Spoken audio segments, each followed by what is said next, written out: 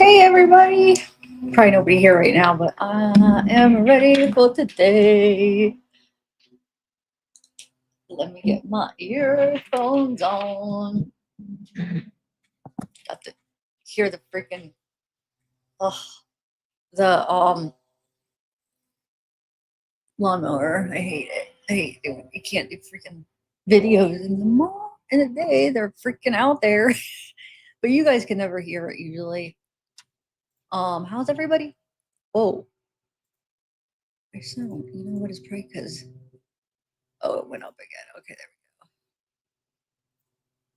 we go. Hold on one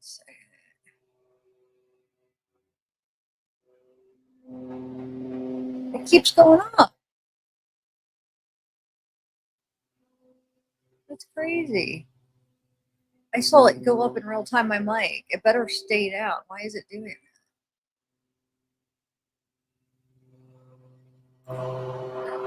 It did it again. I'm gonna lock it. Hold on, guys. I'll be right there. There, I locked it. If it goes up again. I know you guys had to have noticed the difference. And I'm like, I figured out you can lock it. Anyway, hey guys. I am ready for this. Is anybody there? Oh yeah, there are people here. Hey Toasty. Sorry, I was on a different screen. I'm actually, I have like this article I wanted to read, but I see that Law and Crime has, I don't know what to do because they haven't started. Whoa, it says 73 minutes. I thought it was supposed to start. We got an hour, guys. So we do have time to watch some things. It was supposed to start at 8 a.m. their time, which is 10 a.m. here. So we got another hour. But I have a couple things that might be interesting to watch. And Law and Crime has it outside, so I'm going to play that. Hold on a second. Now let me see, because they are in. I just want to see if they moved it for an hour later, or if I got if I just like. I thought they were a 2-hour difference, but maybe it was only a 1-hour difference. Let me see. I just want to see what time it is there. No, it's 2-hour difference. So they must have moved it to 9 instead of 8. Anyway, guys, we got stuff to watch though. Okay, so let me bring up. We don't have to rush or anything. That's kind of good. So I'm going to bring. So we got Law and Crime outside we could watch. But first, let me read this article real quick. Because there's really not much going on out there yet. Okay. Hey, let me just say hi to Pickle. Hi, Kyra. Hi, Cosmo. Temptress. Bobby. Thank you, Bobby. Toasty, 6 months. Hey, Ashmi. Hey, Stacy. Cassie, Ashley, Jaden. Hey, Helen. Amy. Hey, Collector. I missed you on the last live during the Taylor. Do you follow the Idaho case? Oh. See, I wrote down 8 here, and actually, no, in the one document, it did say 8 because I checked yesterday, so maybe they did move it to 9. But I know at that hearing, when we were listening to it, the last hearing, I'm pretty sure they said 8 because I jotted it down 8, but they could have moved it. But that's actually good. I could have slept in another hour, but you know what? I don't have to rush now, and we could watch a couple things together. Okay, hold on. Let me bring this article up first. I wanted to share with you. I thought it was interesting because. So, did you see that article where Trump says something about this case? President Trump. Ah, lurker. A collector. Okay, hold on. Let me share my screen. I just thought that'd be interesting because I mean, he said he's actually talking about wanting Bryan to have to say something. Did you guys see that? Watch, I'll show you.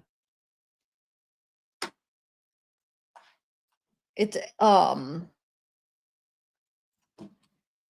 I'll read it and then we'll go to Law and Crime and see if there's anything. And if there's nothing much going on outside the courthouse, I was just watching this other video, Bryan Etten, as much as I was trying to avoid, but he goes inside the prison and talks about it. So I mean, if we're getting bored with Law and Crime outside, we could watch that too. But let me read this for you. I thought it was kinda interesting. How many people seen that, what Trump said? Oh, so you guys know? I just saw it last night and I was like, "Oh, I'll talk about it today." And then last night I was thinking, "Man, I should have actually did a video on it last night." Okay. Um, so it says that can you guys hear that though? The weed whacker out there? Oh my god, it's so annoying.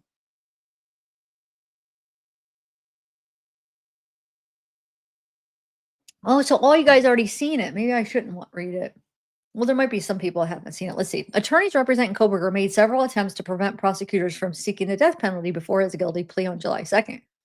With a series of yes replies to 4th District, Judge Stephen Hippler, the now 30-year-old killer, um, oh, so they're saying with a series of yes replies to 4th District, Stephen Hippler, now, oh my God, that's freaking the now 30-year-old killer admitted to burglary charge and stabbing deaths of Ethan, Xana, Kaylee, Madison, and Madison. As a part of the plea deal, Boise-based attorney Tara Malik says there will not be a pre-sentence investigation. Judges receive those extensive reports to have as much information as possible about a defendant's background before handing down a sentence. Here, that is not the case. Malik said they've waived that. And so we also have a plea agreement that talks specifically about what the sentence recommendation is going to be, which is the maximum sentence for the burglary and then the consecutive life sentences for the remaining claims. Kohberger's sentence hearing is scheduled 8 a.m. Oh, I guess they say Pacific. But wait, that would yeah, it would be their time now. So they must have moved it out. July 23rd at Ada County. King will live stream the hearing, blah, blah. Okay. Prosecutors will be able to explain to the judge why they feel the sentence they are recommending is appropriate. Kohberger's defense team will also have the same opportunity. Kohberger can then give an allocution, so he can give that. So you guys see my Stephen McDaniels where we read the allocution. Now I'm pretty sure if I understood that right for that Stephen McDaniels case that I've been covering. He took a deal, but it was a part of the deal, I'm pretty sure, that he had to give an allocution.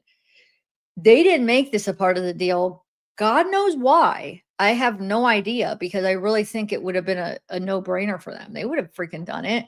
I think he would have agreed to it, but he could still do it. So I guess the judge will ask him, "Hey, do you have anything to say?" He has the option. I mean, he might just say a little bit. He might have something written out. Who knows? I don't know.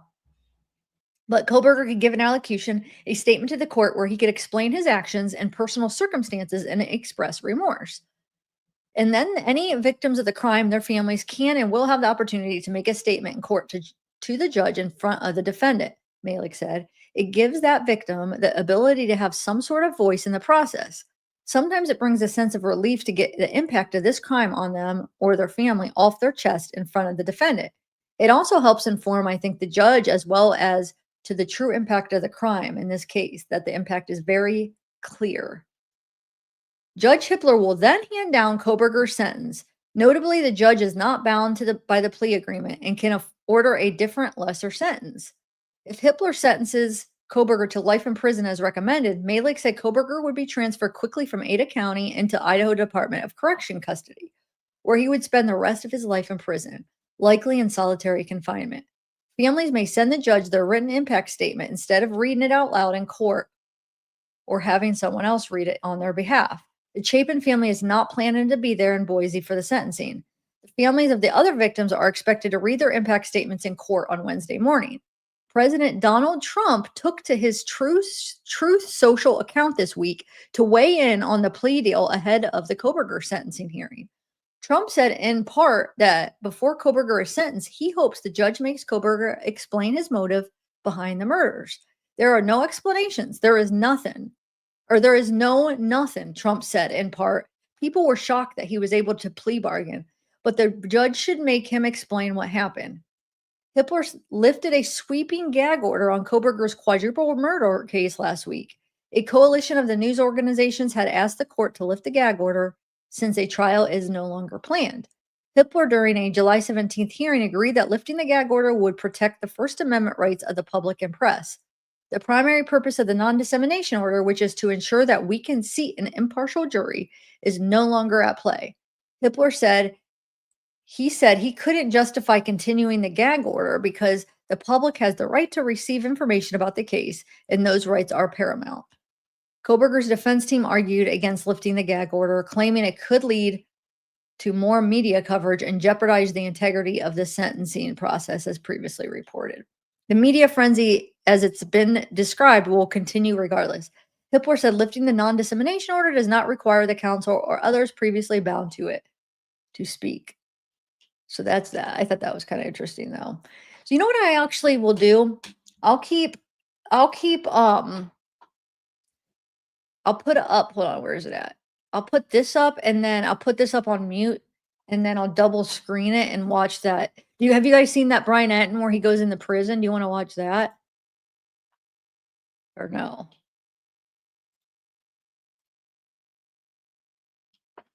Hey Cassie, 17 months. You are a supporter. Thank you so much for that. It's nice to see you. Okay.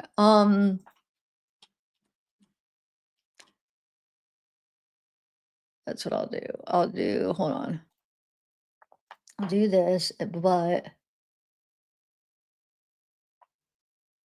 oh, I'll have to go like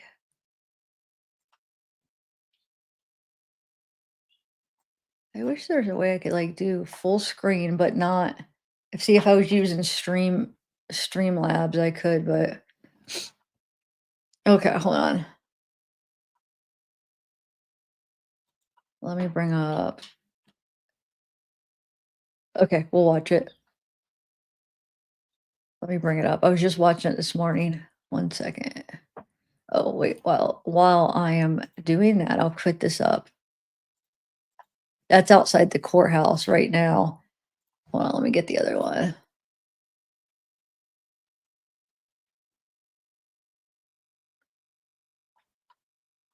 Nobody ever used Associated Press. They freaking copyright you every time.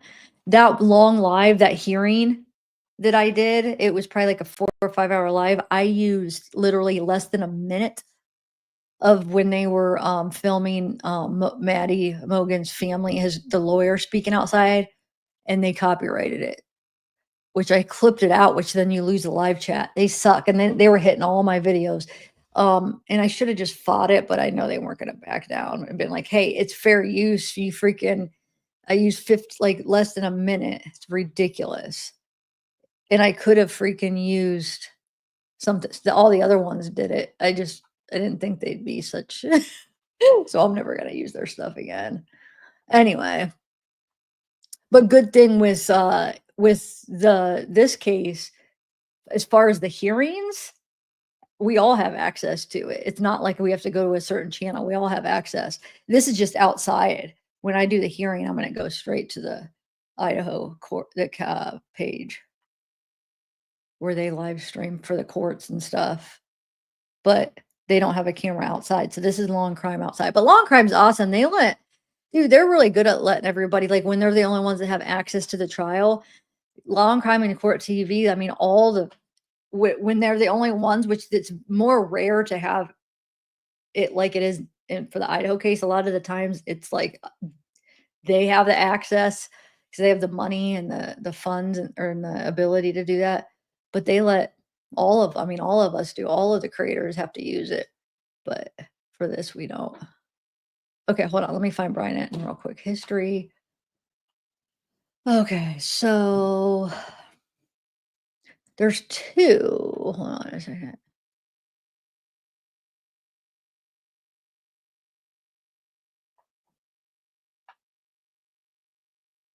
Hold on 1 second.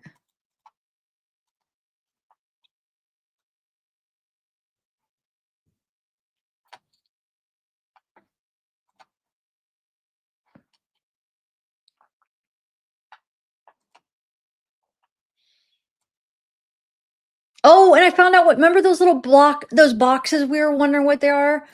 Um, remember when we were like, is that what they're doing seclusion? Hold on, I'll show you what I mean. That picture that we are trying to figure out what it was, I know they should he explains what they are in this. Hold on one second. I'm trying to figure out which one it's okay, we'll watch this one. All right, here we go.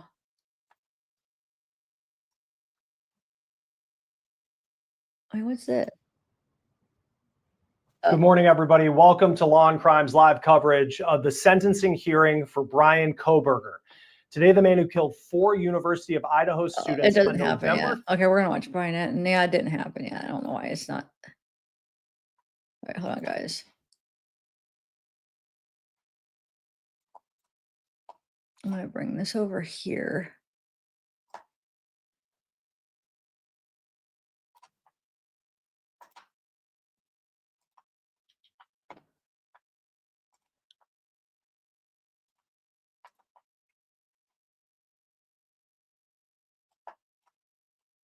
Here, hold on. Sorry, guys. I'm just getting.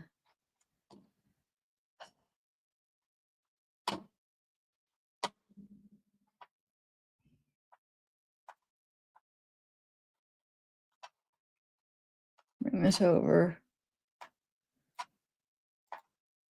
Well, right now they don't even have it on the outside, so I'll just keep it on this. Okay, here we go, and then we'll wait. State Correctional Complex. This is where we believe that Bryan Kohberger is going to spend the rest of his life. In this episode, I'm going to take you through everything that I saw inside the maximum security prison here inside the complex. We actually got to go in the prison. I was in the prison for about 2.5 hours touring, which is really, really rare.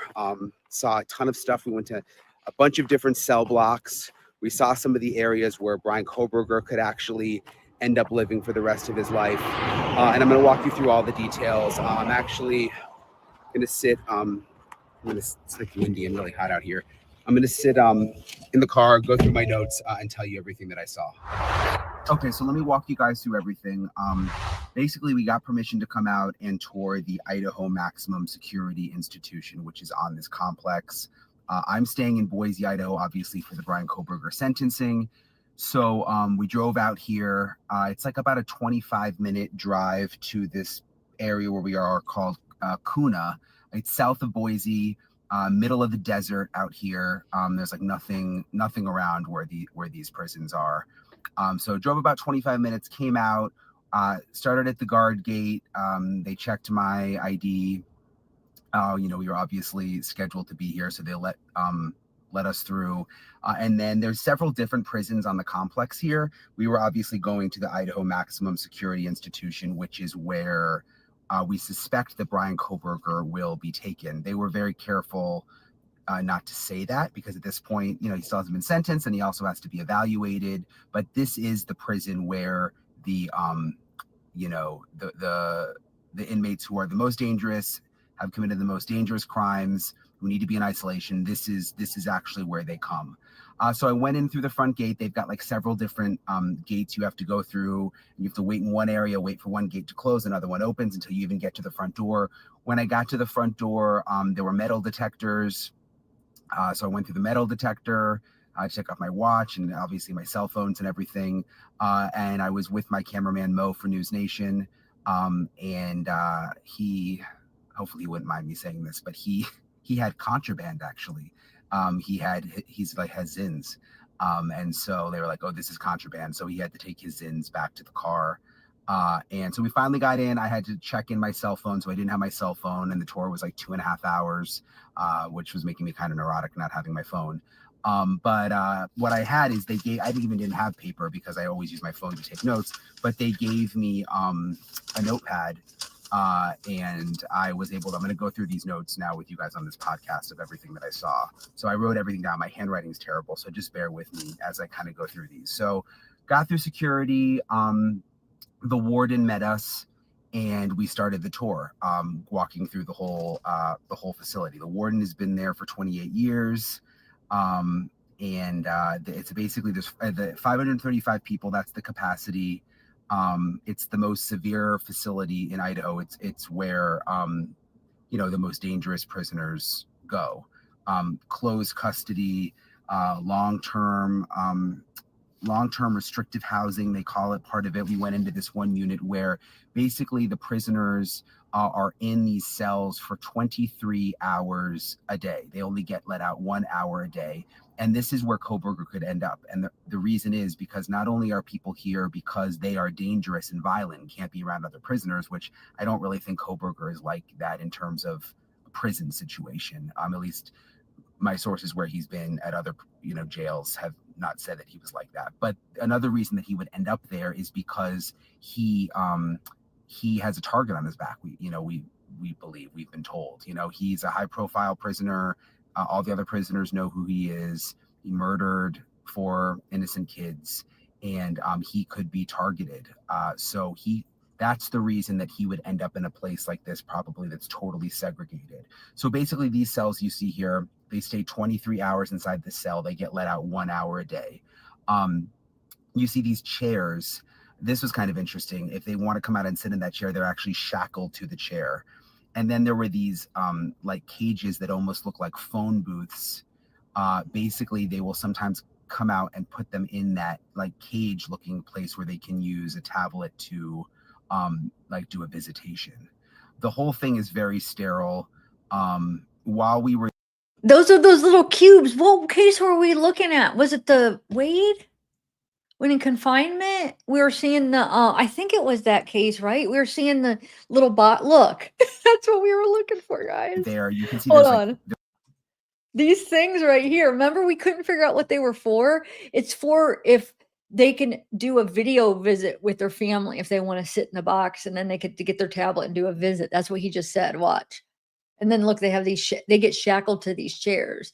So he's not going to be like, well, Steve was talking about like, oh, it's just adult daycare. I don't know. I mean, it's pretty strict. He gets 1 hour out a day. If he goes out here, he has to be shackled. Now he does say they have a TV and a iPad, but he'll chair. say that. But look, And then there were these like cages that almost look like phone booths. yeah. Basically, they will sometimes come out and put them in that like cage looking place where they can use a tablet to like do a visitation. The whole thing is very sterile.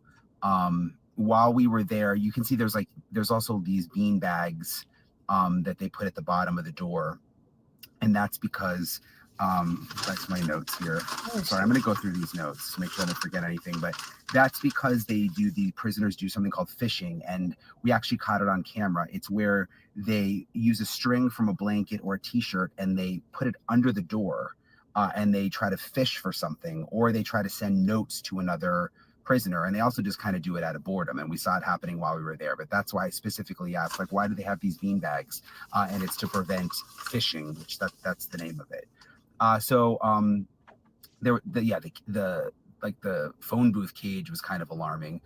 It surprised me though that they all have a tablet. For $100 they can buy a tablet. So even though they're in the cell for 23 hours a day, they have their tablet where they can email, they can listen to music, they can play games on their tablet, and they have that all the time. And then also they can have a TV. So Bryan Kohberger could have a TV. They have to buy it themselves, but they're allowed to have a TV, and they have basic cable, so they can watch TV whenever they want, which I don't know why that kind of surprised me. Some people I was telling that to said, oh no, I figured they had TV, but I didn't realize they had it all the time in their cell in some of these areas, and that they could buy their own TV. Visitation.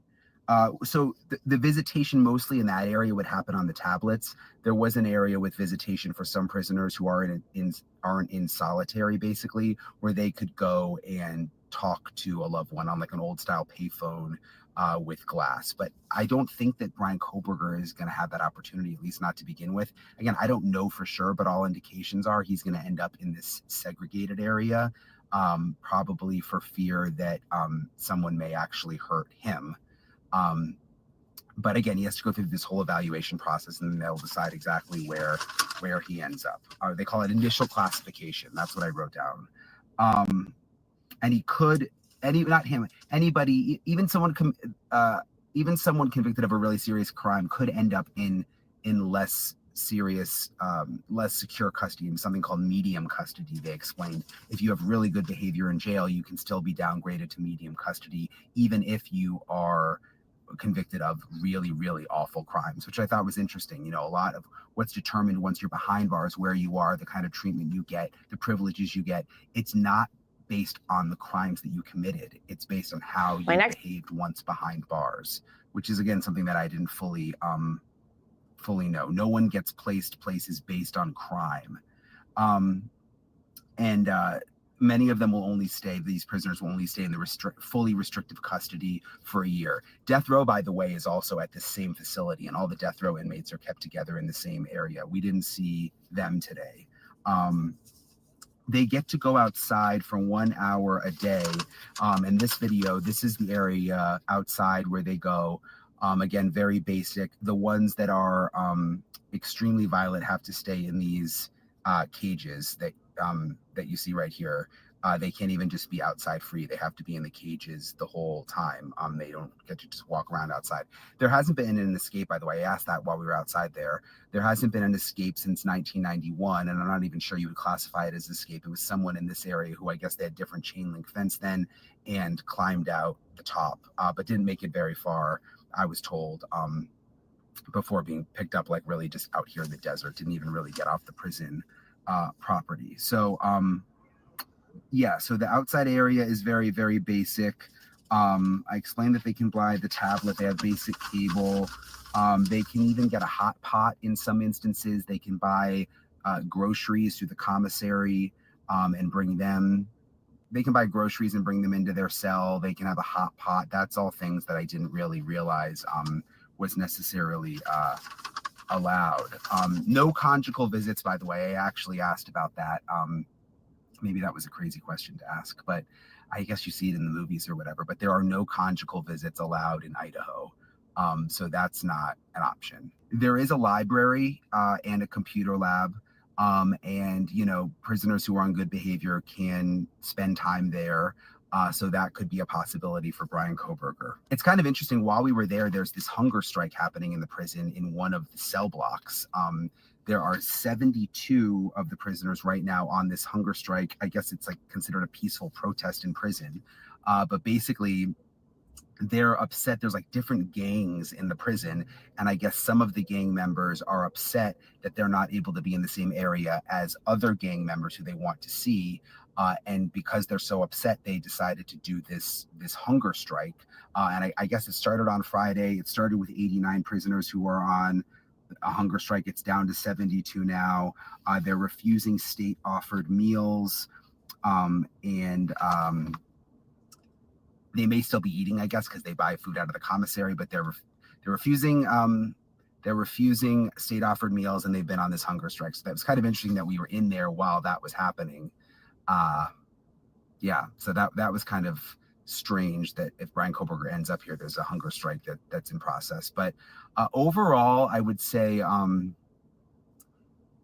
it kind of felt, I hate to say this, and I've only been in a prison once. It kind of felt like a zoo. Like, I mean, just the way they're housing people, and you get fed and they clean your cell. And, but to think, of what Bryan Kohberger did and what he did to these victims' families, obviously this is where he needs to be.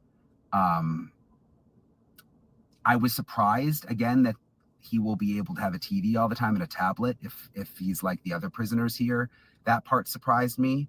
But at the same time, I guess if you're in a cell 23 hours a day, you need some kind of mental, that's sort of the way that it was explained. You need something to do, I guess. And it also, for many of the prisoners, keeping them busy keeps things in control. That's another thing that I learned.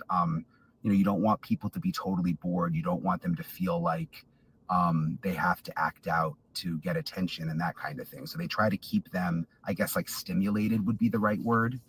In terms of when Bryan Kohberger will end up here, we don't know. The time frames can vary. Sometimes people will stay in the county jail longer and then be transferred. Sometimes it's days, sometimes it's a month. And also, again, there's a whole process that they go through where they evaluate a prisoner to figure out exactly where they belong in the system. The sentencing, of course, is happening whenever you're watching this. You might be watching this when the sentencing is already happening on Wednesday.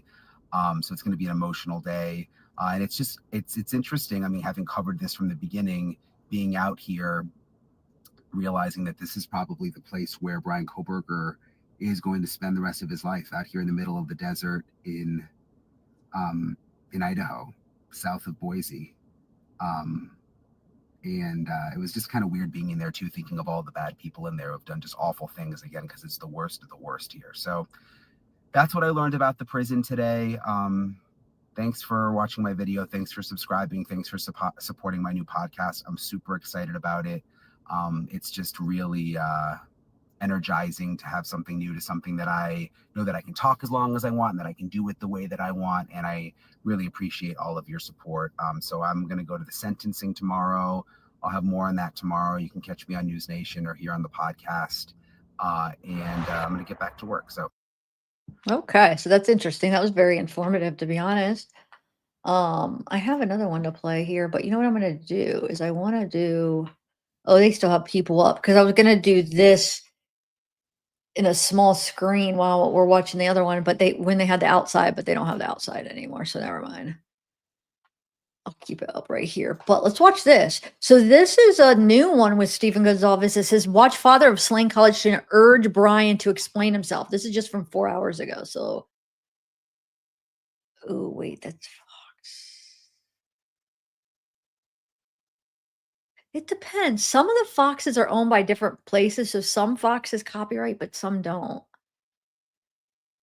Let me see. Hold on a second. Let me see if there's something else. Because I'm not sure if this one is going to.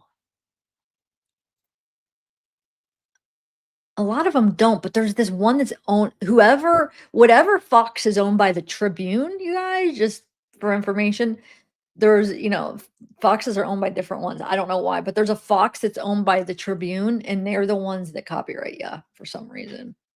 Yeah, I'll turn this audio on until I find something else. And things like that. So they are usually given a wide latitude of the amount of things that they can describe, because the judges realized kind of this is their one chance to be face to face with this monster that did this horrific thing to their loved ones. And so I think that Oh, I got this one. Hold I on. think Let me make lets this the live and judges then let's watch of this. There's a video with Ashley Banfield. It says Kohberger will receive very limited access to anything. Former warden. Let's see if this is interesting real quick.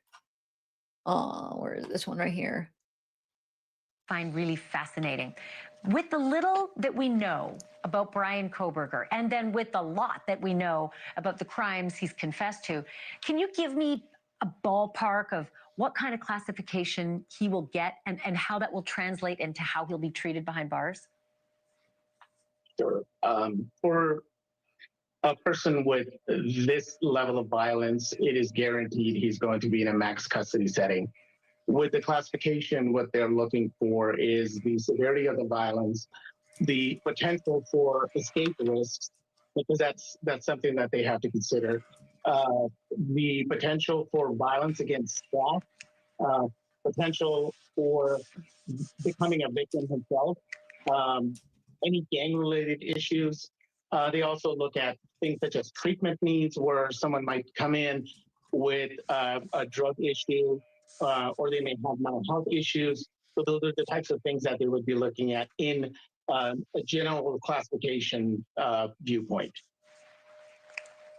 You know, Bryan Enton was on at the top of the show, and he showed us inside the max security institution that is the only one in the state of Idaho. We don't know if he's going to stay there. He could be jettisoned out to another state. Remember that, There's an agreement with Cosmo? Arizona. Maybe he's too much for them to handle. You and I talked about that. So if he goes to another state, I just wonder how much consistency there is between scoring him in Idaho and the treatment he'll get somewhere else. Meaning, You didn't miss anything. They didn't start. They're starting at 9, which is 11 o'clock. For him in another Eastern state, time. or could it get worse for him in another state? Oh, sorry. I definitely do not believe it'll get better. It could get worse. So because of his crime, because of the notoriety, the fact that he's going to be a nationally known and recognized figure for a few decades, I don't believe that anybody, no matter what state he goes to, he's going to be treated any better, just based on the circumstances that we're looking at. He will be in a max custody facility with very sparse furnishings, very limited movement, very limited access to anything.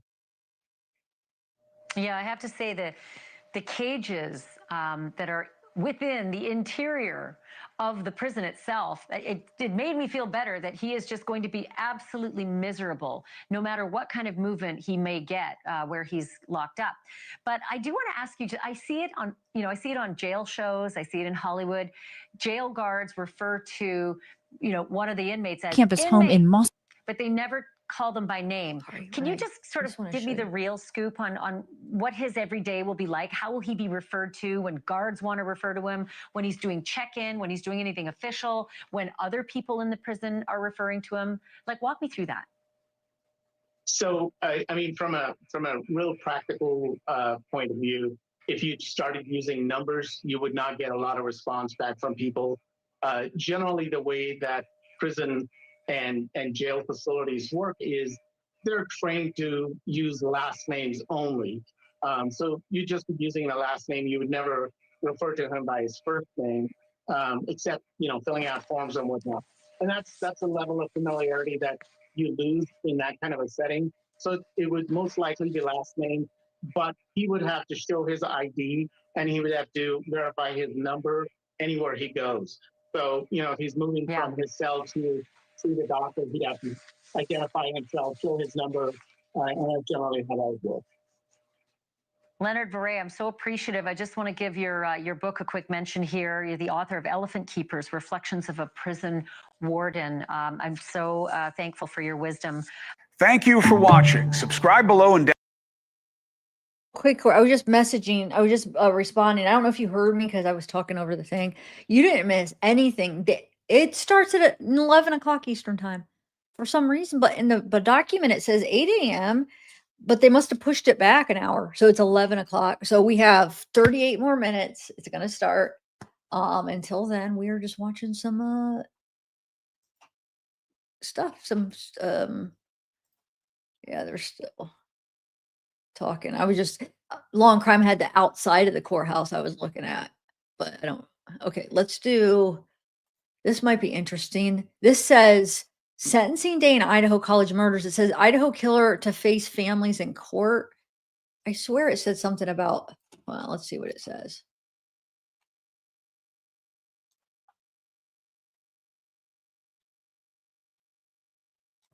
This morning, as Bryan Kohberger prepares to learn his fate, new video showing some of his family visiting him on the eve of his sentencing. He's expected to receive 4 consecutive life sentences for the murders of Kaylee Gonzalez, Madison Mogan, Ethan Chapin, and Xana Kernodle, who he stabbed to death in an off-campus home in Moscow, Idaho, in the fall of 2022. Are you pleading guilty because you are guilty?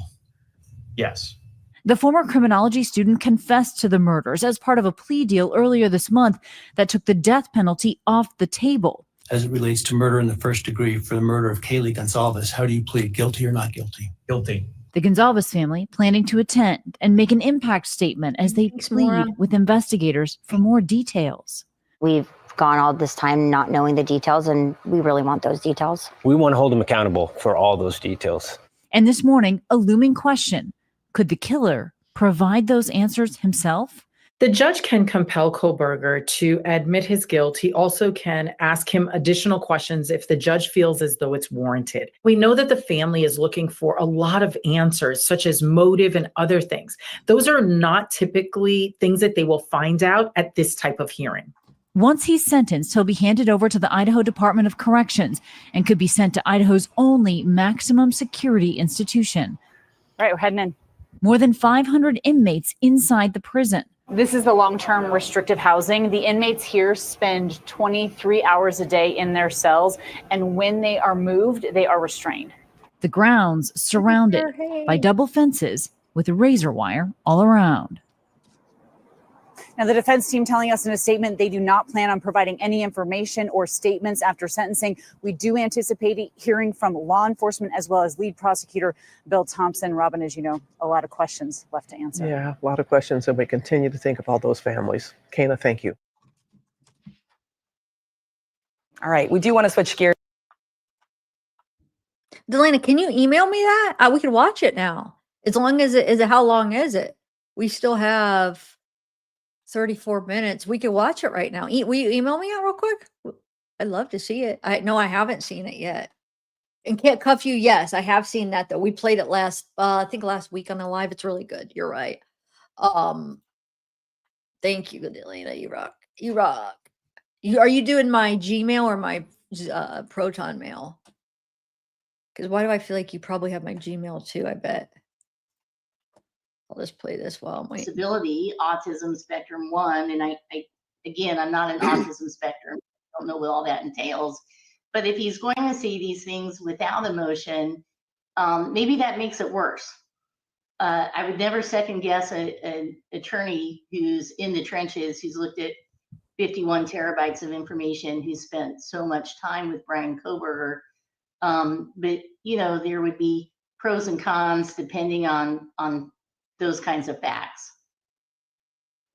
And you're taking a live look here. I know, Anjanette, this is out where you are right now. This is the Gonsalves family. You see Steve, her dad, the father of Kaylee Gonsalves, walking in to the Ada County Courthouse in Boise. He has been so vocal throughout this, calling for justice, and also has been very critical of the prosecutor, Bill Thompson, and the decision to go forward with this plea deal. He wanted to see a trial. He wanted to see, if found guilty, the death penalty for Bryan Kohberger. And so he is going to be someone, there will be a lot of eyes on what he has to say when he gets his opportunity to address his daughter's killer today in court. We continue to get your questions, which we really appreciate coming in on the chat. We also have the results of our first poll. Thank you to 4,500 of you who were able to weigh in on this. We asked, what sentence outcome do you think is most appropriate? The death penalty, 59%, life without parole, 37%, and long-term imprisonment with parole coming in at 2%. Jennifer, question for you. This was from Leah. If a defense lawyer truly believes their client is guilty, can they step down from the case? You have an ethical obligation to zealously represent your client. And you know that going in. You know what the allegations are, you know what the potential consequences are. And it would be, but if there's a time where you feel that you cannot zealously represent your client, you have an ethical obligation to get out. But you really should have asked those questions well ahead of time, prior to sentencing.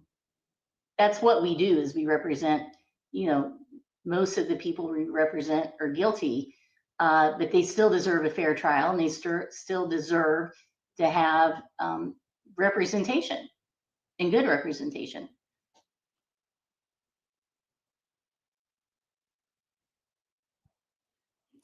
Jen, I'm sitting out here watching the Gonsalves family walk into this courtroom and walk into this courthouse. This has been a long road for these families. It's been horrific, and they've all been through so much, and they are going to come in here. This is their final chance to tell the court and tell Bryan Kohberger what this crime has done to them, how it's torn them apart. How do you counsel a defendant to listen to this, to deal with this? Obviously, you counsel your client to act a certain way in court, to not engage with the family members, to not look at them. How do you counsel a defendant to go through this process?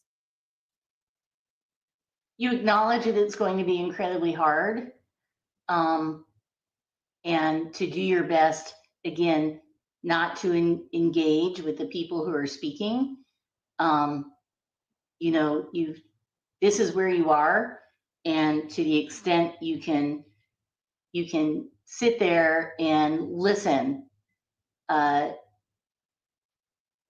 without emotion, without any of that. That's always, that's going to be the better advice. Or if you have regret, remorse, certainly that's something good to show. But it's like you said, don't engage, and you just have to sit and listen, and it's incredibly hard. And Jen, there have been a lot of questions about Bryan Kohberger's ability to appeal, even though he has waived his appeals as part of this plea agreement. And we have a question from one of our viewers, Falcon Soar, who's asking, do you think that Bryan Kohberger will appeal? Because there is the case here in Idaho, Garza v. Idaho, that says if you don't, even if you've waived your appeals and your client says, hey, I've been sentenced, I want to appeal, and you don't appeal, you're then determined to be ineffective. Do you think he will appeal? I don't know, you know, if the judge gives him 4 consecutive life sentences, and I apologize, I'm not familiar with Idaho law. If you appeal a sentence in Indiana, they can come back and resentence you. So you could be resentenced to a harsher penalty. If that is the case in Iowa, that would be, you know, a strong reason not to appeal. But if the judge can't do that, if that's off the table and you're sentenced to 4 consecutive life sentences, what do you have to lose? Yeah, most certainly. What do you have to lose? He has nothing to lose at this point, because from here he will be going to the Idaho Department of Corrections, and that will be his home for the foreseeable future unless they decide to transfer him out of state. President Trump has a terse message. Safety. Jennifer. Wait, is this? Hold on a second. I'm going to see something. I'm going to keep this live, and then hold on one second. Is this actually? Is he actually? Well, let me see. Does he actually say it? Like, is it? Or are they just playing a clip? Let me see what this says. I know I read that article earlier. But President Trump has a terse message for the judge about to sentence Bryan Kohberger. Make him talk. These were vicious murders with so many questions left unanswered, the president declared. There are no explanations. There is no nothing. The judge should make him explain what happened. How do you plead guilty or not guilty? Guilty. When Kohberger pled guilty 3 weeks ago, Idaho Judge Stephen Hippler expressed anger at attempts to influence him. The court is not supposed to, and this court will never take into account public sentiment. I have not read any of the numerous messages, nor listened to any of the numerous voicemails. Can the judge compel Kohberger to say why he killed those 4 students? At this point, they can't make Kohberger say anything. The plea deal has already been signed. The judge could try and push Kohberger. Delene, I never got the email, but I typed it in and I found it. Is it the one on Bryan Etten? I just found one where he interviews Kaylee's sister on Bryan Etten. Is that the one you're talking about? Because I never got it. The email. Sometimes I don't get it. On my Proton mail, like sometimes people send it and it's like doesn't come through. But actually, it looks like there's one that's like, an hour. I don't know if we're not gonna have time to watch the whole hour one right now, but I'll watch the shorter one. There's a 5-minute, looks like clip. We'll watch some of that real quick, and then we'll just go from there. If there's like a break, we could watch more. But yeah, I don't want to get started on the hour one. Oh, there's one on Inside Edition too. So we'll watch both of them. Okay, hold on. Let's do the 5-minute one. 1 second. Let me finish this into making some kind of confession or answering questions at the sentencing, but he certainly doesn't have to. Nancy Grace appeared on Fox News.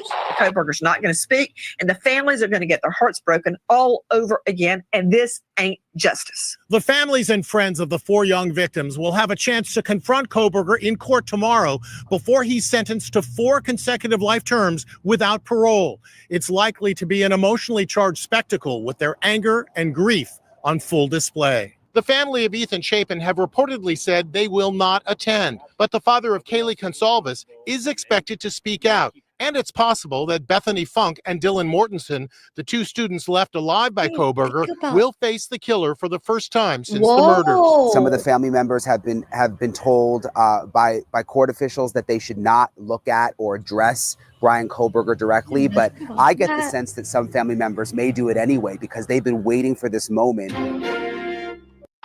Wow, I didn't think about the Dylan or Bethany might have a victim impact statement, because they are victims, guys. I know a lot of people want to make them look like they're the suspects or whatever, but in my eyes, they're victims. Dude, that'll be interesting. That'll be the first time we hear from them. I don't know if they will. They might just like write one in and send it in because it might be, but maybe they'll be in court. Wow, this might be really interesting. Okay, so hold on, guys. There's still that. So I'm going to bring this. There is a longer version, but right now we'll watch the shorter version because we don't have much time left. But she does go on Inside Edition, or I think it's Inside Edition 2 we could watch. It's just a couple minutes. Okay, so let's see what she has to say. This is Kaylee's sister says Bryan is a psychopath, craves attention. Olivia Gonzalez on my podcast, Bryan Enton Investigates. Take a listen.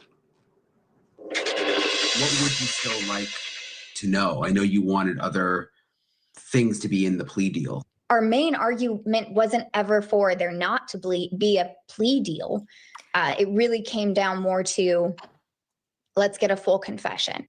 I also think that the full admission would have been helpful, not only for our healing, because I think for me specifically, and I wish I wasn't this way, I need that full picture, right? I still just feel like I don't even understand what the hell happened, right? Like none of it makes sense to me. And I can look at these facts, but as far as putting something together in my head that makes sense, it's really difficult for me to do with a lack of. Did you ever get a chance to tell the prosecution that you wanted a full confession, and did they ever respond? So as soon as we got the email on Sunday, I was kind of trying to do everything that I could. We didn't even know if the deal had been sent to the defense. But immediately I said, has this been sent to the defense? And like, can we include concessions for the victim's family in the form of XYZ? And at first it wasn't just the confession. It was also, kind of like, can we make him not be able to make money off of this? Can we make him not be able to talk to members of the media? I understand that there's First Amendment rights there and stuff, but in the moment, you're not necessarily thinking super clearly. You're just trying to say like, well, give me something here. I think on the outside, everyone has wanted to know what the motive is. Have you been able to get any information? Is there anything you know that we don't know? I don't know a why. I think that even if he was hooked up to a lie detector and given truth serum, his, why would be that he was just desperately trying to feel anything at all because he's a psychopath and he doesn't feel human emotions the way we do. I don't think it's a reason that would make sense to any of us because we aren't that. I think that reasoning would only make sense to that type of, human being or whatever you want to call him. Would you want him Kohberger to speak at some point? I mean, you were saying how like for you want to know everything. Would you want him to like do some kind of interview where he tells all? I hope that after sentencing, no one ever says his name again, because I think that an individual like he is, any attention is positive. He views it positively. It doesn't matter if someone's talking poorly or talking positively about him, because attention is what is craved and it feeds into his ego. So for me, I think the best way to, kill an ego is to stop feeding it. What about the sentencing? Like I know you're getting ready for it. Like where are you at in that process? My speech isn't about the process, the court, the lawyers, the judge, it's not even really about Kaylee or Maddie, because Kaylee and Maddie know they've been with me every single step of the way, and I refuse to get up there and further re-victimize myself over and over and over for a defendant who does not give a damn. I no amount of tears, no amount of, tear jerkers, hearts, and nothing is ever going to make him feel anything at best. And at worst, he enjoys it. And I'm just not gonna do it. Thank you for watching. Subscribe below and download. Okay, Delina, I got the text, but that's the one that's an hour long, his whole one. So we'll have to do it maybe in a break or after the sentencing because we don't have enough time to watch it now. So I play the 5-minute clip because that's like 55 minutes long, but we'll watch it later. Thank you. I don't know why my Proton Mail sometimes really sucks. Okay, so hold on a second. Let's see if anything. No, they're still just talking. Okay, hold on. I keep waiting to see if they have an outside view of the courthouse so we could watch who's coming in, but let me bring up that other one that I wanted to bring here. Here's another one with this sister. This is the different sister, right? She goes on Inside Edition, it looks like. Hold on. Citizens sleuths across the USA are focusing their attention on the brutal slayings of 4 college kids. How do you kill 4 people with a knife? We're learning about another strange detail in this case. My most immediate question is, where's the suspect? Dozens of websites and postings from armchair detectives are springing up, and some of the best known lawyers and detectives are offering their own theories about what may have happened. Interesting how 4 students can be overcome by 1 person with a knife, not a gun. Olivia Gonzalez isn't waiting for police. She's tracking down her own leads to find her sister Kaylee's killer. We're not getting any answers, and we're not going to settle for that. Hi. It was Olivia who found the potentially crucial video of her sister and Madison Mogan at a food truck just hours before they were murdered. She also tracked down their Uber driver. I found neighbors' Ring camera footage so that I can verify that the Uber driver took her home. She's also raising questions about why her sister called a young man named Jack multiple times the night she was slain. At 2:26 a.m., Kaylee starts to call Jack. Kaylee calls Jack 6 times between 2:26 a.m. to 2:44 a.m. Gosh, I give you a lot of credit. This is 2 years. You're almost like This popped up and I thought it was new. I see why people like watch an old video and might be like, this is old stuff because, duh, sorry guys, this isn't a new one. But we'll watch the rest of it. 2 years old. Oh, like my a God. detective here, Oh, wow. putting all the pieces together. I spoke with retired detective Phil Waters, who had a 96% clearance rate on homicide cases when he was with the Houston police. There's no doubt that this is a person who is filled with a type of evil that is incomprehensible. There were 2 other roommates in the house who walked away from this. How is that possible? The use of an edged weapon is going to prevent any kind of real sounds that would awaken the other 2 girls. If this person, and it appears to be they are, proficient with an edged weapon, the deaths would have occurred so quickly that there would have been no opportunity for them to cry out. All right, let's see what they're talking As about I real speak, quick. and I will be in there in a short time. So I will be back here in just a short while, updating you on everything that we both see inside that courtroom. So Chris, I'll send it back to you. All right, Anjanette Levy live in Boise. We'll bring back Mark Weaver and Bobby Chacon, who are continuing to answer your questions. So make sure you bring them in to us, drop them in the chat. We'll ask our experts as we continue on here ahead of the start of this hearing at the top of the hour. Just got an update from our managing editor, Kathy Russin, who says we're getting instructions from court personnel right now. They are not expecting this to go into tomorrow. So the question was going to be if this was going to be a 2-day event. But after today, it seems from what we're understanding that this will be it for Bryan Kohberger, and he will head off to prison for the rest of his life after today. Sarah C. asks the question, what time does court start? We are expecting at the top of the hour, 11 a.m. if you're on the East Coast, 9 a.m. Mountain Time in Boise. Bobby, I want to turn to you because I know you talked about you have worked on serial killer cases. Bryan Kohberger's name, sadly, in some ways, will be remembered, amongst other serial killers. And I know Anjanette was talking about people who were almost fans of his online. But when you look at this, not to compare, but when you look at what he did and in your career, what stands out to you when you look at Bryan Kohberger and what he has admitted to doing? Well, the viciousness of the attack stands out to me in that I've seen attacks just as vicious. But the first thing I thought when I heard about this case, day one, was normally such a vicious attack comes from a very passionate response from someone who knew the victims. It was involved with the victims on some level, some much greater level then we've now come to know Kohberger was involved with these victims. So I was surprised not by the viciousness of it, but by the viciousness of it in relation to his real lack of contact with these people, lack of relationship with any of these victims. So it really was disproportionate. In other words, again, I've seen vicious attacks, but in almost every case where an attack was vicious, it was born out of some type of, again, illogical, irrational, psychopathic rage that was connected to a much more intimate relationship between the victim and the murderer.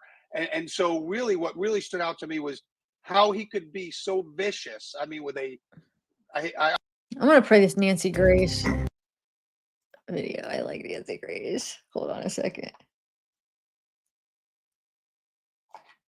Let's see what she has to say. Oh, wait, that's Fox too. How is that Fox? Hold on. I'll just go to her channel.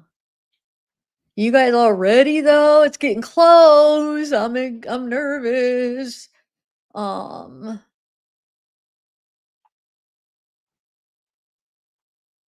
What's this? Here, hold on a second. What is it? Oh, this might be interesting. Let's play this. You've got to I can't remember if I've seen this. Let's see. It's from 3 months ago, but let's see. front door that enters onto the basement floor. Then around the back, there's a deck, and then that has a sliding glass door that enters the second floor living area. There was an eyewitness account from one of the surviving roommates, and they were able to use that to reconstruct the movements. Oh, hold on, you guys. I'm gonna play. KTVB has it outside. Let's watch this. I was wanting to find somebody that has the outside view. I found one because Court TV has it, or they keep going back and out of it. Oh, now they have that. That could be interesting. But look, here's KTV has it outside. So let's see if there's anything interesting. They don't have any sound. Let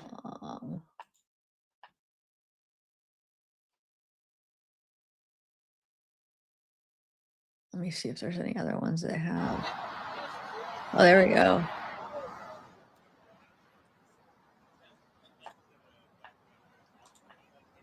See what else.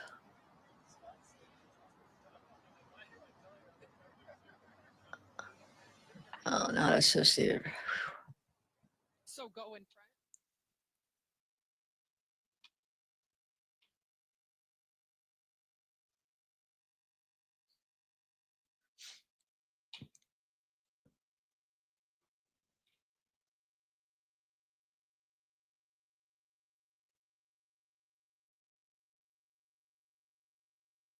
Oh, wait, here's a video. Hold on, let me play this real quick.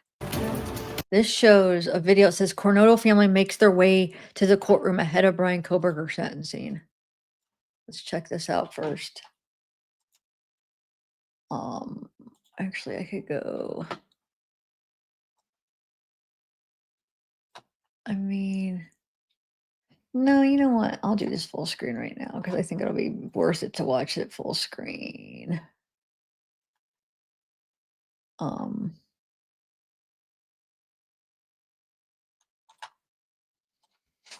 right, let's see.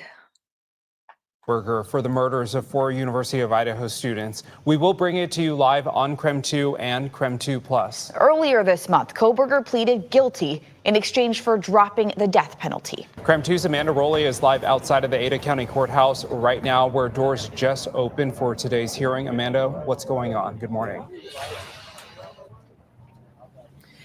Good morning, Tim and Nicole. Yeah, we are just moments away from those doors being open. You can see behind me, we are seeing some more movement. Security is at the door. Media is poised in line, ready to head in. I counted roughly 100 people in line. That is so much more than what we saw at that plea hearing just 3 weeks ago. It looks like, if you see there, it looks like there's a court administrator getting everybody set up in single file to head in. I think these are the the moments right now, media and members of the public who are in line will be able to get into the courthouse. Earlier, just within the last 20 minutes, we saw the Kernodle family head into the courthouse. They walked by quietly and came through the side door of the courthouse. They didn't say anything, and media didn't ask them anything. And I think out of respect, we want to give them their space, as this is expected to be a very emotional day. I also saw within the last half hour, former Moscow police chief James Fry head into the courthouse this morning. He is here. He is the chief presiding over that case initially when this all started in 2022. And so we'll be looking to hear from him hopefully today. Now, after this hearing is over, we are expecting to hear from the Latah County prosecutor as well as the Moscow Police Department. That's going to be led by new police chief Dollinger. And so we'll be getting details from them, not specifically about any custody or sentencing details, but the agencies that responded. And here we go right now. You can see members of the media and public are now heading into the courthouse. The doors are open. This line started to form as early as 2 a.m. People just hoping to get a seat in the courtroom. They are going to be in the largest courtroom of this courthouse. When I was in there, it looked as though maybe it could seat 50, maybe 60 people, but there are well more than that. If you take a look to our left, you'll see members of the media, but also right over here is where the line is wrapping around the side of the building. I counted roughly 100 people in line today. Not only members of the media are here, but there are TikTokers, YouTubers. I also ran into a couple University of Idaho students who want to be here today to show their support to the families and to their fellow students. Again, right now we are watching as this line kind of trickles into the courtroom. We are still anticipating other family members to arrive here at the Ada County Courthouse. Again, we saw the Kernodle family arrive here just moments ago, as well as the former Moscow police chief. We are expecting the Gonsalves family to be here as well. The Chapin family have said that they do not plan to attend here in Boise that court hearing, the sentencing this morning. But who knows, we may hear a statement read for them by the prosecutor. We haven't had any indication of whether or not that will happen. So we will keep an eye on the proceedings here and watching as more key people in this case arrive at the courthouse this morning. And that hearing is set to begin here in about an hour or so. So we'll keep you posted. I'll send it back to you guys. Amanda, you've been covering this story since the very beginning for 2.5 years now. Tell us more about the process today, because this is kind of an expedited process. We knew it was going to be going to trial next month. What's expected to happen today at sentencing? I mean, there's a few breaks. Kind of walk people through what's happening this morning. Yeah, and Tim, this day came really unexpectedly, right? I mean, just 3 weeks ago, we were expecting to be here in August for a trial that would last for months, but then a plea deal came forward and Bryan Kohberger changed his plea. So here we are for that sentencing. What we can expect in that hearing is the attorneys are going to present to the judge their recommended sentence. Then we're going to hear victim impact statements, and that typically is what creates that length of time and what takes the most time in these hearings. I've covered sentencings where it's scheduled out for weeks. This hearing particularly is scheduled for 2 days. However, the Latah County prosecutor previously said in the plea hearing that he expects it to wrap up in 1 day. So it's to give time. The judge scheduled it for 2 days to give time for all family members to be able to share their thoughts. This is the first time they are facing Bryan Kohberger and confronting their child's killer. This is an opportunity for them to address the judge and share how this loss has impacted their lives. We are expecting breaks throughout the day, so there will be a mid-morning break. That's typically at about 10:30 local time, and then we'll have a lunch break. We'll come back and continue until those victim impact statements are through. If it continues on, there will be a mid-afternoon break and then close at the end of the day. So we'll be it's an ebb and flow. We'll kind of keep tabs on the proceedings of this, but at the end of it, that's when the judge will make his ruling. There is that plea deal on the table, but the judge is not bound to that. He could give a lesser sentence, but currently Bryan Kohberger is facing a life in prison sentence rather than the death penalty. Tim, Nicole? Okay, so I'm going to put it on, guys. Hold on one second. One second.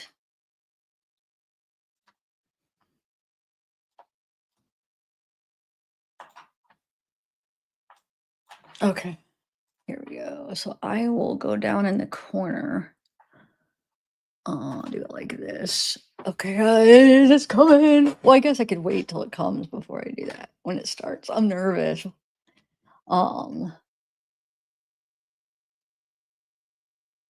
Could do this for right now. Why do I look so big? I don't like having a big face. Sure, this collar's bothering me because it keeps folding in.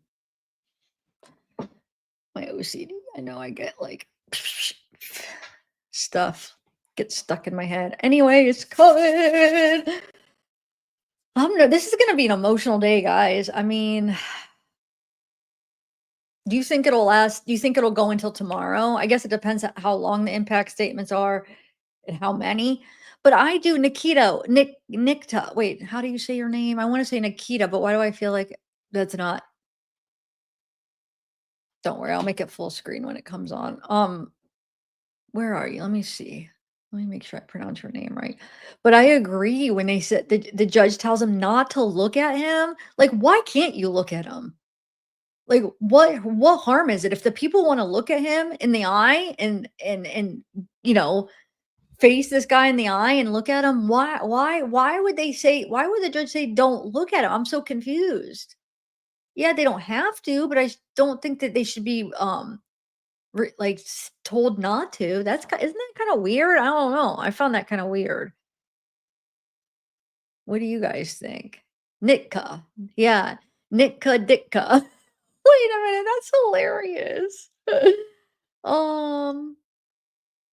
Nitka Ditka. Anyway, yeah, that's kind of messed up.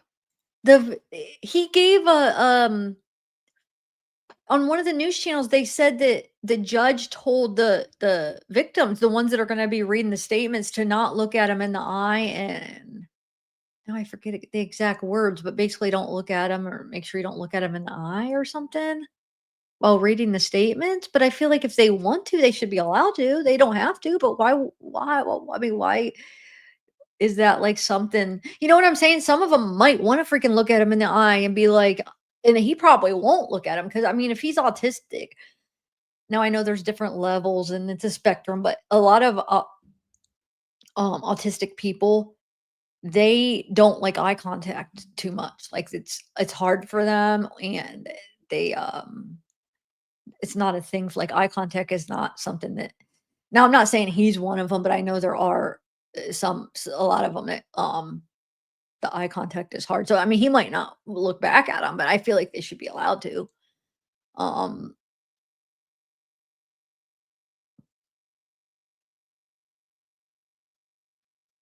I don't know. I haven't been following that. He read a love letter?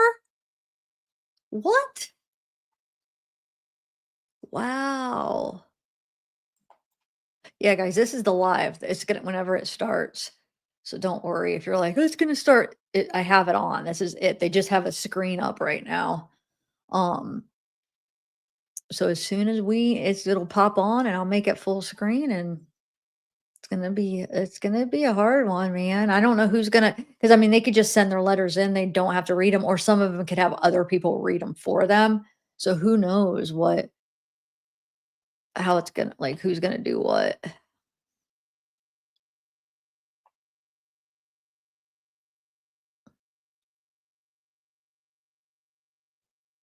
So explain this to me. You're saying Steven Stearns, he read a letter and it was like a love letter? To Maddie? I mean, I know the case, but I never really covered it, and I don't know it real in depth. I did order the files months ago. I have all the files, when they came out, that big drop, but I was busy doing I don't know, I was in another case and I don't know, I just never got it out and I just never had time to like go through everything. But I know the basics of it, but I don't I mean, I know what happened and stuff. And I watched a little bit, but I've never covered it on my channel. And I didn't watch the hearing yesterday or whatever, the plea. Was it a sentencing hearing too? That's crazy. If you're saying it was a love letter, he's so gross. He's so weird. He's so weird.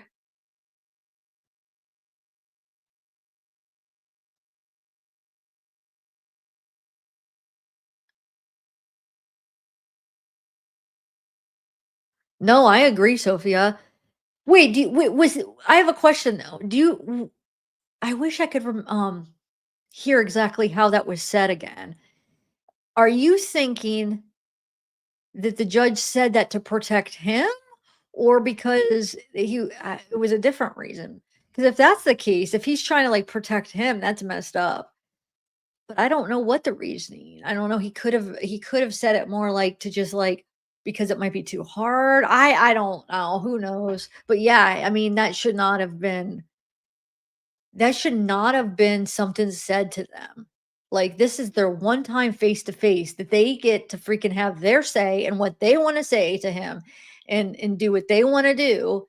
And I think if they want to freaking look him dead in the eye, they should be allowed to, you know?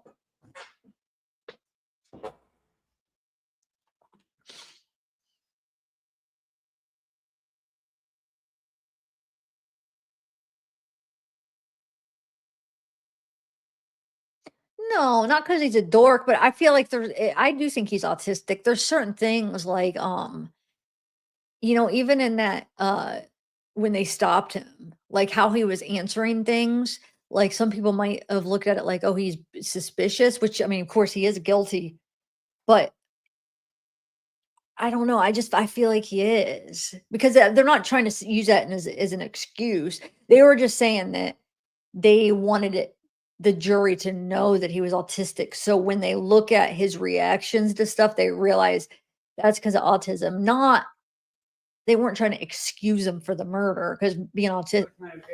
Order, Honorable Judge Pickler, presiding. Be seated. Thank you.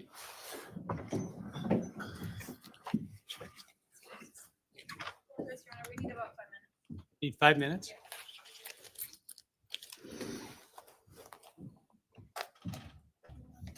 Who said that? The defense or the state? I'm so glad they made him wear. I'm so glad they're making him wear the jail outfit and he doesn't get to wear regular clothes. So he looks like a freaking criminal and a murderer like he is. I thought he was going to be able to wear, but I guess not because he's not in front of a jury. But wait, why was he able to wear clothes through all the other hearings? That's weird because he wasn't in front of a jury there. And who asked for more time? I wasn't looking. Was that the defense or state? And yay, they have it zoomed in on him, guys. This is going to be good. So it doesn't bother you that my face is on the bottom of that screen where it doesn't even block the judge. It just, is that okay, guys? The way it was? Because I'd want to have a full screen like this so we have it bigger. But who asked for more time? I missed it.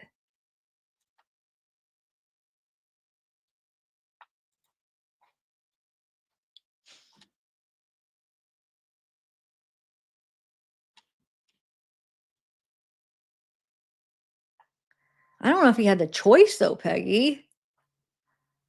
I'm not sure. Oh, it was the defense? Okay, I couldn't see. I wasn't looking when the girl said it, so I don't recognize the voice. I couldn't recognize who it was. Oh, hey, Jam. Okay, is that what it is? I didn't realize that. Thank you. gosh, I learn something new every day, even with this true crime. Like, you're constantly learning, about different how court works, different rules and stuff, and I know some counties are different anyway, but yeah, that's okay. Um, Are we ready? oh, here we go. All right, thank you. All right, this is CR 0124316665, State of Idaho versus Bryan Kohberger. Defendant is present in custody with counsel, Ms. Taylor, Ms. Massoth, Ms. Barlow. The state is represented by Mr. Thompson, Ms. Jennings, Mr. Hurwitz, Mr. Nye, and Ms. Allen.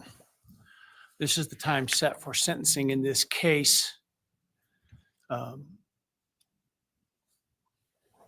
The defendant previously entered a plea of guilty to 4 counts of first-degree murder and 1 count of felony burglary.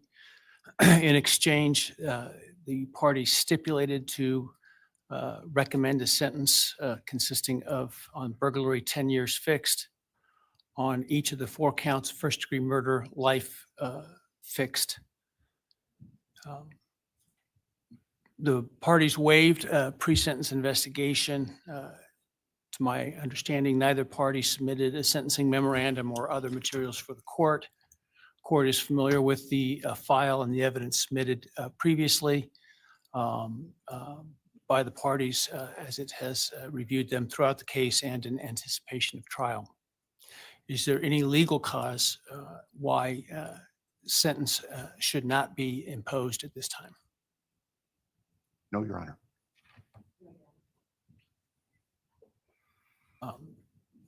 Does the state, before impact statements and arguments, wish to present evidence today?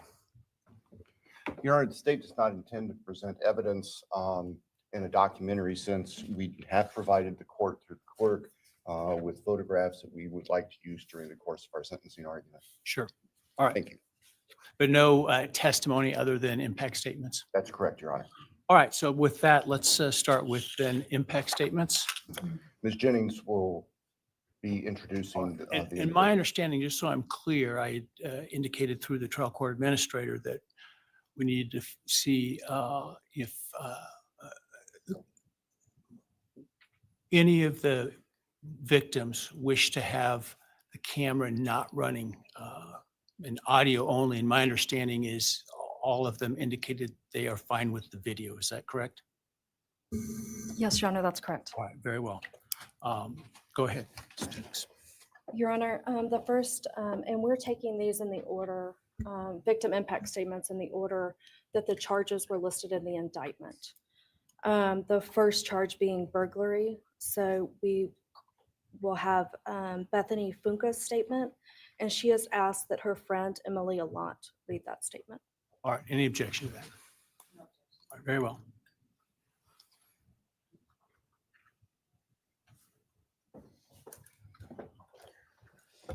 Thank you, Your Honor. I'll be speaking on behalf of Bethany, and so, yeah, here it reads. My name is Bethany Funk, and I was roommates with Maddie, Kaylee, Xana, and Ethan. I not only lost some of my best friends, but I also lost a sister. Never in a million years would I have thought that something like this would have happened to my closest friends.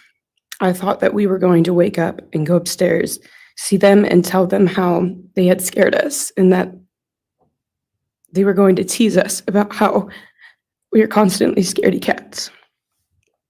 I make jokes about it as we would go to Taco Bell like always. But sadly, that is not what happened and what turned out to be my worst nightmare. When I first woke up that morning, I had no idea what happened. I woke up around 7 with a terrible toothache. So I called my dad, who is a dentist, and he asked what I should do. He told me to take Advil, so I did, and I went back to sleep. I was still out of it and still didn't know what happened. If I had known, I of course would have called 911 right away. I still carry so much regret and guilt for not knowing what had happened and not calling right away, even though I understand it wouldn't have changed anything, not even if the paramedics had been right outside the door.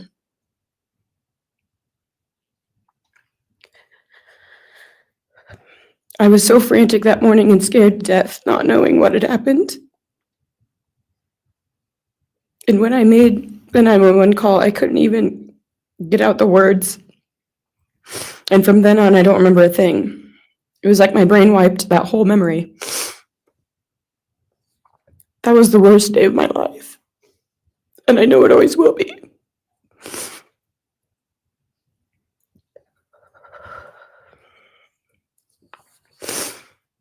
While I was still in shock, trying to process the fact that my friends were truly gone, I had been attacked by the public. I was grieving, numb, and unsure of what had happened was even real. And at the same time, I was getting flooded with death threats and hateful messages from people who did not know me at all or know the dynamic of our friendship. Social media made it so much worse, and strangers made up stories to entertain themselves. The media harassed not just me, but also my family. People showed up at our house. They called my phone, my parents' phones, other family members' phones, and we were chased while I was still trying to survive emotionally and grieve the loss of my friends.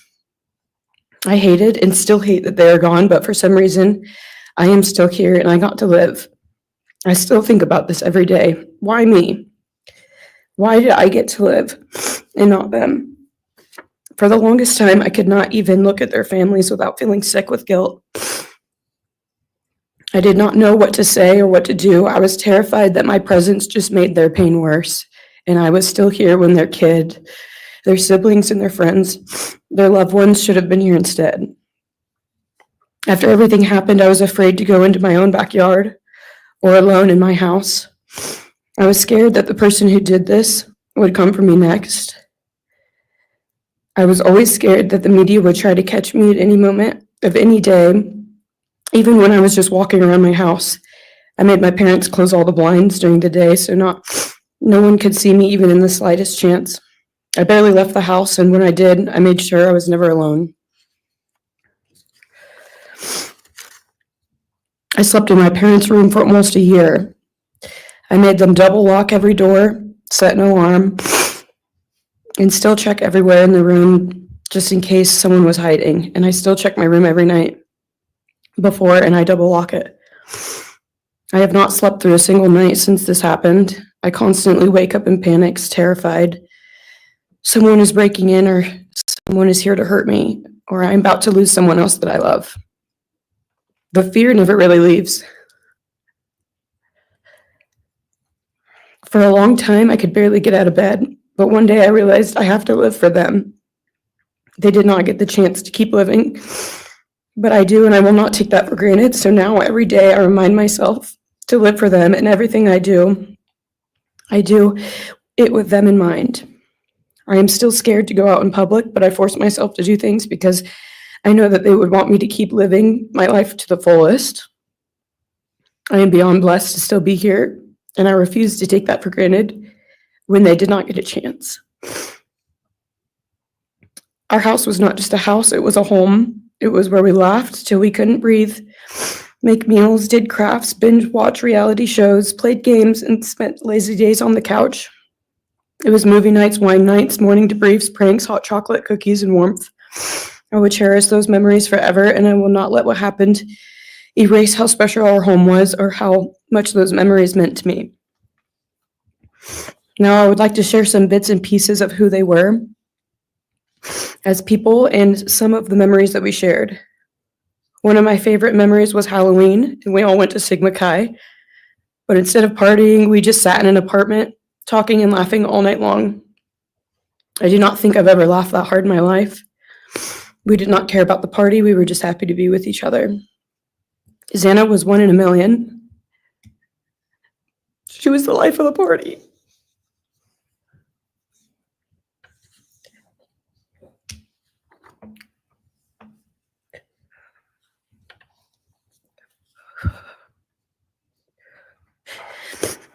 But she was also the kindest and funniest person I knew. Everyone loved her because she made everyone feel so loved. She was just someone you always wanted to be around, no matter the circumstance. One of my favorite days with Xana was when we laid on the couch together all day, watching movies and snacking. When Maddie, and I would go and get margaritas, chips, and salsa, she would also light up a room with her presence alone. Kaylee had the most beautiful, radiant smile. And she was so kind, but also one of the funniest people I've ever known. She loved playing little pranks.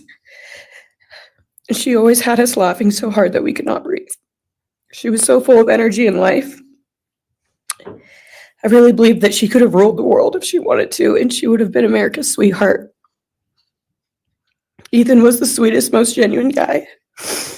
He was always smiling and always making other people smile too. Ethan was the kind of person you wanted around. He was so kind and easy to talk to and just so fun. And the way he cared for Xana was truly something to admire. And really was proof that storybook love and true romances really do exist. It was not only obvious to me, but everyone that was around Ethan and Xana that they were absolute soulmates.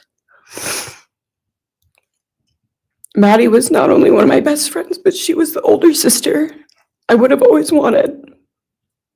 There was no one I looked up to or admired more than Maddie. She was truly a ray of sunshine, and everyone was drawn to her. She was so kind, loving, funny, fun, and passionate. She had the sweetest soul and wanted nothing but the best for everyone and to love and show love to everyone. She took me under her wing and always made me feel so safe and included, and above all, loved and valued. She never failed to make me laugh or put a smile on my face. Still to this day, I am beyond grateful that she chose me to be her sorority little, and I thank God every day that I not only got to know her, but had her as one of my best friends. Honestly, I cannot pinpoint one favorite memory with Maddie because I have so many, and this would be a very long read if I did. But if some little memories with her that I cherish is when the two of us made a nice dinner and split some wine, or when we would binge watch Jersey Shore or Summer House. When we came up with a whole dance routine on Halloween and danced and sang all night, like no one was watching. All the late night walks home from going out, and just little shopping trips and so much more. I am beyond blessed that I had the chance to know each and every one of them. They changed my life in ways I would have never put into words. I hope that they are remembered for who they are, not what happened to them, because who they are were so beautiful, and they deserve to be remembered in the highest way. My heart breaks every time I go to text one of them or how badly I wish I could see and hang out with them. And then I remember I cannot. I will never be able to again. But I still talk to them in my prayers every single night, and I always will. I wish more than anything I could hug them one last time. And I wish I could tell them how much I love them. And even though I cannot, I still tell them every night. I will keep living for them as long as I am lucky enough to still be here. And they were all truly one of a kind, and they will be in our hearts forever and always. Thank you. And please convey to Bethany my appreciation for her courage, and I hope that she heals. Next is Dylan Mortensen. We're asking for some accommodations for Ms. Mortensen and that she be allowed to sit in my seat. Sure.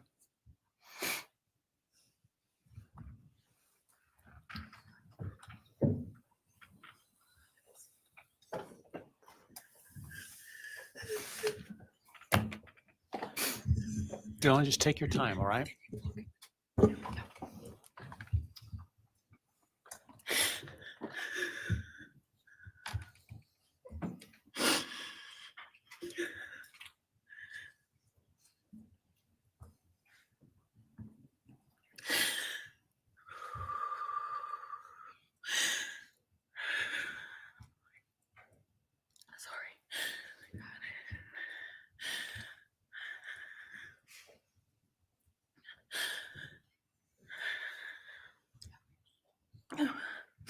Thank you, Your Honor.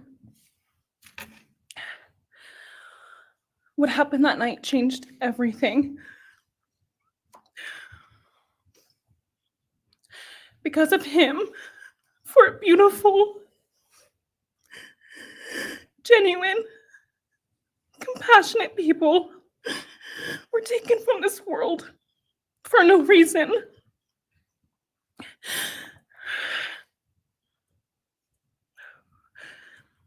He didn't just take their lives. He took the light they carried into every room. He took away how they made everyone feel safe, loved, and full of joy. He took away the ability for me to tell them that I love them and that I'm so proud of them. He took away who they were becoming and the futures they were going to have. He took away birthdays, graduations, celebrations, and all the memories that we were supposed to make. All of it is gone. And all the people who loved them are just left to carry that weight forever. He didn't just take them from the world. He took them from me, my friends, my people who felt like my home, the people I looked up to and adored more than anyone. He took away my ability to trust the world around me. What he did shattered me in places I didn't know could break. I was barely 19 when he did this. We had just celebrated my birthday at the end of September. I should have been figuring out who I was. I should have been having the college experience and starting to establish my future. Instead, I was forced to learn how to survive the unimaginable. I couldn't be alone. I had to sleep in my mom's bed because I was too terrified to close my eyes. Terrified that if I blinked, someone might be there. I made escape plans everywhere I went. If something happens, how do I get out? What can I use to defend myself? Who can help? And then there are the panic attacks. The kind that slam into me like a tsunami out of nowhere. I can't breathe. I can't think. I can't stop shaking.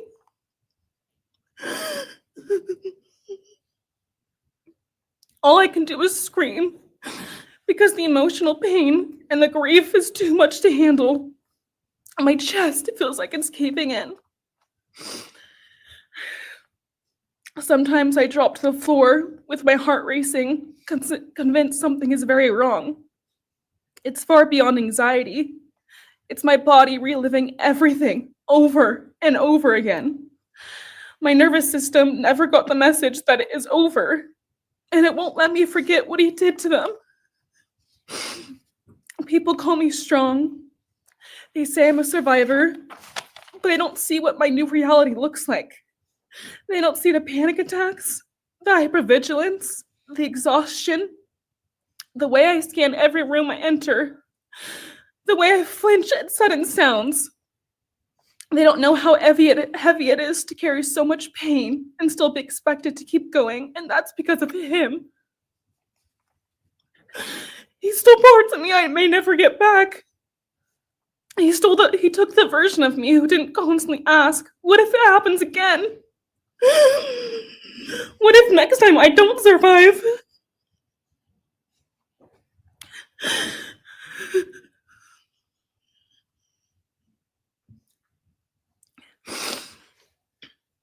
He may have shattered parts of me, but I'm still putting myself back together.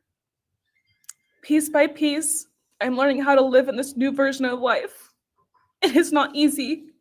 It hurts, but I'm still trying.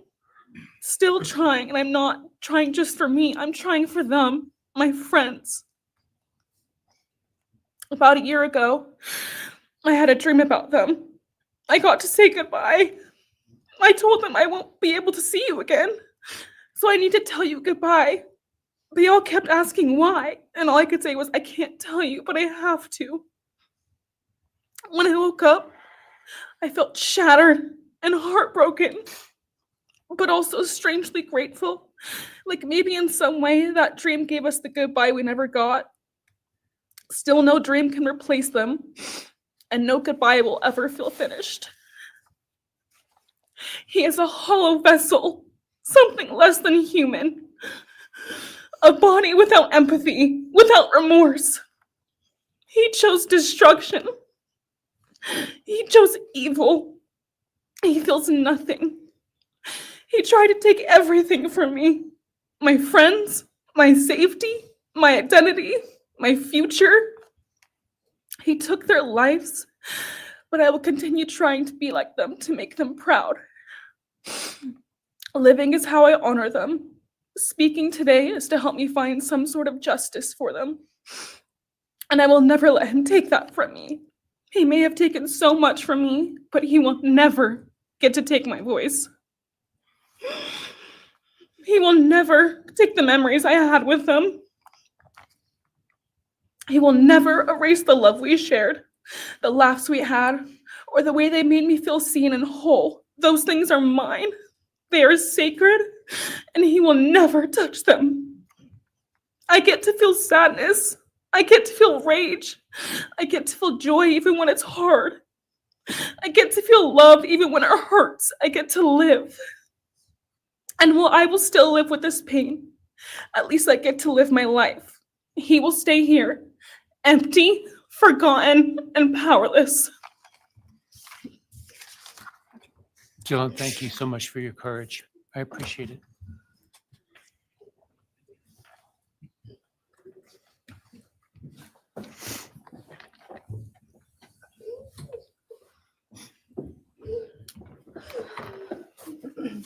Next, we have members from the Madison Mogan family. First would be Scott Laramie, Madison Mogan's stepfather.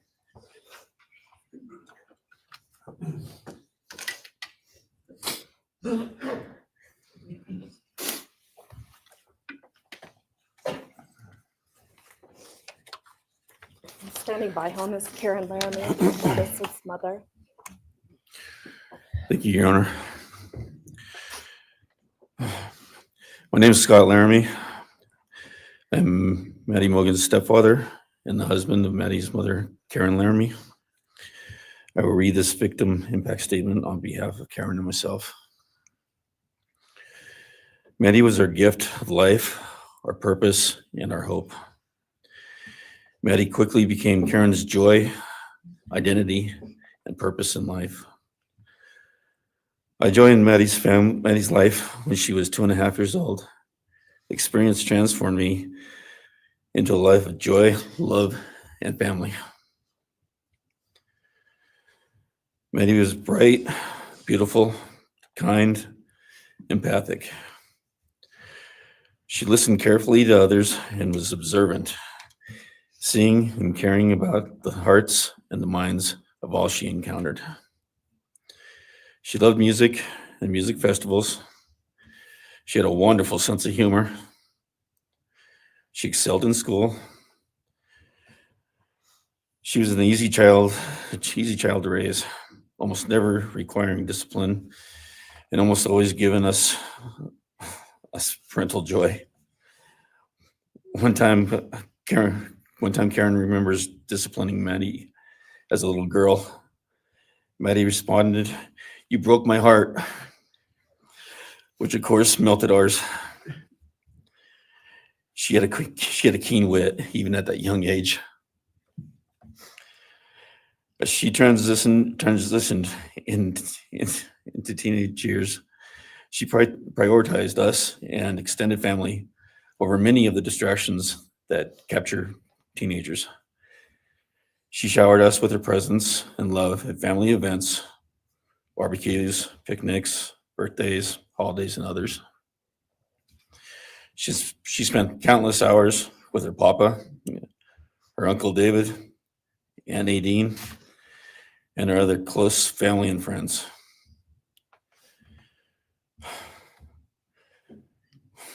This world was a better place with her in it.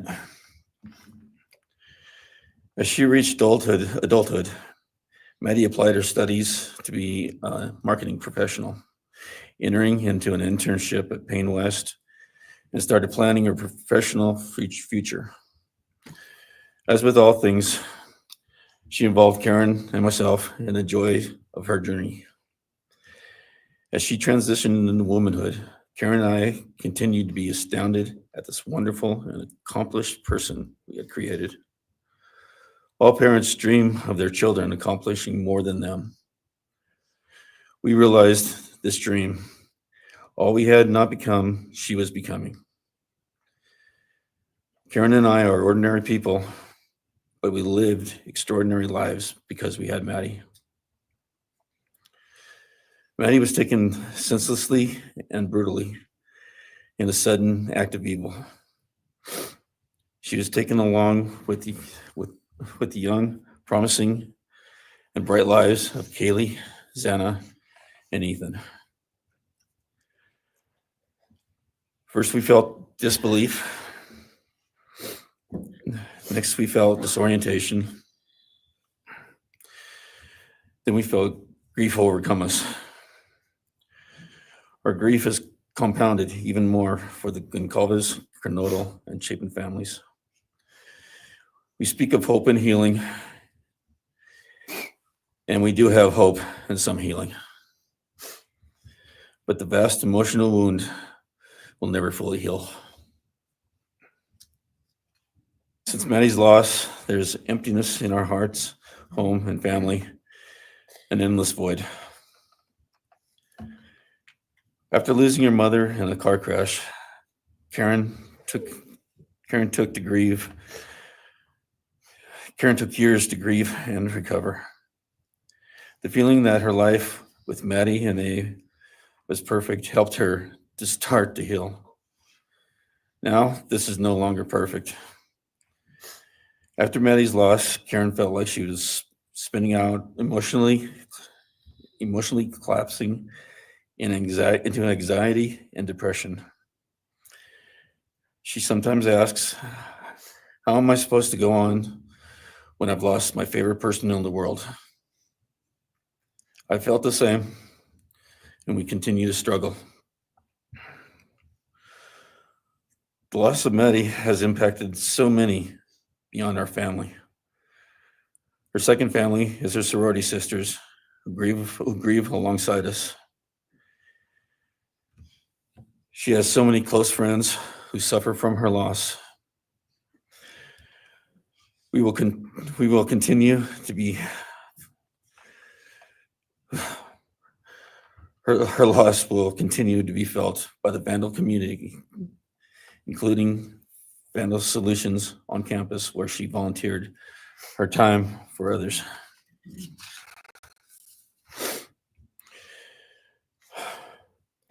It helps us to know Maddie is in heaven now, freed from the trials of this earth. We, however, continue to live on without the grace and support of her presence. We will grow old without our only child, our bright, beautiful friend and daughter. In the end, there are no words that can accurately capture the devastation of losing Maddie. We will endure, and we will go on.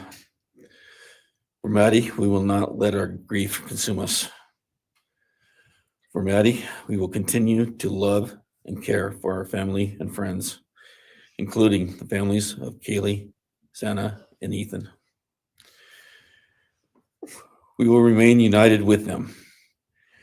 We can only hope that others out there suffering similar losses can look to us and see that we can overcome hatred, darkness, and evil.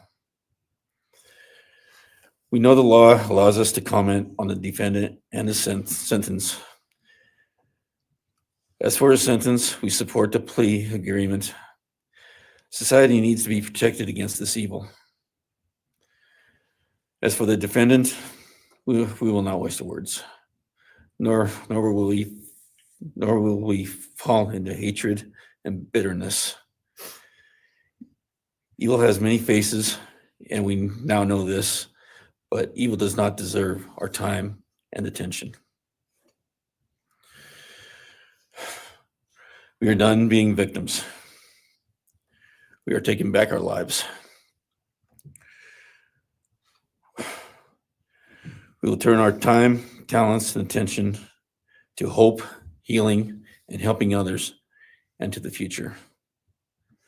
We invite all those who have suffered with us on this to join us in our journey. We can make this world a better place. We can move on from tragedy. Adversity will visit us, evil will visit us, but we will overcome. We can and will endure.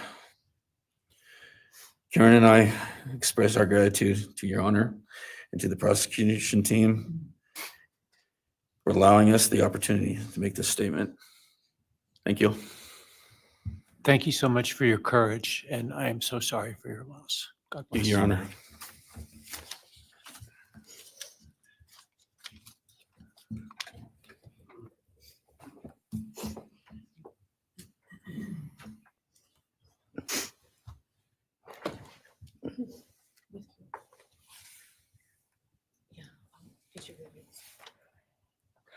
Your Honor, this is Leander James. He's the attorney for the Mogan family and victim advocate.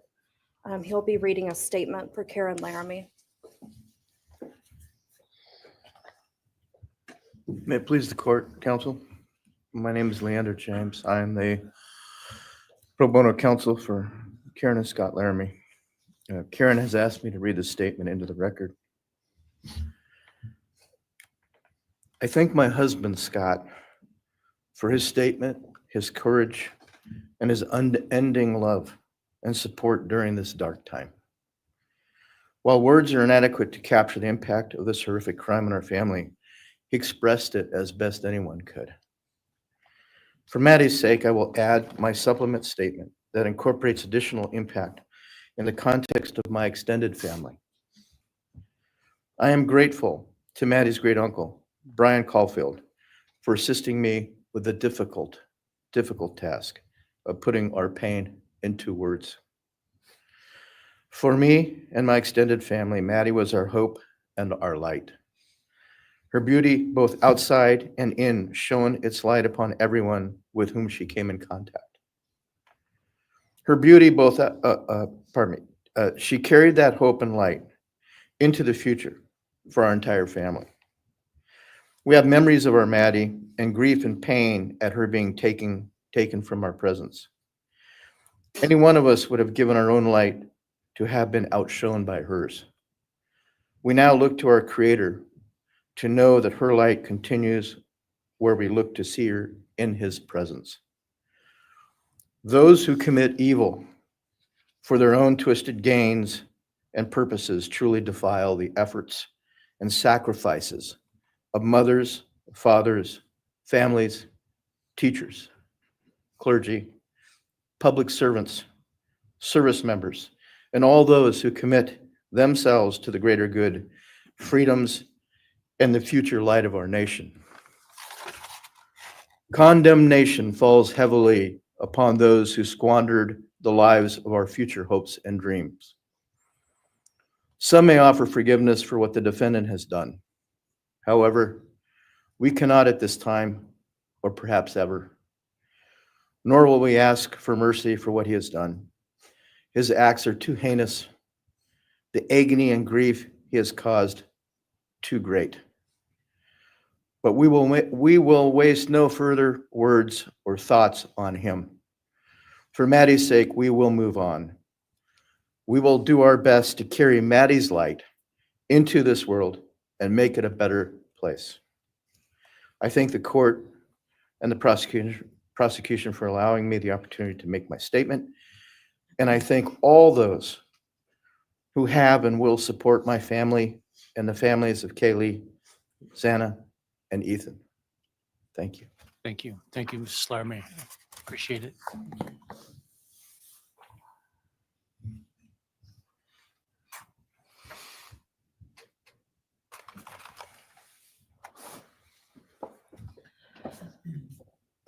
Next is Ben Mogan, the father of Maddie Mogan. Of course.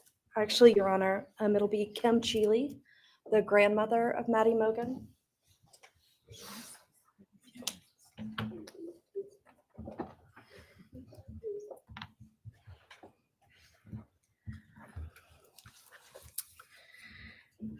My name is Kim Cheeley. I was Maddie Mogan's paternal grandmother as Ben Mogan, her father, is my son. I'm here today with my sister Lori Cheeley, Maddie's great aunt, and my son Ben Mogan, and my daughter-in-law Corey Hatrock. I'd like to begin by thanking a number of people involved in bringing this case to closure. In my daughter's words, the plea deal the prosecution team reached this month is one that punishes the perpetrator of this horrendous crime, protects the public from further harm, and allows all of us who knew and loved these kids the time to grieve without the anxiety of the long and gruesome trial, the years of appeals, and potential for mistrials along the way. My family and I are so grateful to Bill Thompson and his prosecution team for their dedication and painstaking work that forced the perpetrator to admit his guilt. We want to thank the Idaho State Police, the Moscow Police Department, the FBI, and Judge Hippler.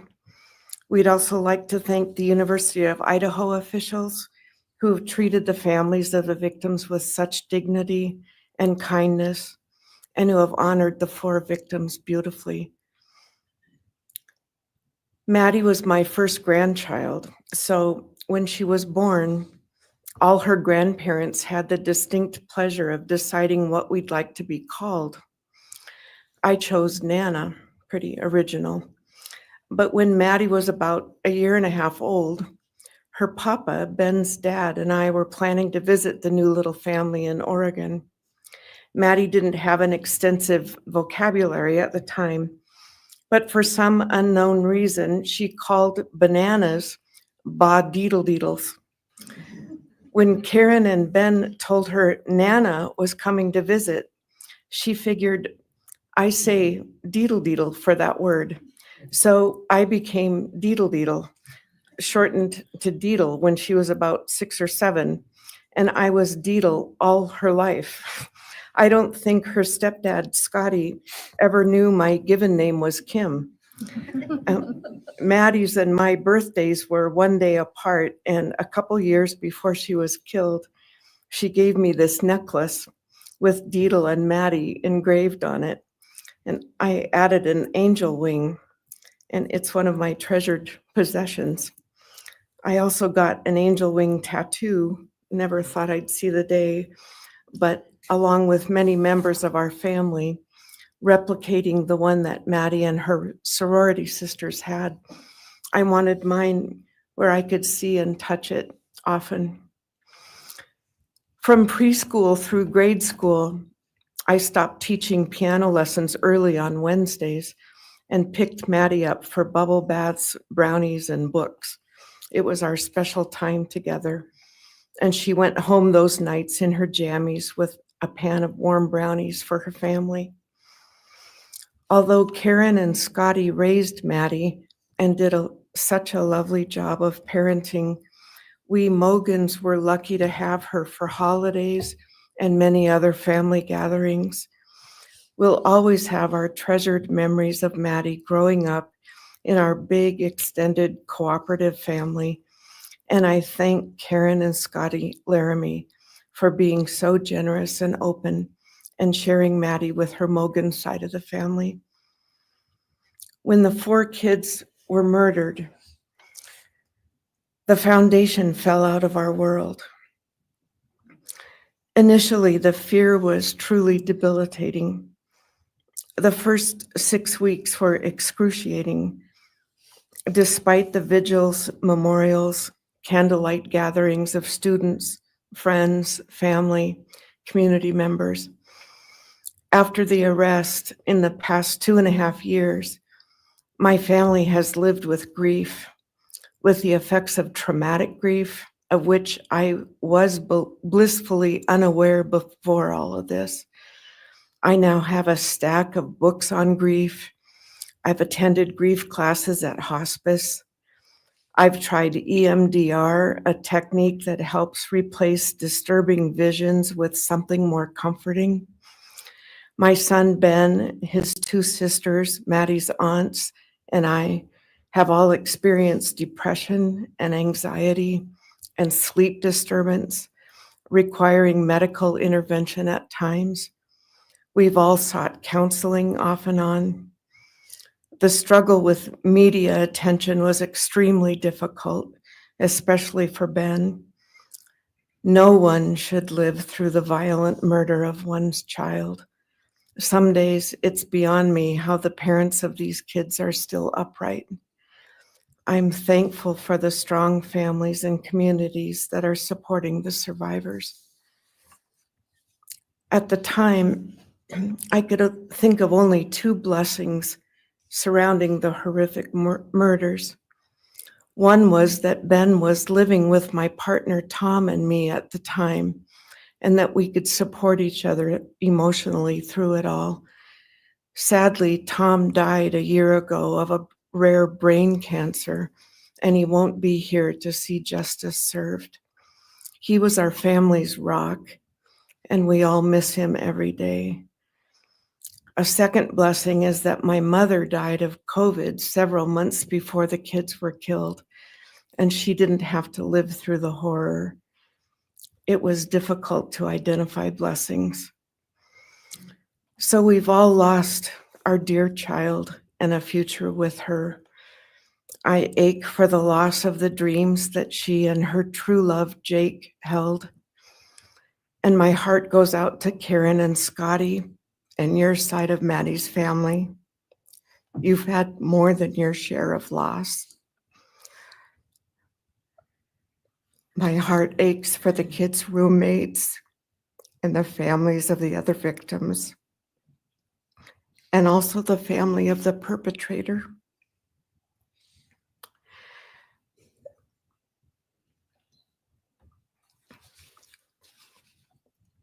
Going forward, we Mogans are choosing to put our energy and focus into honoring Maddie's too short life and sweet spirit by celebrating Maddie May Day, which my two daughters established.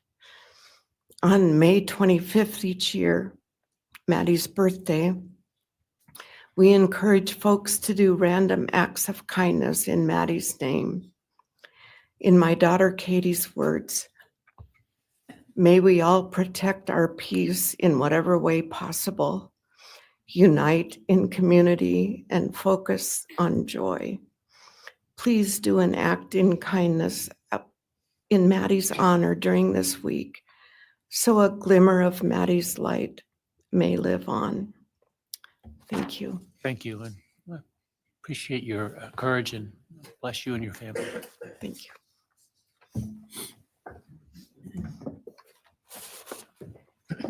Now it's Ben Mogan, Maddie Mogan's father.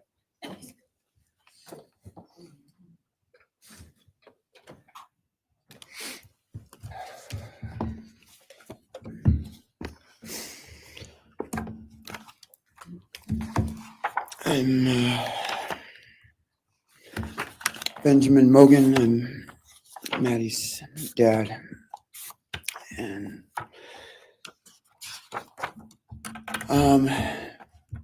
first, I just want to say thanks to all the people that helped bring this all to a close. I know it's not the resolution that everyone wanted, but I think that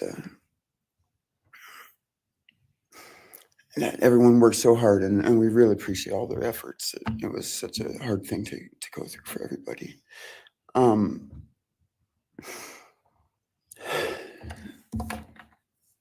Maddie was my only child that I ever had. She's the only great thing I ever really did, and the only thing I was really ever proud of. And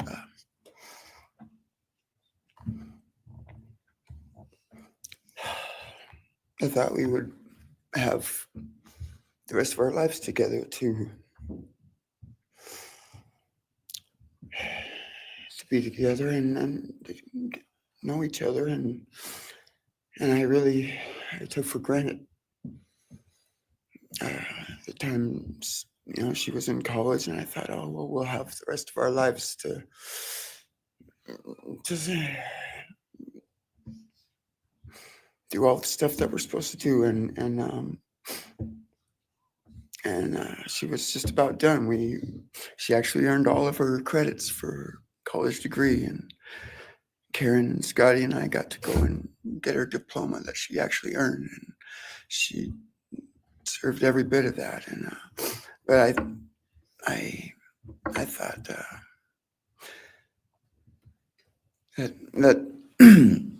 that was going to be just the beginning of a long life together, and we never got that.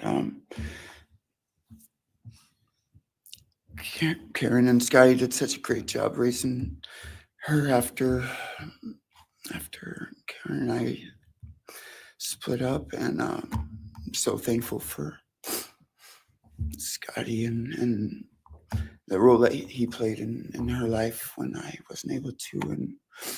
But we got to spend a lot of great times together, Maddie and I. She was my favorite person to go to a concert with.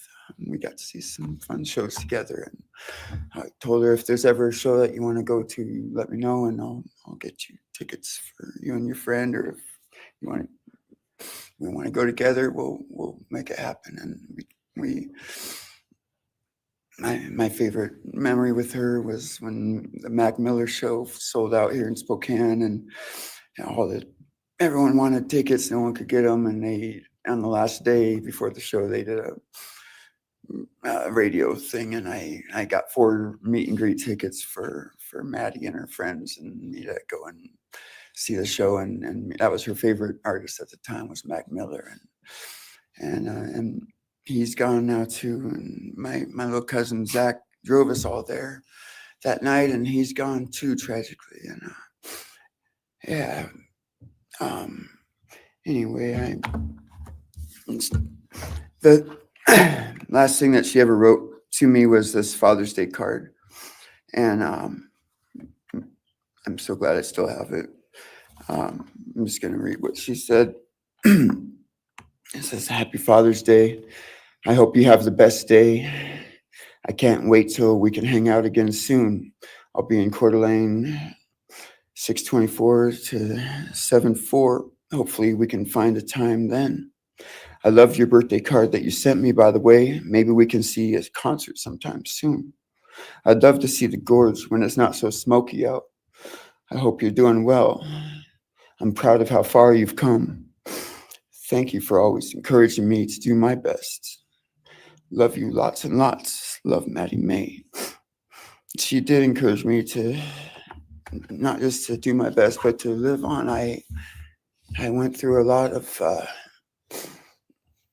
issues with addiction and with substance abuse, and when I wasn't wanting to live anymore, she was what would keep me from just not caring anymore, and knowing that she was out there and that she was just such a beautiful person kept me alive a lot of rough moments. And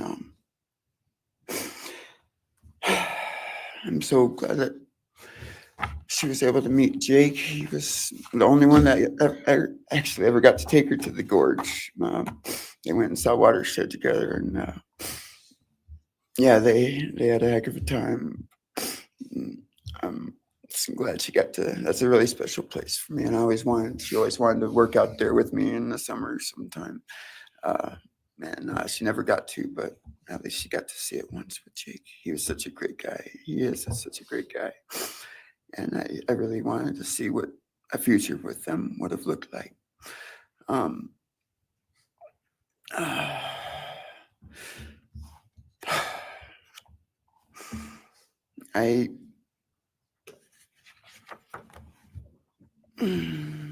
never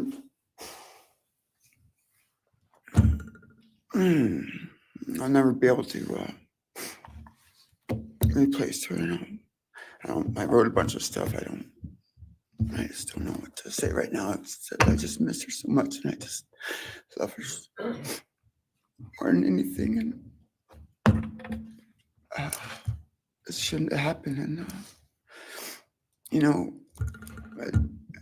a death sentence is one thing, when it's going to happen, and, it's going to be all gentle and stuff. But, life without parole with a building full of people that all just want you to not be around anymore, and winking at every morning, not knowing if that's the day they're going to pull your card. I mean, it's not a very nice sentence either. So,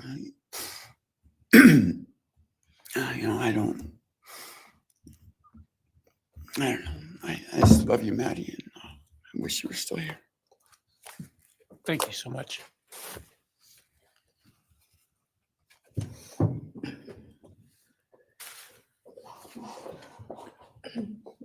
Your Honor, next would be members from the Kaylee Gonsalves family. First will be her father, Steve Gonsalves.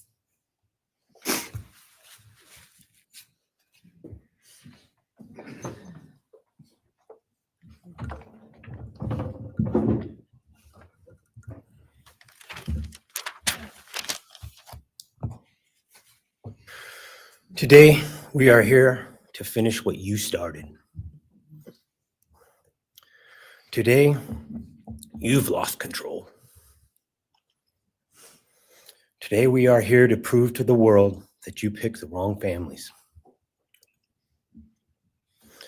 The wrong state, the wrong police officers, the wrong community. You tried to break our community apart. You tried to plant fear. You tried to divide us. You failed. Instead, your actions have united everyone in their disgust for you.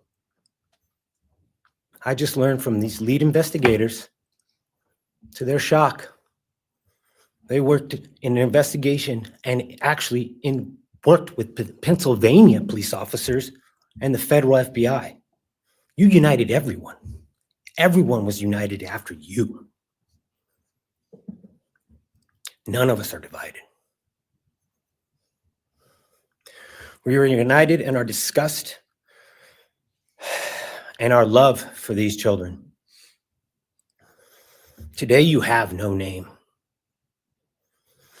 Because when this all started, we all came together and we said, let's stop even talking about his name and just use initials.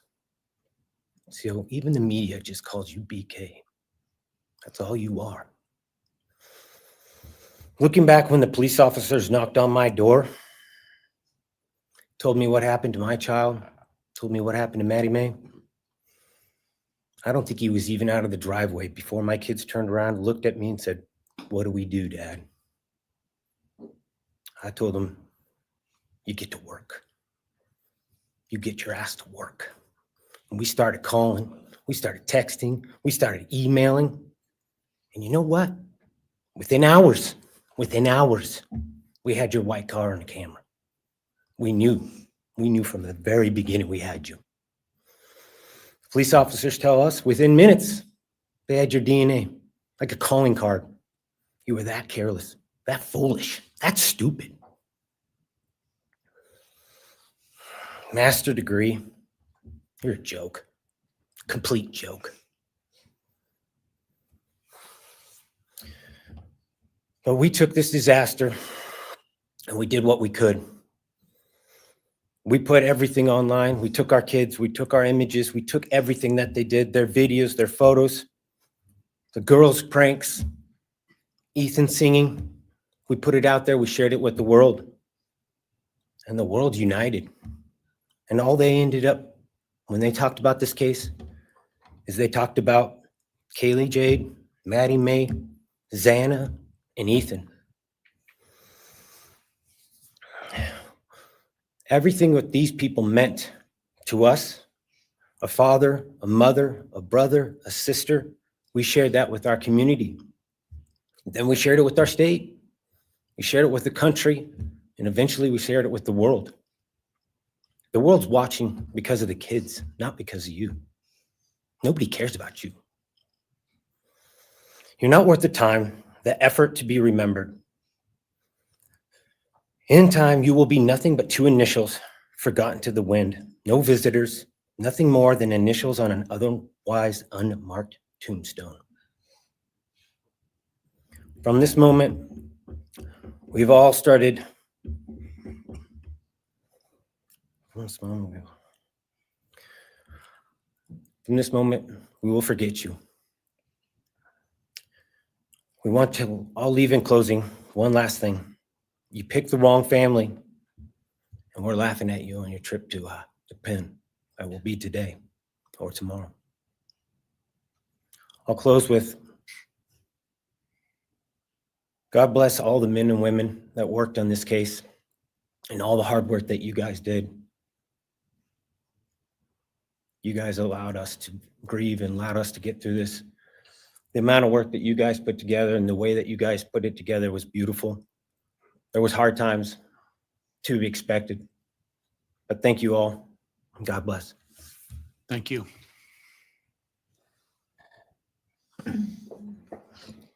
Your Honor, next is Stephen Gonsalves, Kaylee's brother.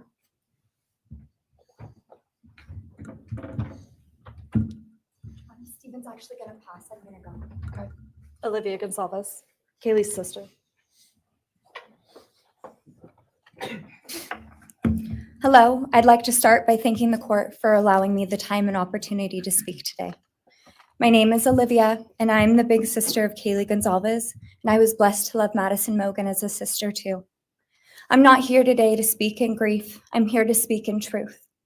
Because the truth is, my sister Kaylee and her best friend Maddie were not yours to take. They were not yours to study, to stalk, or to silence. They were two pieces of a whole, the perfect yin and yang. They are everything that you could never be. Loved, accepted, vibrant, accomplished, brave, and powerful. Because the truth about Kaylee and Maddie is they would have been kind to you. If you had approached them in their everyday lives, they would have given you directions, thanked you for the compliment, or awkwardly giggled to make your own words less uncomfortable for you. In a world that rejected you, they would have shown mercy. Because the truth is, I'm angry.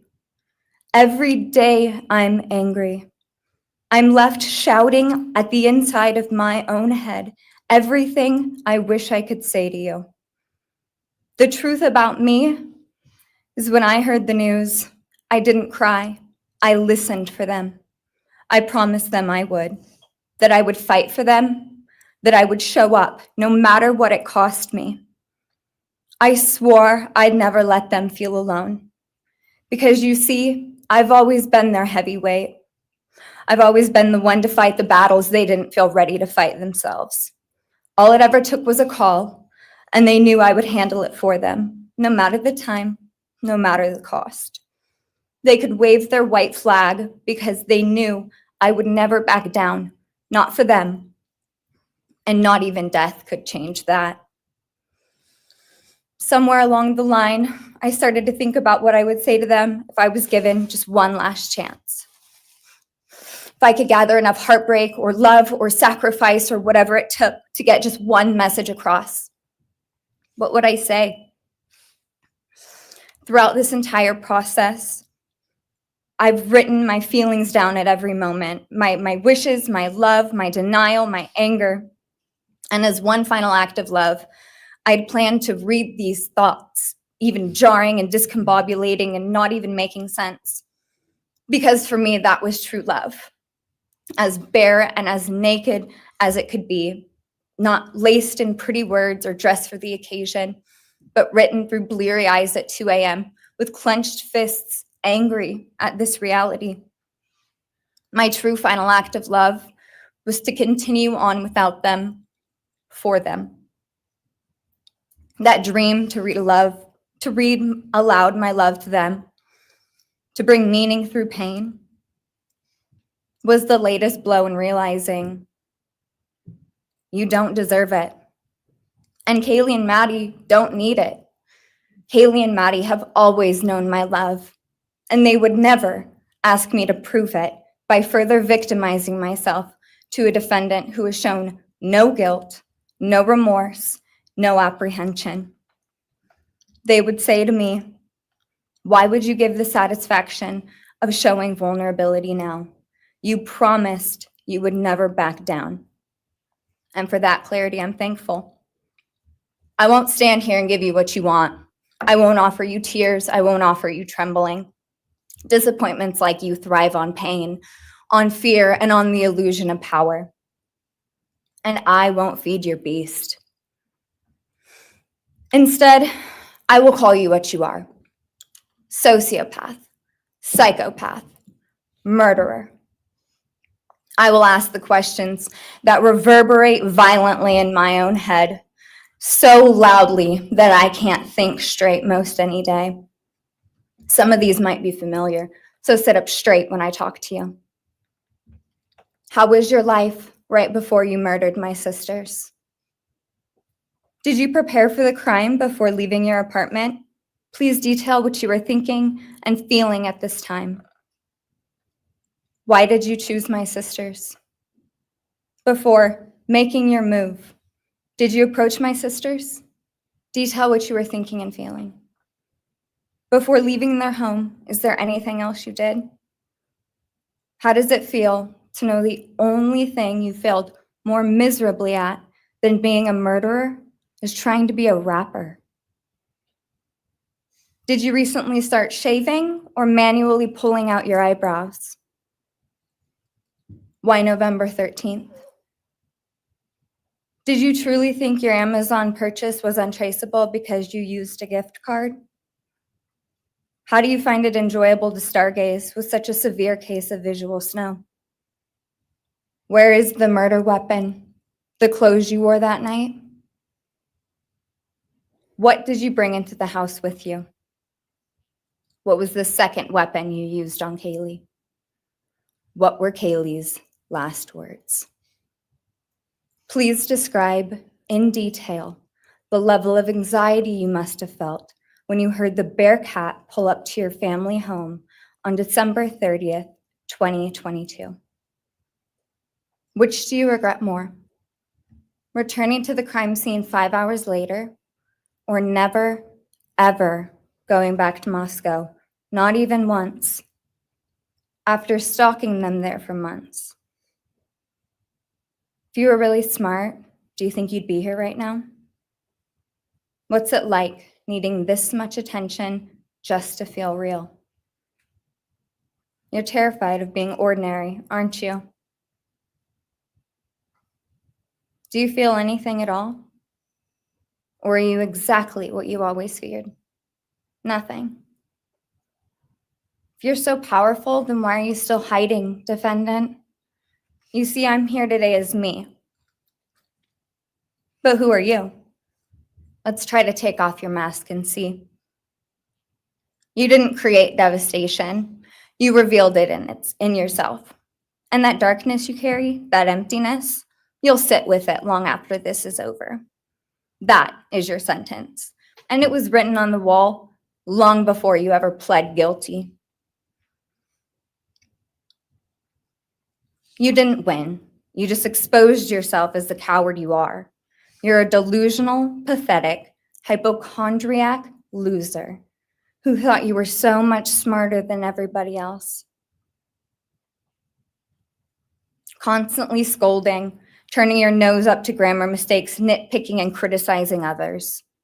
You wanted so badly to be different, to be special, to be better, to be deep, to be mysterious. You found yourself thinking you were better than everyone else, and you thought you could figure out the human psyche and see through it, all while tweaked out on heroin. Lurking in the shadows made you feel powerful because no one ever paid you any attention in the light. You thought you were exceptional, all because of a grade on a paper. You thought you were elite because your online IQ test from 2010 told you so. All of that effort just to seem important. It's desperate. There is a name for your condition, though. Your inflated ego just didn't allow you to see it. Wannabe. You act like no one could ever understand your mind, but the truth is you're basic. You're a textbook case of insecurity disguised as control. Your patterns are predictable. Your motives are shallow. You are not profound. You're pathetic. You aren't special or deep, not mysterious or exceptional. Don't ever get it twisted again. No one is scared of you today. No one is intimidated by you. No one is impressed by you. No one thinks that you are important.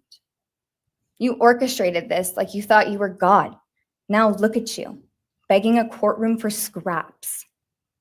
You spent months preparing, and still all it took was my sister in a sheath.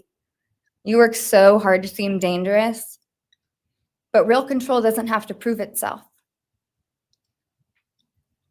The truth is, the scariest part about you is how painfully average you turned out to be. The truth is, you're as dumb as they come. Stupid, clumsy, slow, sloppy, weak, dirty. Let me be very clear. Don't ever try to convince yourself you mattered just because someone finally said your name out loud. I see through you. You want the truth? Here's the one you'll hate the most. If you hadn't attacked them in their sleep, in the middle of the night, like a pedophile, Kaylee would have kicked your fucking ass. Thank you. Thank you.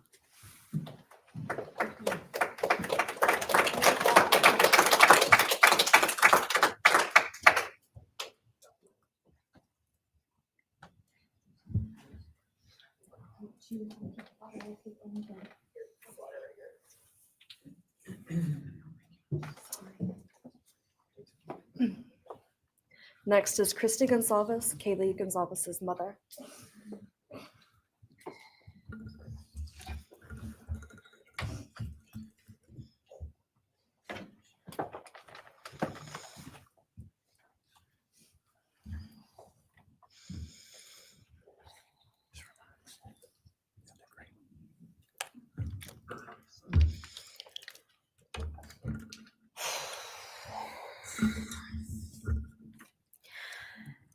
Thank you, Your Honor.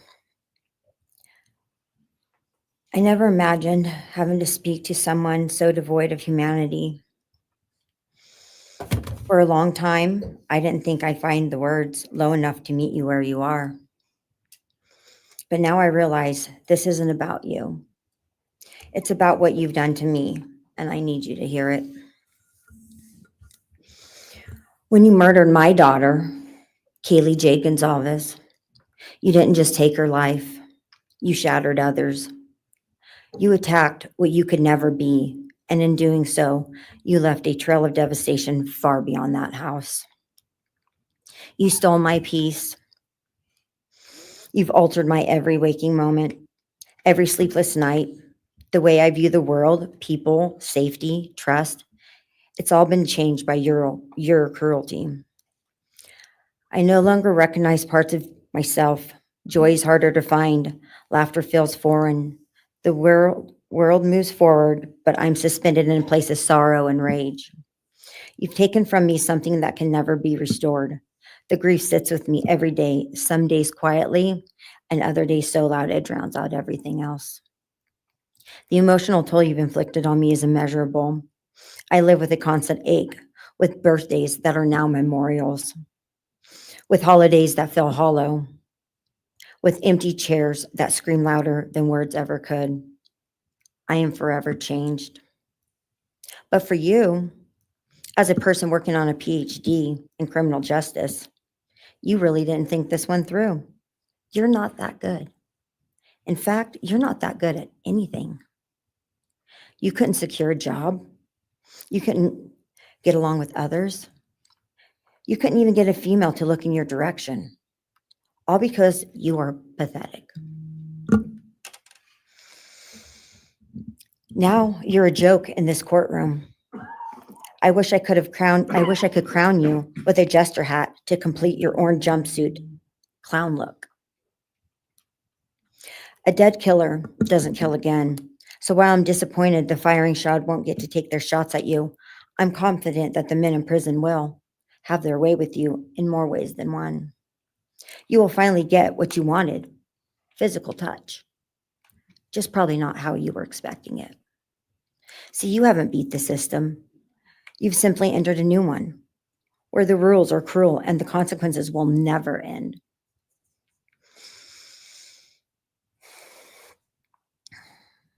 You are entering a place where no one will care who you are and no one will ever respect you. You will be forgotten, discarded, used, and erased. You will always be remembered as a loser, an absolute failure. And when those prison doors slam shut behind you, I hope that sound echoes in your heart for the rest of your meaningless days. I hope it reminds you of what we all already know. You're nothing. May you continue to live your life in misery. You are officially the property of the state of Idaho, where your fellow inmates are anxiously awaiting your arrival. But it's okay, because they're there to help you. Hell will be waiting. Quick message from our youngest daughter. Aubrey wanted to say, you may have received A's in high school and college, but you're going to be getting big D's in prison. Thank you.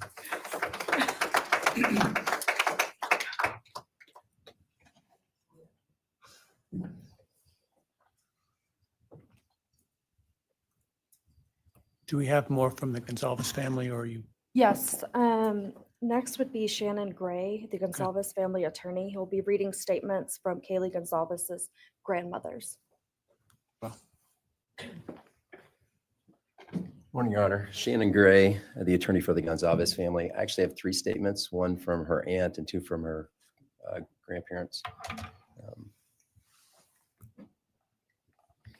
This is from her aunt, Tammy Butts. You, in the cloak of darkness, made a decision to turn our whole family's world upside down forever. You, in the cloak of darkness, took our Kaylee J. Gonzalez away from us all without hesitation. Never have you shown any remorse or regret. We just get creepy, non-expressive stares as you have your team of women defend you. Kaylee was a strong, kind, fun-loving, caring person, and she will greatly be missed by all her family and friends for the rest of our lives. She had goals in life that you took from her and us. We lose on watching her enjoying her life, working hard and building the future she wanted. She was ready to start that after college life. You, in the cloak of darkness, took it all away. You left us without her future wedding, her future children that she would have added to our family. No more talking to her on the phone, going for a coffee, celebrating holidays. It's all gone. You, in the cloak of darkness, gave each and every one of Kaylee's family members their own lifetime sentence.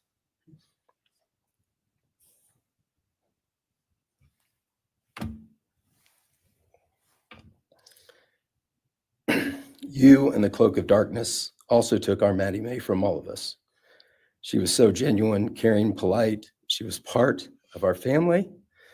You came in, harmed our children that were younger women than you in their own beds. You're nothing, you're a coward. It's not right that you have received life. I pray that you meet your end in the cloak of darkness, burn in hell. I have 2 other statements, Your Honor.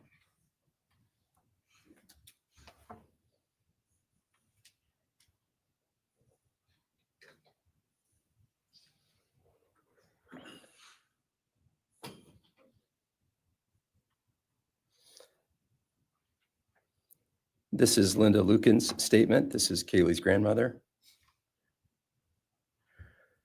I really don't know how to address something so inhumane, but I will try. Nothing in the past 2.5 years has made any sense. All I get is you cowardly went into a home at night, filled with what I'm sure you thought was all sleeping girls, and went on a vicious killing spree for no other reason but to appease your demonic urges. You took my granddaughter Kaylee from us, plus 3 other beautiful lives. You took my granddaughter Kaylee, beautiful, sweet-souled, doll-faced Kaylee, who was getting ready to start her amazing life, who had such a bright future, who was loved by so many, who you were so envious of. She had a life you could never have. You are so beyond human. You're definitely a demon from hell. I truly wish your punishment would be the same death you inflicted on our kids. But I think you will meet some new friends in prison who will be there just to help you. Thumbs up.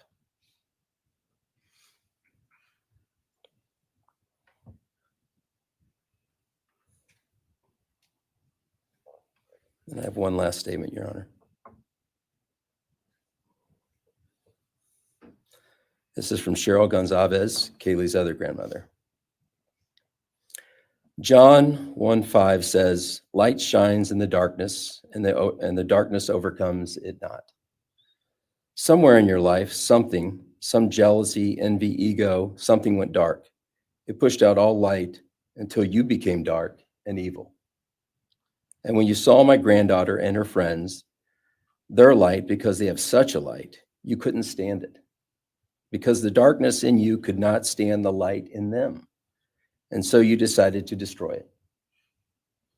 Cowardly, you walked into their rooms in the dark and took their lives, hoping to get rid of your darkness. But you didn't. You failed. Because you know what was once a light shown only to their friends, families, and loved ones is now all over the world. Everyone sees it. Their smile, their beauty, their plans, everything they were and had.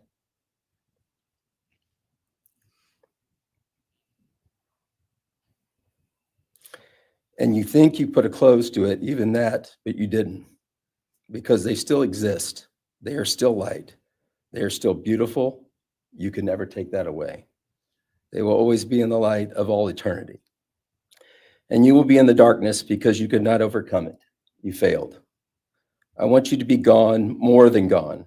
I want you to be cast out. Cast out from my life, from my family, from this earth. I will not allow your hatred to penetrate into my own soul. You do not get that power. You are evil, and in the end, evil is eradicated. You didn't take Kaylee's light, you spread it into the world. Thank you, Your Honor. Thank you. All right. Are you moving to a different family now? All right, why don't we take a 10-minute recess? All right.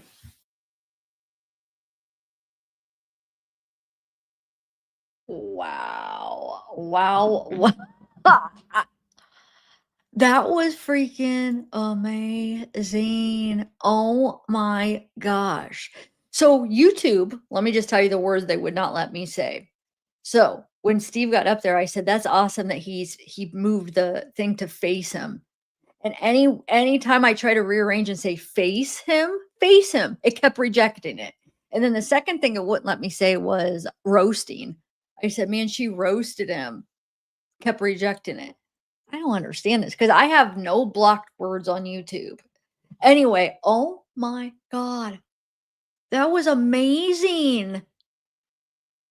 My mouth could not shut. I'm just like Steve, when Steve got up there, I thought that was amazing how he turned it and was facing. I'm like, wow, this is good. And then her sister got up and it just like topped that. And then the mom was good too with that last thing with the D's. Oh my God. Dude. And the sister said it with so much conviction. Like the way she said it, it was so like she meant it with so much conviction, so much like emotion and meaning, like what she wasn't reading. I mean, she was meaning it. That was freaking amazing. Wow. Wow, wow, wow. No, Pam, you would think as the host, I'd be able to say more, right? No, I think it's just the same for everybody. They don't treat like just because it's my channel, they don't give me privileges on what they reject. So yeah, I get rejected. Like some people think like sometimes they'll comment or email me like, why are you removing my stuff? Or why am I blocked? It's like, it's not, it's YouTube. If it doesn't show up, it's usually YouTube. It's either this thing where it rejects it in the live stream. Sometimes in comments, they have whatever their bots are, they'll throw it into spam and it doesn't show up. So 9 times out of 10, it's not me removing it. I barely remove any comments. But yes, oh my God, that was so good.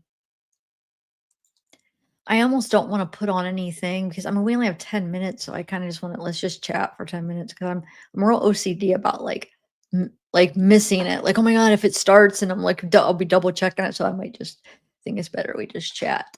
But wow, I don't even know what to say. And then I did not expect Dylan to get up there and talk. I'm so glad she did. That was awesome. And that was just so like when she sat down so she didn't see him. Like I think that's why she wanted to sit down too. And then I don't know, you guys noticed where she sat down. She said, "Can you block him?" So that's why he like sat. The prosecutor sat and like blocked it. So she felt more guarded and protected, where she wasn't like feeling him or seeing him. Um, and his demeanor. Let's just talk about Bryan I don't even know what should we call that jerk? Let's just talk about his demeanor. He looks like he is a psycho. I mean, we know he's a psycho, but he actually looks like he is freaking mad, almost like he's looking at him like he wants to kill them. I hate to say it. It's creepy. I know you all agree. We were chatting about it, but it's like weird because his demeanor is so different than he was in that plea hearing. Like so different. He's mad, dude. So I don't know if he'll say sorry. Now, I don't think he is sorry, not a bit. I don't think he feels sorry at all. The only reason I think maybe he might say that is because maybe Ann might have like recommended just like get up and maybe apologize to the families. But I don't even know though if he will, because he has nothing like I feel like he doesn't have anything to gain from it. And since he doesn't give a crap and doesn't feel sorry, he might not just do it. Like sometimes I feel like people will try to like for sentencing, they'll like want to say sorry to hope that the judge gives them a lighter sentence. But with this, I think he knows they're gonna do with what the life. So if he I don't know, if he does it, it's gonna be fake because he is not sorry. And now the way he's acting, like I don't like a part of me was thinking maybe in the future he would write out a detailed of what he did, but I don't know, man. Um, but the reason I think maybe it may come in a future where he might say what he did because he like wants to, have that attention, not that attention, but like to almost like think that, oh, here's my, how I did it or whatever. Like the student, I don't know how to explain it. But somebody brought up a good point. I forget who said this. How do we know we're gonna believe him if he does lay out like the thing? But I do think he's autistic. I do, and I know some people disagree. But I think because of that, I think if he does ever give a description, I almost think it will be the truth of what he remembers because autistic people they seem to be very truthful. Like they're not like big to like, I know he was gonna say he was innocent, that would have been a lie, but, I mean, that was, like, under the, lawyer and that, he's fighting for his life, but as far as if he writes it out and it's his statement, I almost feel like autism in him might make it be honest because I don't know. I feel like what do you guys know? I've learned a lot of autistic people, they have trouble like not being truthful, if that makes sense. Now I know not everybody's the same. Um, so I don't know what's going to happen in the future, but I don't think he's not going to do it today. He's not going to give out a detailed description today. No way. The most he might say he's sorry, but he definitely doesn't mean it. I can't believe like I didn't expect to see emotion, but I didn't expect to see that. I don't know. Like that, I just expect to kind of see how he was in the plea hearing. This is different. This is really different.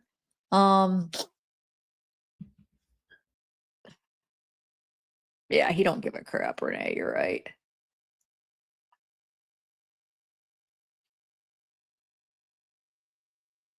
Yeah.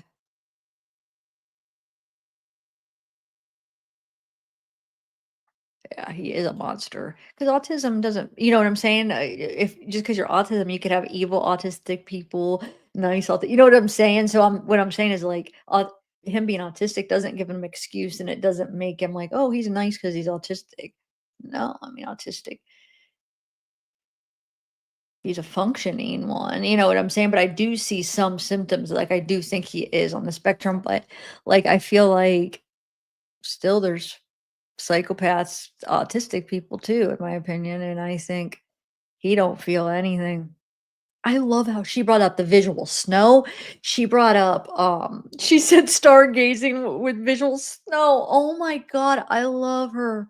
Let's, maybe I'll replay it at the end. I don't want to do it now because if I go back, then maybe we'll watch it later. But, so wait, let's remember everything she said. Okay, so she brought up the autistic snow. She brought up, or the visual snow. Sorry, autistic snow. The eyebrows, the freaking eyebrows. Oh my God, that comment was great about like shaving or did you pluck 'em? Oh my God. Oh my God. Remind me what else, guys. Remind me. Hold on. I can't think because I'm still like in awe. Um,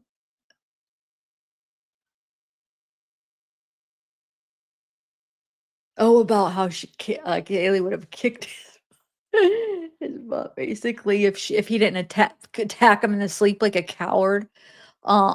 Remind me what else, guys. Uh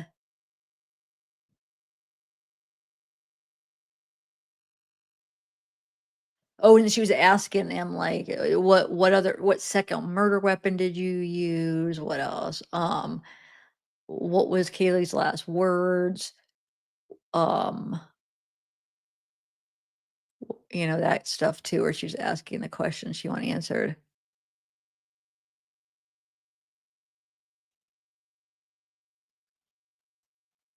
Yeah, basic and oh my God, so many things. I can't think because I'm like so like revved up from that. That was crazy.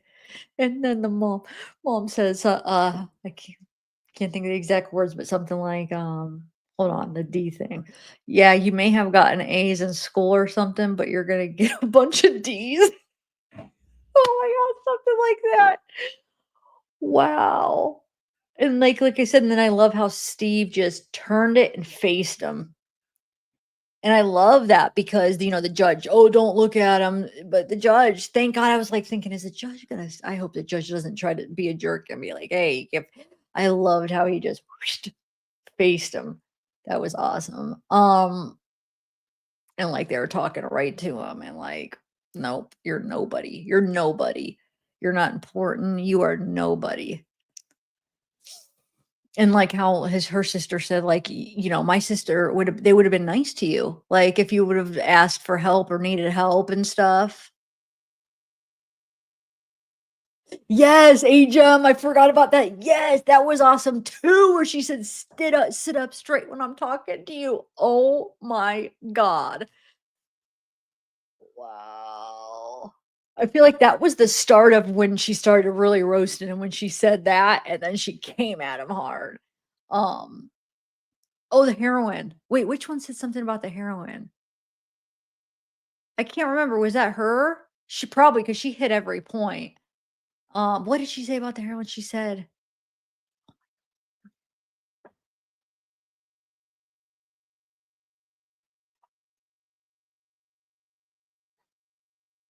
yeah. Oh, which part did you miss? The sit up straight? That was awesome because that's when she like I feel like right after she said that is when she came out and like really strong with the stuff. Um, I don't know, guys. Like I said, we could rewatch it at the end, but I don't want to do because it's only a 10-minute break and I don't want to take a chance of missing anything. Um,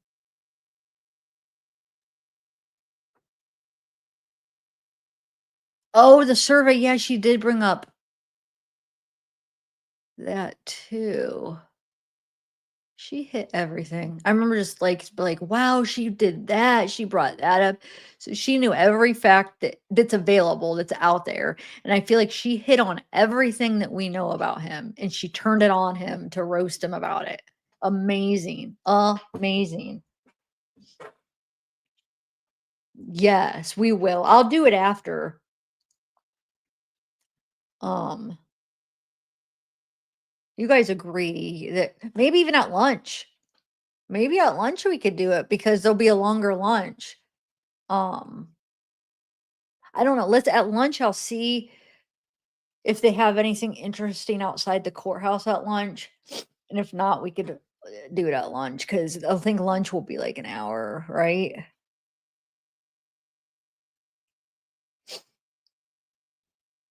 But even like Dylan's statement, that was good. I really hope that some of these creators stop getting this group of people that think he's innocent and think that this, other stuff happened and drugs and stuff.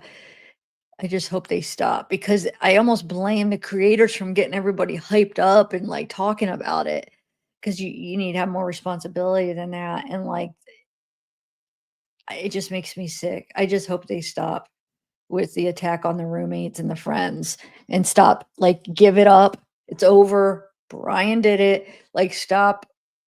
Keep going on about it being like, oh, drugs or the mafia. Like, they need to quit. I just can't believe that they're still staying strong on his innocence. It's crazy. I thought they would just like back, like, okay, but no, they need to stop. I mean, look at that poor girl, you know? Yeah, they probably going back, they would have probably done things differently if you could go back, but, like, we don't know what we would like, they were out drinking that night, okay? We don't know the circumstances. I mean, they were probably out of it. I'm sure if they could go back, they would have done it different and called the cops, but they didn't know that there's no way they knew that, oh my god, they were just murdered, you know? Um And they probably just weren't making the best choices because they were under the influence. And like we found out Bethany had a toothache and she was out of it. And, um, you know, probably just scared and never been in a situation like that. And they may have made some poor decisions, but like, don't we all? Like, sure, they regret it and they would have done it different if they could go back.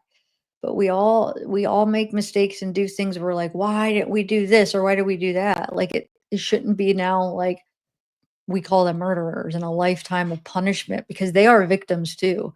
Like they'll probably have nightmares about this forever. Like the victim's remorse or the survivor's guilt, I should say. I said that all weird. Survivor's guilt. I mean, think about that.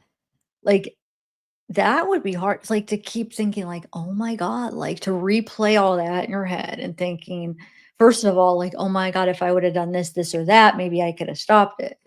And then, "Oh my god, if I would have done this, this, or that, he would have killed me." Like all these things replaying. I mean, that has to be hard. And then their friends thinking about what their friends went through. Like that's hard. They just need to let up. Just because they made a couple bad choices about like going to bed and not, calling the cops. They're not murderers and they didn't purposely do it and think that their friends were murdered. I mean,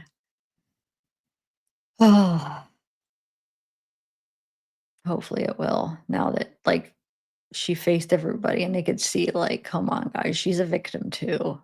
She really is. They both are. I mean, I feel bad for them.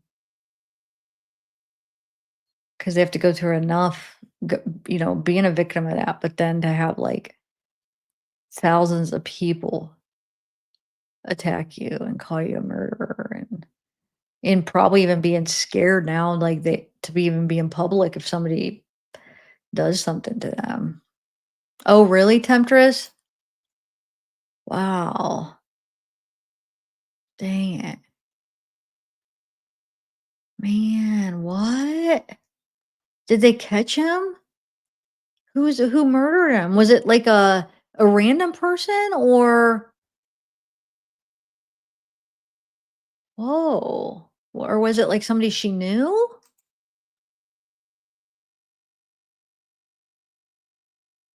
Yes. Yes. Okay. Bryan's mom and sister. Okay. Well, let me see. Is there anything going on? But it's about to start anyway. Sorry, guys. I just figured we could chat about it since we only had 10 minutes. But let me see if there's actually anything even going on outside of the courthouse or if there. No, I mean, Court TV just has this screen up. Law and Crime just has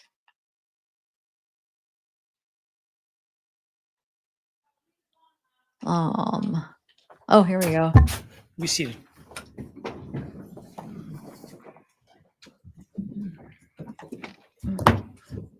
All right, Ms. Jennings.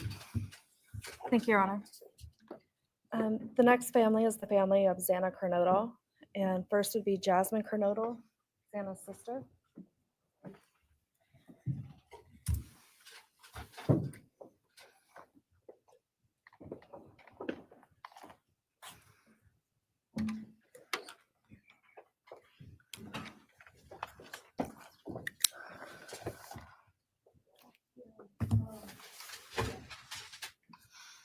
Just want to say thank you to everyone who's been involved in this and just for all the hard work and dedication you guys have put into this. I also want to thank everyone for the support and just my family and friends who've been around through this time. I went back and forth on whether to speak today because the truth is you don't deserve power over my feelings, my words, or me. Thank you. In the end, I realized this moment isn't about you. It's about justice for Xana, Ethan, Kaylee, and Maddie. It's about honoring the beautiful people they were and still are in God's eyes. On November 13th, 2022, a piece of my heart was ripped away. There's no way to ever fully describe the weight of losing my sister, my best friend. No sentence or punishment will ever come close to the justice Xana, Ethan, Kaylee, and Maddie deserve. Xana was everyone's best friend. She was kind, she was funny. She was a gift to each person she was able to make an impact on. Xana was someone I turned to when I needed direction or advice. Although I am her older sister, I often found myself looking up to her. She had a radiant energy that everyone loved, and she always knew the right way to approach a problem. She knew how precious and special life was, and she truly did live every day to the fullest. Yet her story was cut short by an act of evil. I believe in a God whose justice is not bound by this courtroom. I find peace knowing that judgment ultimately belongs to him. For your sake, I hope one day you feel the full weight of what you did. I hope you take accountability. I hope you truly experience the guilt and you surrender yourself to Jesus Christ. Because no punishment on this earth can ever compare to the isolation and pain of eternal separation from God. Xana deserved more. They all did. But I come here to say this. I am strong. I am brave. I'm a fighter, just like Xana. And you don't get to control how I move forward or what I believe. I walk with the comfort of knowing I will see my sister again. Xana didn't get the future she deserved. She won't be the maid of honor at my wedding, the cool aunt to my future children. I'll never hear her laugh or see her light up a room ever again. But I will carry her with me for the rest of my life. I will live in her honor, fight to be the best kind of woman and someone she's proud of, to make sure the world never forgets who she was. Xana's story doesn't end with what was taken from her. It lives through the love she gave, the people she touched, and the legacy our family will protect. Her light still shines, and her voice will echo louder than this pain. You didn't take that from us, and you never will. Thank you.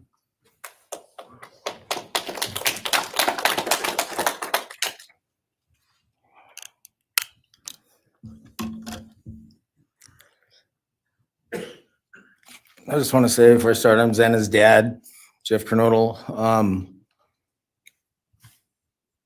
It's been a hard road down, because she's gone. And I want to thank everybody, other their families that's speaking so far, spoke about things. I agree with everything they have to say. It all comes back to a lot of the same things that I've had to deal with and we as a family have had to deal with. And that brings me, basis of what I'm talking about a little bit is on my way up here, flying up here in the plane, and about halfway through the flight, this little girl is calling out for her dad. Hey, dad, and then in my mind, I was kind of half asleep. It's dark on the plane. I heard Xana calling out for me like she did, back when she was little, 5 years old. And those times were hard.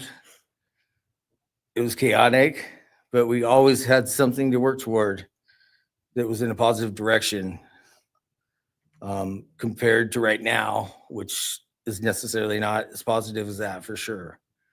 And I know I miss Xana a lot. My life's been changed, and Xana had a great impact on me. And the impact was when she was gone, I realized how important she was and what she really did for me, influenced me, was way beyond what I ever thought. She'd call me up on the weekends, check on me, see who's with me. She's like accountability to your youngest daughter. And that really made a big difference. It made me really think about things and what it's all about, That's the things that I miss the most is those calls on the weekends, the calls at 11 at night. What's going on? You want to meet my friend? Whoever she's with, a couple of her friends, I can meet them, talk to them. And she always did that. And it's pretty cool. I really miss that. And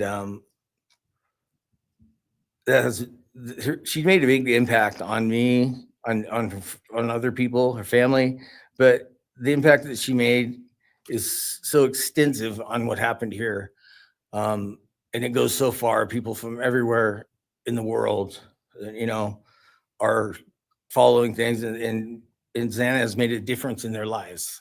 So, countless people told me that they might not even know her. They never knew anything about her. It's what they see, and they just love her and say how they wish she could have been their friend. Could have been their friend, could have hung out, and it's like this is a blessing. This is the little kid was, and definitely was a big blessing in my life, and so is Jasmine, and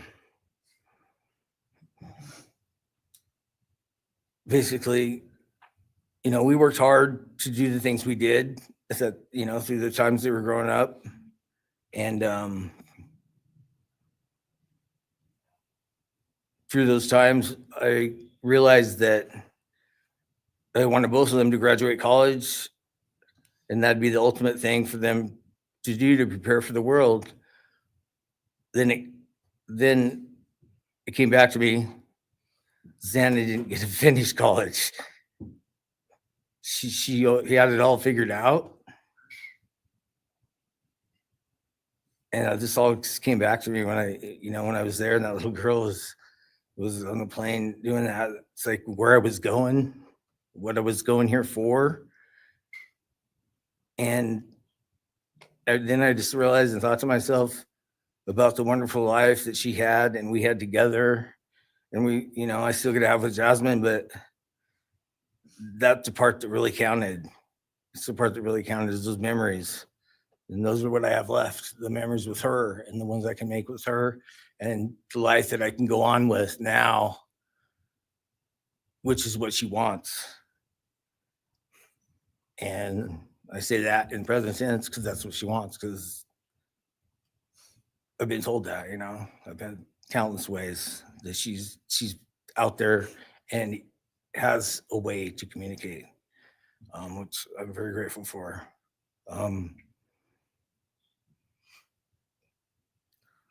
That goes to say that the impact of what happened to them, all 4 kids, goes so much further than just not me, the parents, the families, the community. It goes so far because a lot of kids, in the colleges, just for an example, they lock their doors now. The door wasn't locked in the back. You know, at Penn State or wherever it was, all the colleges I know that I've heard, they all lock their doors now. So maybe the impact that it's going to make is going to help out and maybe protect some people. Having this outreach and having the influence of what these kids, what happened to these kids did, you know. All I know is I was 7 miles away when it happened, and she wasn't feeling that good. It was 11:30, and I almost went over to Susanna's to say, and I would have been sitting right there in that couch, and you had to deal with me. So they would have had a chance, and I regret that, and I regret not going. But the reason why I didn't is because Susanna said, "Don't be drinking and driving. You got the rental car. Don't be drinking and driving." You know, the week before that, so she was she would have been mad at me to do that. But I really wish I would have drunk and drove, you know, because they would have had a chance, all four of them. At this point, I just have to go on. We're gonna go on with everything and make things better in my life, because that's what it's all about. About closure in things. And the part that we miss is Santa, her influence, her smile, the things that she did. And we have the memories left, the great memories. And she just wants us to make more memories and not be sad or upset or shocked or taken for that, you know. And that's what we're going to do. We just have to. That's all I got. Thank you for your words and your courage, and bless your family.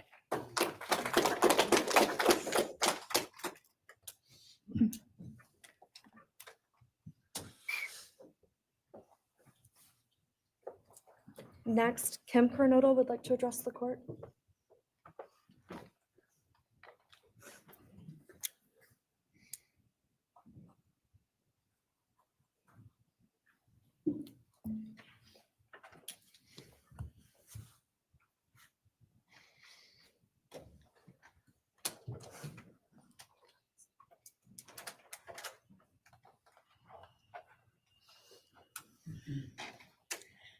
Thank you, Your Honor. My name is Kim Kernodle.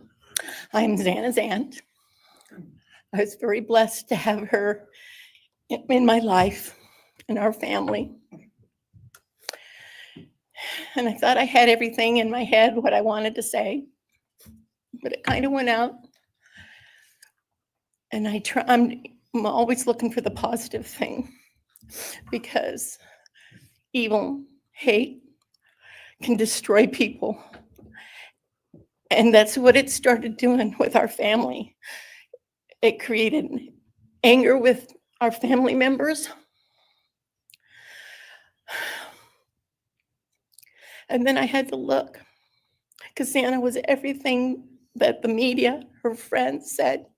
She was that fun, loving, high-spirited, beautiful person. And I no longer get to get my nails done with her, have lunch with her.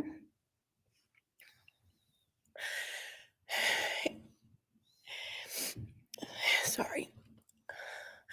But how I look at it now is this tragedy, this horrible tragedy on all of the 4 children, has brought us closer. You united us with your actions. We're united now, and we're stronger than ever. We have family and friends now that we never knew we had. And, you know, this is probably going to bother everybody, but Bryan, I'm here today to tell you I have forgiven you, because I no longer could live with that hate in my heart. And for me to become a better person, I have forgiven you.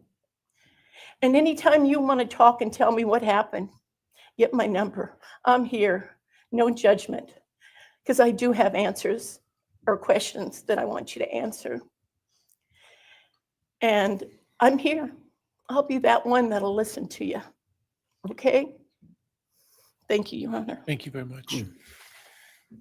My name is Stratton Kernodle, and I'm Xana's uncle, Jeff's brother.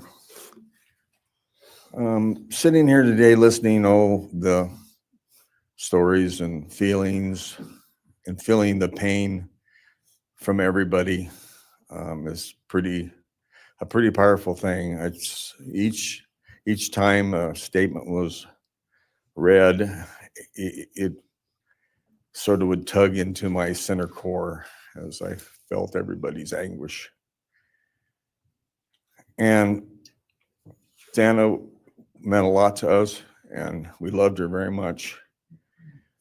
But I started thinking about, instead of rehashing everything that everybody else has talked about, I wanted to direct it another direction toward Bryan and what he's done to his family, his parents, his siblings, his friends, his universe.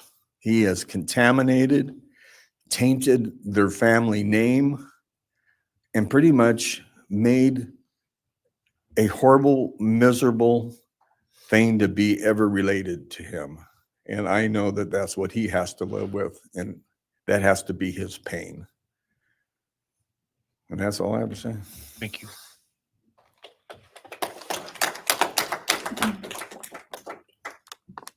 Next, Your Honor, I believe Randy Davis, stepfather to Xana Kernodle, would like to address the court.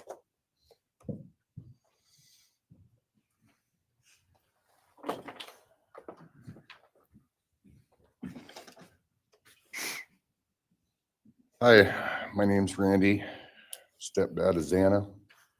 I just feel the same way we all do. All of us are united because of something that happened.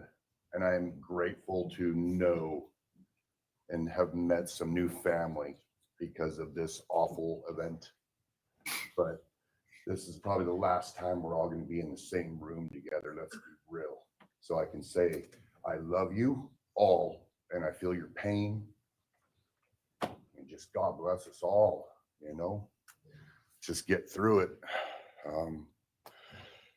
I had stuff wrote up. It was probably best I didn't read it out. Probably get kicked out of here. So,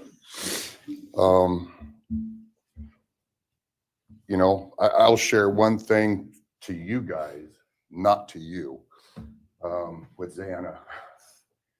So I was working in North Dakota and came home, and Jazzy and Xana had taken our son Elijah and put him in a dress, makeup, and it was awful. I was like, I don't know. She was funny.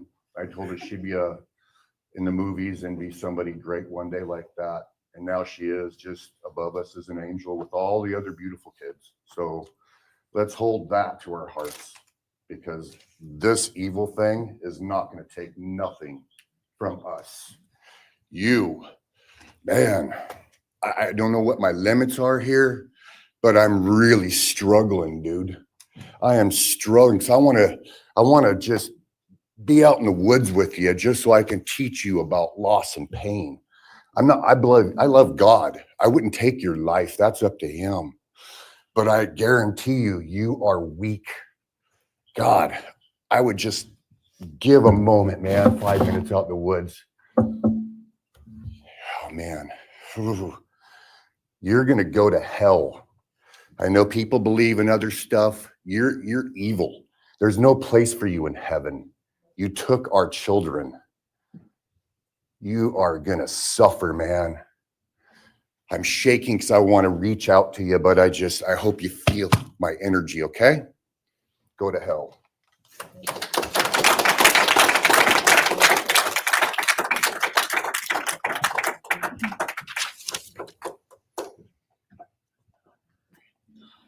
Next is Kara Northington, Xana's mother.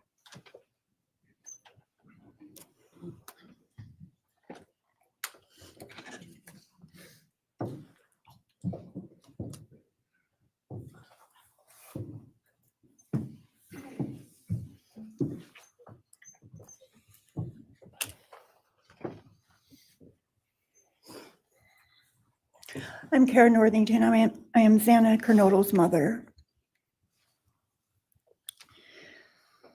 This letter is to you, really.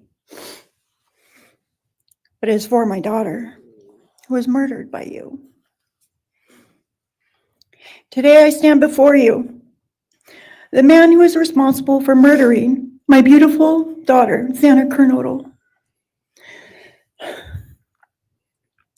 My daughter was beautiful both inside and out. She possessed love for those around her and had a light so bright it will live on forever in our hearts. She brought joy and laughter to her friends, her family, and anyone in her presence. Our Lord and Savior, Jesus Christ, now has her in his loving arms in heaven, where she can never be harmed ever again for eternity. Because of her, I came to know my Lord and Savior, Jesus Christ. Because of her, many will come to Christ. It is Christ who lives in me that has given me the strength to forgive you. It was of no power of my own. In return, the Lord has filled me with joy, hope, and peace that surpasses all understanding. Jesus has allowed me to forgive you for murdering my daughter without you even being sorry or asking for this. This is only possible because he who lives in me is greater than any evil in this world. For God hath not given us the spirit of fear, but of power and of love and of a sound mind. I do not fear you or even let you rent space in my head anymore. This forgiveness has released me from any and all evil you have inflicted on me and my family. It has allowed me to let our Lord deal with you. You have accepted a deal that will prevent you from receiving the death penalty. Nothing man can do to you can ever compare to the wrath of God. Inevitably, you will stand before our Lord and will have to answer to him over the sins you have committed in murdering our children. I pray you come to the end of yourself before that day. Whether you like it or not, heaven is for real and so is hell. The innocent life of Xana that you stole from myself and my family, and the destruction it has caused. I am washing my hands of you and turning you over to my Lord and Savior, Jesus Christ, whom vengeance belongs to. In closing, I want to read a passage from the Bible, Ephesians 6, King James Version. Finally, my brethren, be strong in the Lord and then in the power of his might. Put on the whole armor of God, that ye may be able to withstand the wiles of the devil. For we wrestle not against flesh and blood.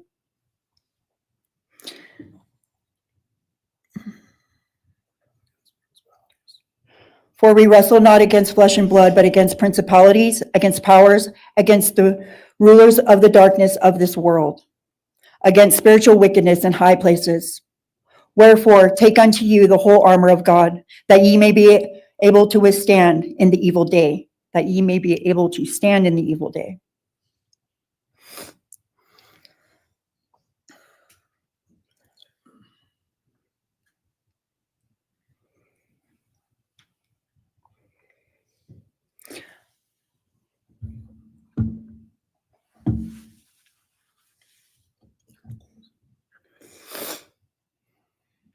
I'm not going to share memories of Xana or any more of the goodness of her with you, because I do not want that to be in your head. I don't want it to be in your head. You don't deserve that. You don't deserve our good memories that we have. I do pray for you. I pray that you come to the end of yourself. I pray that before this life is over, that you ask our Lord and Savior in your heart and to forgive you. I do pray for that. But after today, I wash my hands of you, and you are no longer a thing. Thank you. Thank you.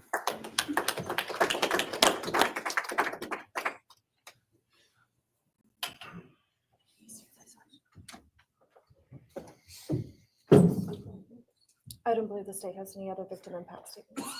Okay.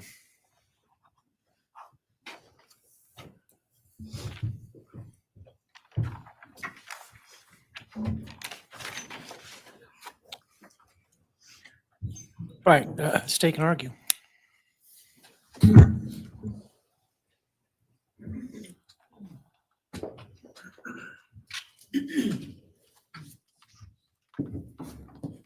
Thank you, Your Honor.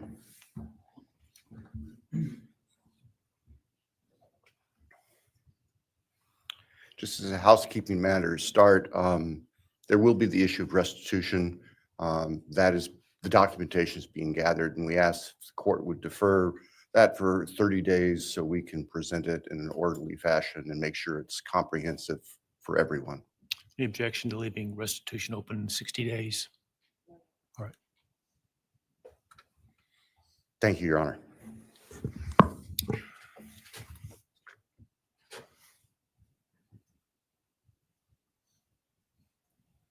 I think it's necessary and appropriate to share for everyone here, including the court, the background that brings us in front of Your Honor today for these proceedings.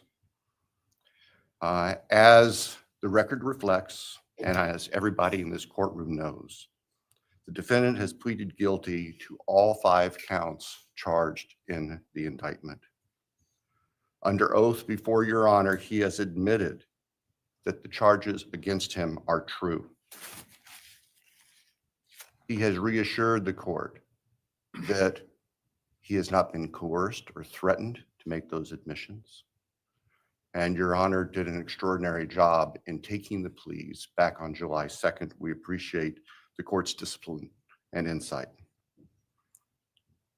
The defendant has also waived appeal on the multitude of rulings from this court and Your Honor's predecessor in Latah County on dozens, literally dozens of motions seeking to dismiss the case, seeking to control or limit evidence, seeking to offer evidence that would not be appropriate. And we appreciate the court's consistent rulings based on the law, based on the facts. As Your Honor will recall, on June 18th, it's just really not that long ago, we appeared before this court for arguments on what became the defendant's final motions to this court. Motion where they wanted to offer evidence suggesting that other people were responsible for the defendant's actions, and the motion seeking essentially an indefinite continuance of the trial. It was readily apparent to all of us in the courtroom from Your Honor's comments that those motions were not going to be granted. So we returned to Moscow and continued with what we had been working on for months in preparation for trial.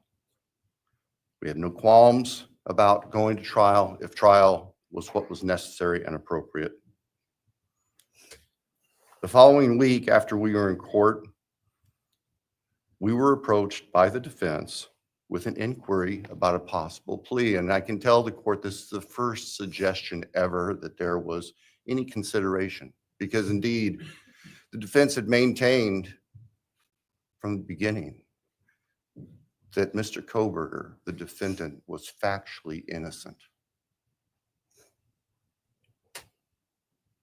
It's clear that the reality of the evidence and the case that had been investigated and prepared and that we were ready to present in court became a reality.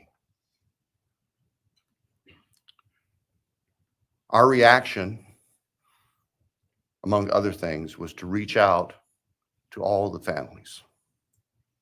And in fact, later that week, on Thursday and Friday of that last week of June, we met with representatives by teams, virtual meetings, with representatives of all the families.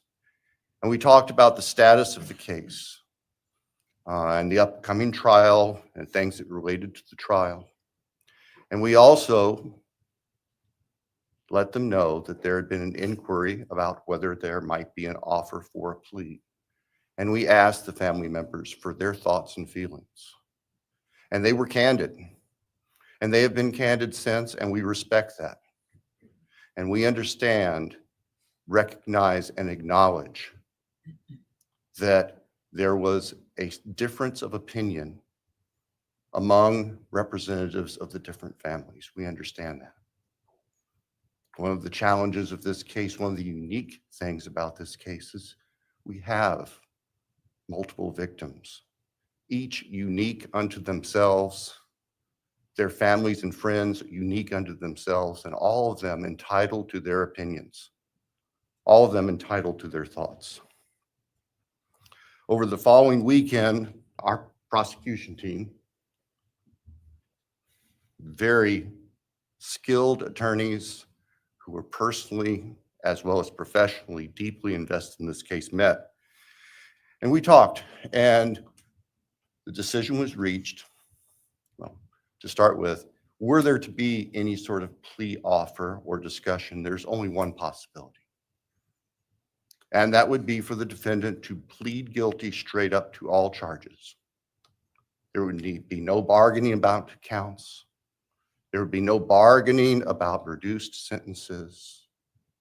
And so we made the proposal to the defense that if the defendant was willing to plead guilty up front to all 5 counts as charged and waive appeal of the court's myriad decisions during the past 2.5+ years on all these motions that would have consumed years, if not decades, of time in the future. By the end of the weekend, we were notified the defendant was prepared to plead guilty as charged and factually acknowledge his responsibility in court for these horrible crimes. Obviously, those discussions and negotiations were confidential. And as Your Honor noted, I believe that was necessarily so, because if the defendant had decided not to plead guilty, it would have been devastating to our jury pool for there to be public information that there had been consideration by either party to a plea resolution. And protecting the prospective integrity of a trial after so many years was paramount. So, the end of the weekend came. We notified the victims' families of what had occurred. I recognize and acknowledge personally, and I respect the fact that of these fine, suffering people here, not everybody agreed with the decision we make. I accept that. It's my responsibility in the end. I recognize that that's the duty of the office that I hold.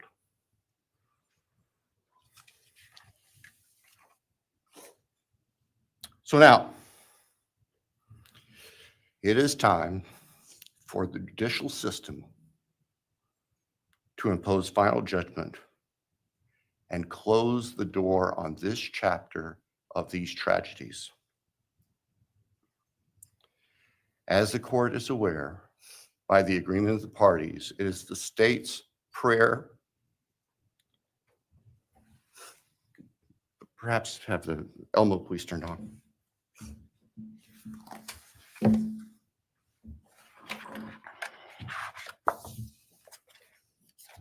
Thank you.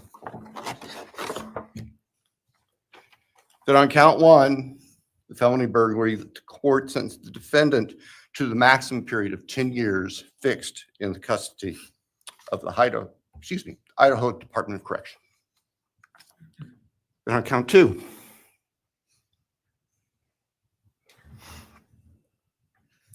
that the court sentenced the defendant to fixed life for the murder of Maddie Mogan. On count 3, that the court sentenced the defendant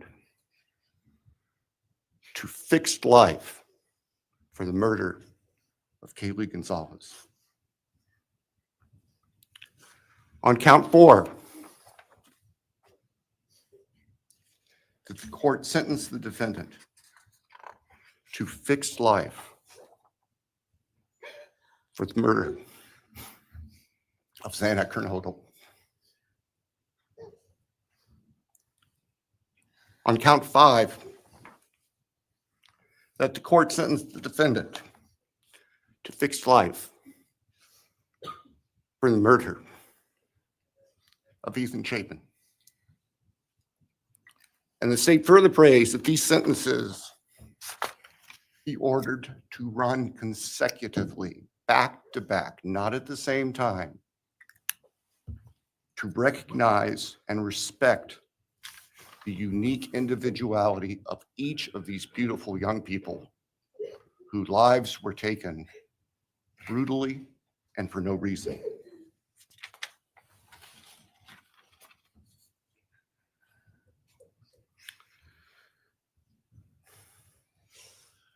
And hopefully now, as we have heard earlier this morning, it is time to afford the families and the friends and the community and the state of Idaho and the nation and the world to move forward.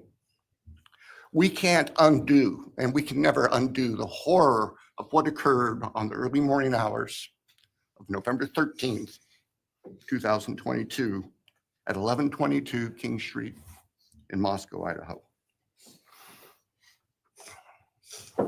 For a long time, the presiding district judge in Latah County was John Stegner, who eventually became a member and a justice of the Idaho Supreme Court. And Justice Stegner often observed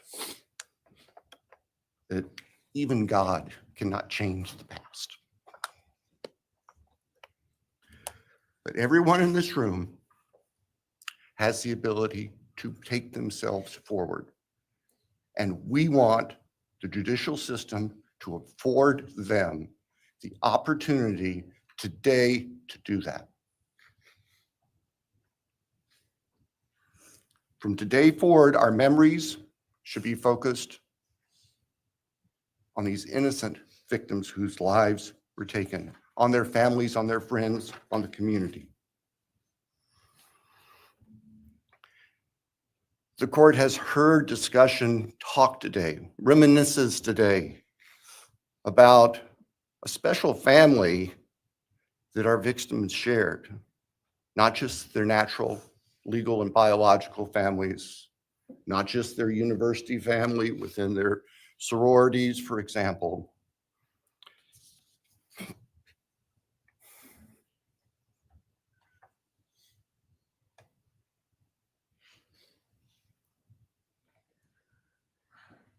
But this family. This is the picture taken on November 12th, 2022,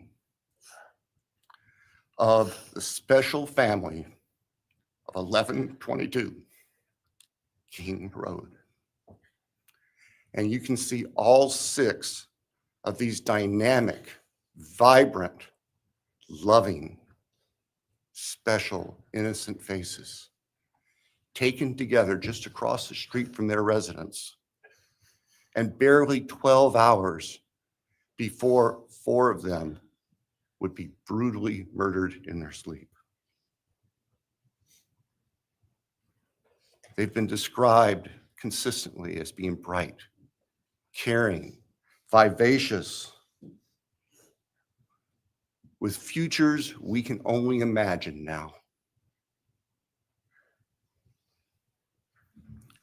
But they were, and they remain, a special family that I think we should all recognize and appreciate. So it's time to move forward. There have been a number of statements directed specifically at the defendant today. I have one last thought.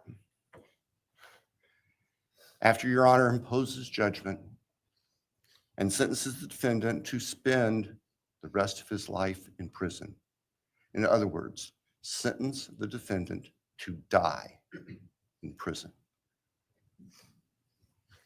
he's going to stand up in the belly chains and leg irons that he's wearing today, and he's going to be escorted into the custody of the Idaho Department of Correction. And the door will close behind him forever. That is the closure that we seek, that all of these people, these loving friends and family deserve, so that we can move forward. Thank you, Your Honor. Thank you.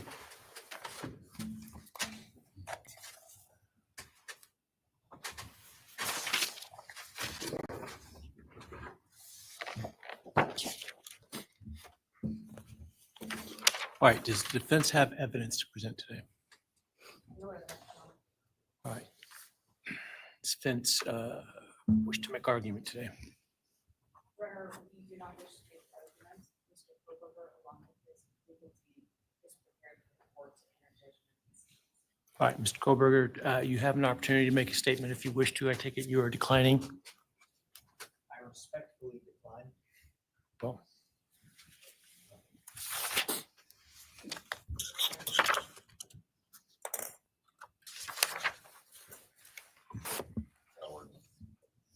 please. All right, let me start this morning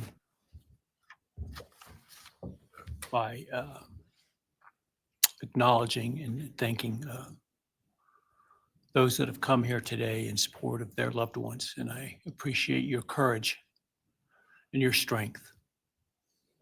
And I hope that you are able to move on as best as possible. Thank counsel for the professionalism that they've exhibited throughout this case. It's been my great honor to preside in this case and to help bring, to the extent possible, some resolution and hopefully justice to this case.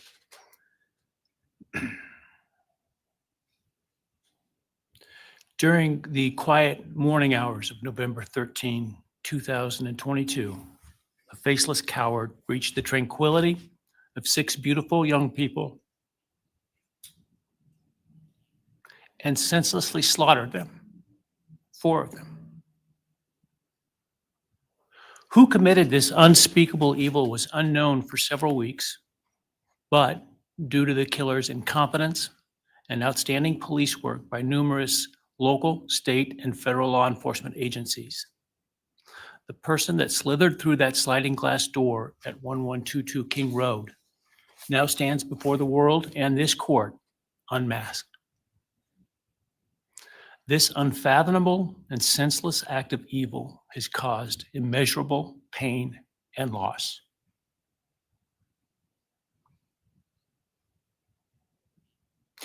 No parent should ever have to bury their child. This is the greatest tragedy that can be inflicted upon a person.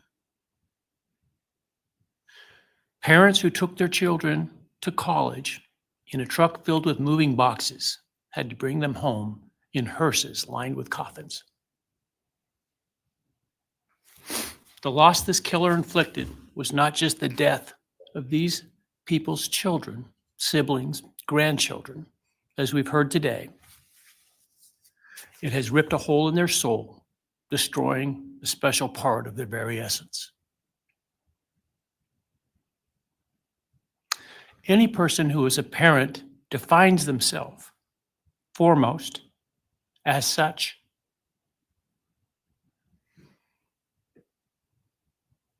It is their existence and purpose of being. And it has been stolen from these parents.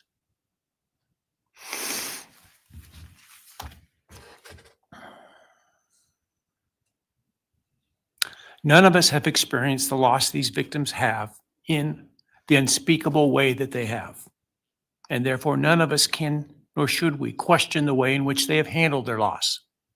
Whether that be in private mourning, removed as far as possible from this media circus, or in front of a camera demanding retribution with the loudest megaphone. I've listened intently to the stories and pain that have been shared today, with great awe at the courage and resilience of the surviving family members of those wonderful children. I've listened also to the surviving roommates, both in person and through their friends. And I can't think of how, frankly, courageous they have been despite the hell that they have faced by uncaring people who have come up with all kinds of crazy theories about two kids simply being kids. The parents, siblings, and other family members who have spoken today are designated as victims in our legal system. But going forward, I hope that they can shed that label, as it gives too much power to the evil that condemned them to that role. They are and should be known as survivors, fighters, and foremost as witnesses to the tremendous lives of value and unbounded promise of these four young people. But those speaking today and those who did not speak, but who carry this same burden, this same loss, now carry forward the memories of these now perpetually young people, these forever children. These survivors carry the responsibility of ensuring that the voices of these children, Maddie, Kaylee, Xana, and Ethan, are never forgotten, and the positive impacts that they have had on so many lives are never minimized, and that the love they shared, the light that they shined onto others is forever celebrated. As we sit here today, this case is ending, and we are now certain who committed these unspeakable acts of evil, but we don't know, and what we may never know is why. I share the desire expressed by others to understand the why. But upon reflection, it seems to me, and this is just my own opinion, that by continuing to focus on why, we continue to give Mr. Kohberger relevance. We give him agency and we give him power. The need to know what is inherently not understandable makes us dependent upon the defendant to provide us with a reason, and that gives him the spotlight, the attention, and the power he appears to crave. Yet even if I could force him to speak, which legally I cannot, how could anyone ever be assured that what he speaks is the truth? Do we really believe, after all of this, he's capable of speaking the truth or of giving up something of himself to help the very people whose lives he destroyed? Rather, I suspect the so-called reason would be dished out in enticing, self-serving, and aggrandizing untruthful bits, leaving people wanting more information, more insight, and thus enhancing even further the power he seeks to hold. Even if we could get truthful insight into his why, I suspect it would not in any way quench one's thirst for actually understanding why in the first instance.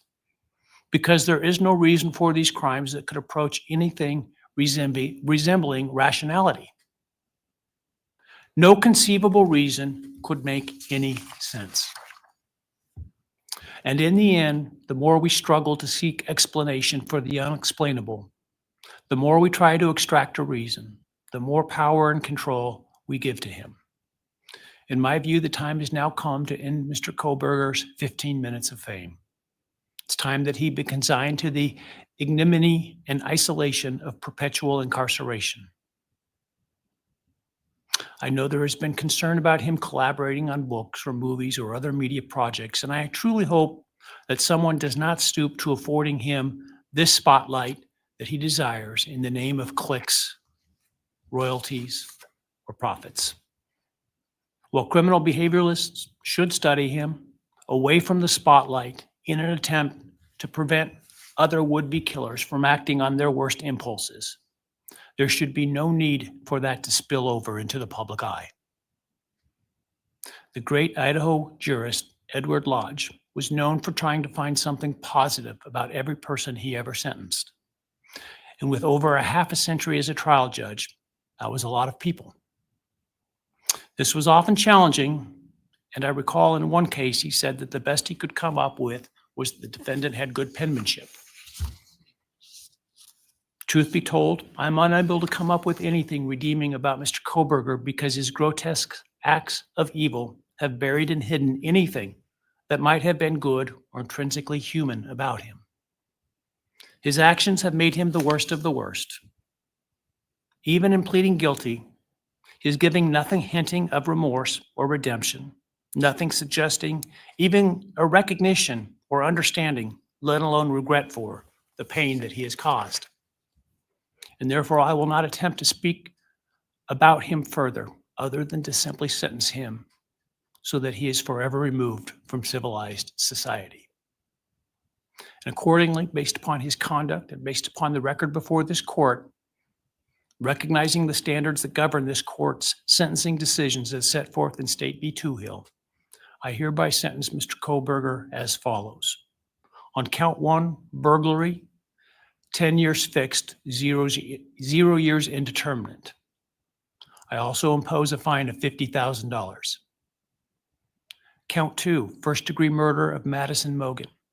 I sentence the defendant to a fixed term of life imprisonment without the possibility of parole, a fine of $50,000, and a civil penalty of $5,000 payable to the family of the victim.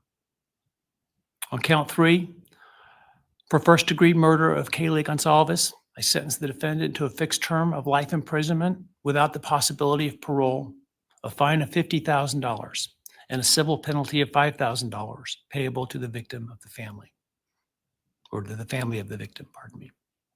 On count 4, for the first-degree murder of Xana Kernodle, I sentence the defendant to a fixed term of life imprisonment without the possibility of parole, a fine of $50,000, and a civil penalty of $5,000 payable to the family of the victim.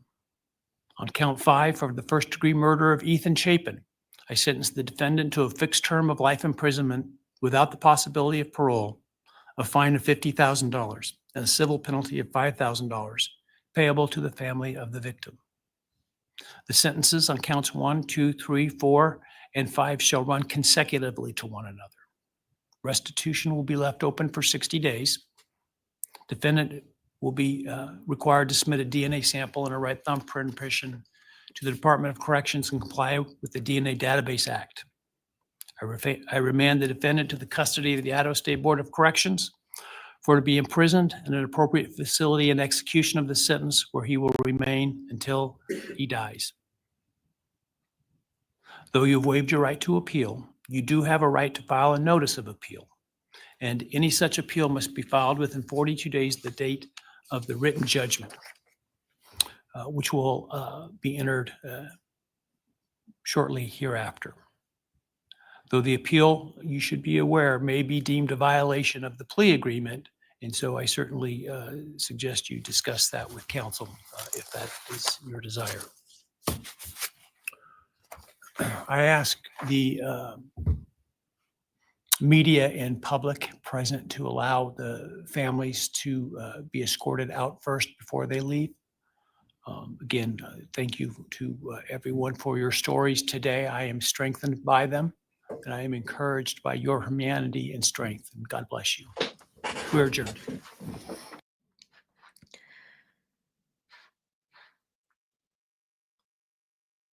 Okay, so now it won't let me rewind on the site, but I could, if we want to watch the statements back, I could bring up my live and rewind it.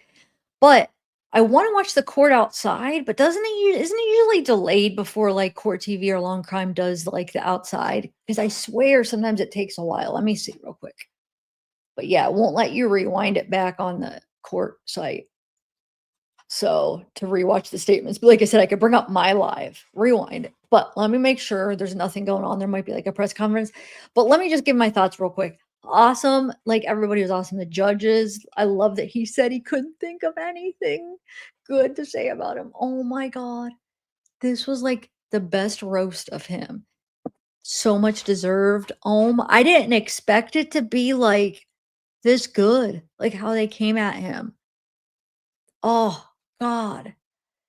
He got it. He really got it. Like, I mean, they gave it to him. So that was really, I'm glad that they didn't hold back. I'm so glad. And I'm so glad that the judge didn't interfere and say like make them, because some judges might have been like no clapping or hey, don't look at him, or I know he said it ahead of time, but he didn't. He let him. You know what I'm saying? He let him. He didn't stop it and say. So I love that he just let him do their thing, because I mean he deserved every freaking bit of it. Okay, hold on a second. Let me bring up see if I can find anything outside, if there's anything going on. It might take a minute. Here, I'll bring this up and then I'll bring mine up real quick. It looks like on crime is gonna do it. Hold on. I think they will probably go to outside, but let me see if there's anything else real quick. And then we'll rewatch this stuff too. I'm not gonna rewatch all of it because I'll probably re-upload just like the highlights maybe, but I will watch let's watch the sisters at least. All right, hold on. Let me see if there's anything outside. I can't do Associated Press because they are little copywriters. One second. I'm just looking at everybody's.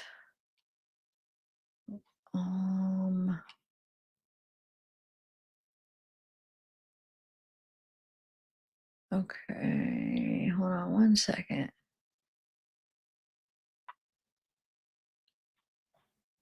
I don't know, CNN, maybe that might be an option. But I'm gonna try to find that the local one. Hold on.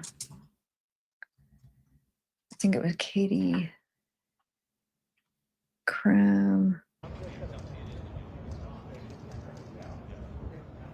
Hold on one second.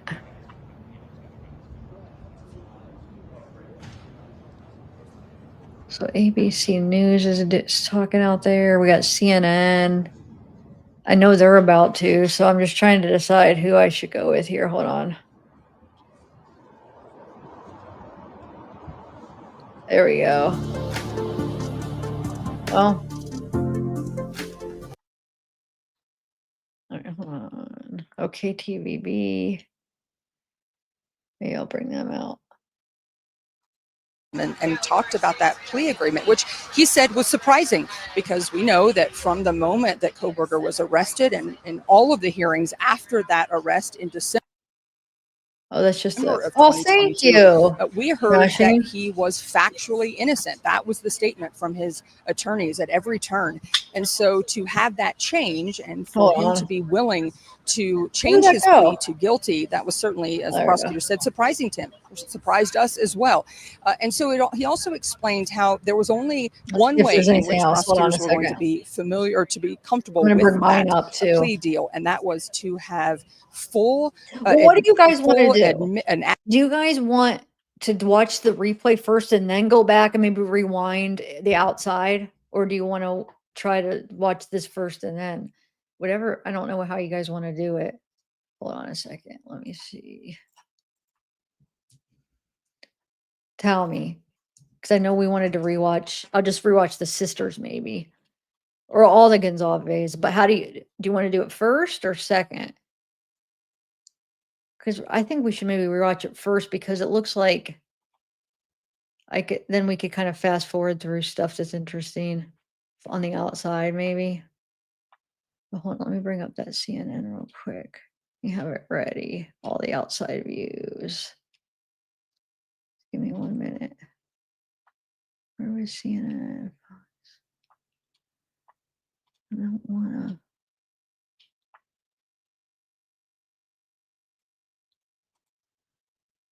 Here's one too. Hold on.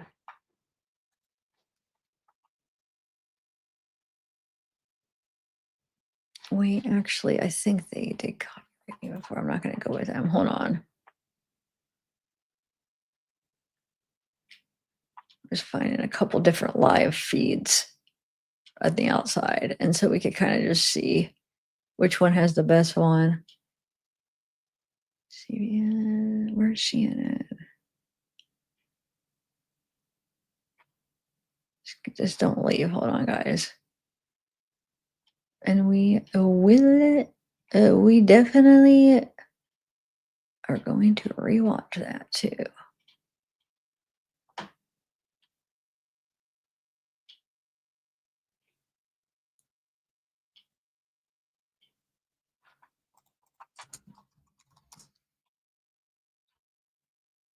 Here, I'll bring this one up. We'll watch this one. Okay.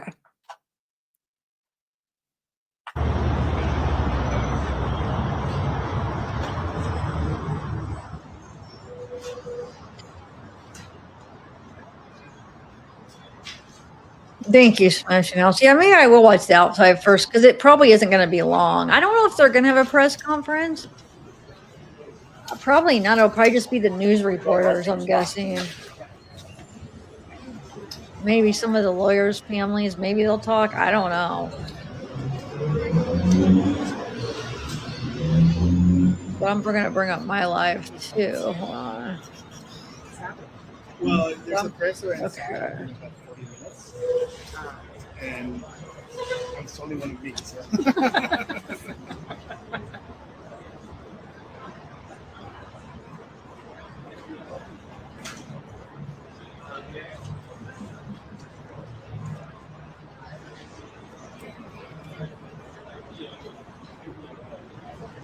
You know what I could do? Watch. I'll bring this low so we could kind of keep an eye on it. And then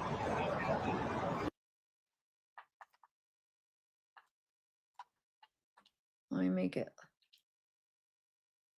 Hold on 1 second. Okay, so I'm going to put this down here and then yeah, I forgot I could make it bigger like that. Okay, I'll keep this over here so we could see if anything comes up and then I'll bring this over and we'll watch. Hold on. Let me try. I'll make this small and I'll make.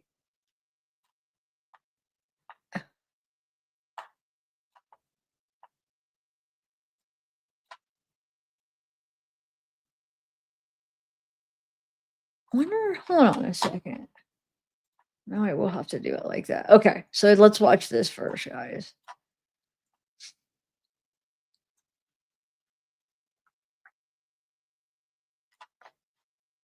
And I'll bring myself down here. Okay, here we go. I'm starting with Steve's, and then we'll just keep an eye on what's going on up here. Because there's really not anything going on up here yet. Today, we are here to finish what you started. Today, you've lost control. Today, we are here to prove to the world that you picked the wrong families. The wrong state, the wrong police officers, the wrong community.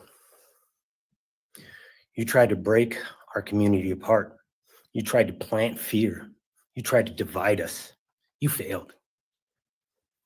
Instead, your actions have united everyone in their disgust for you.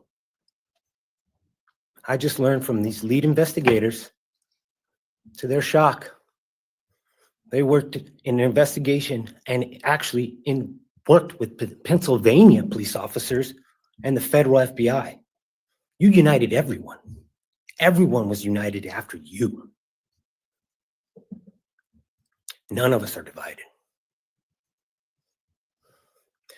We are united in our disgust and our love for these children. Today, you have no name. Because when this all started, we all came together and we said, let's stop even talking about his name and just use initials. So even the media just calls you BK. That's all you are.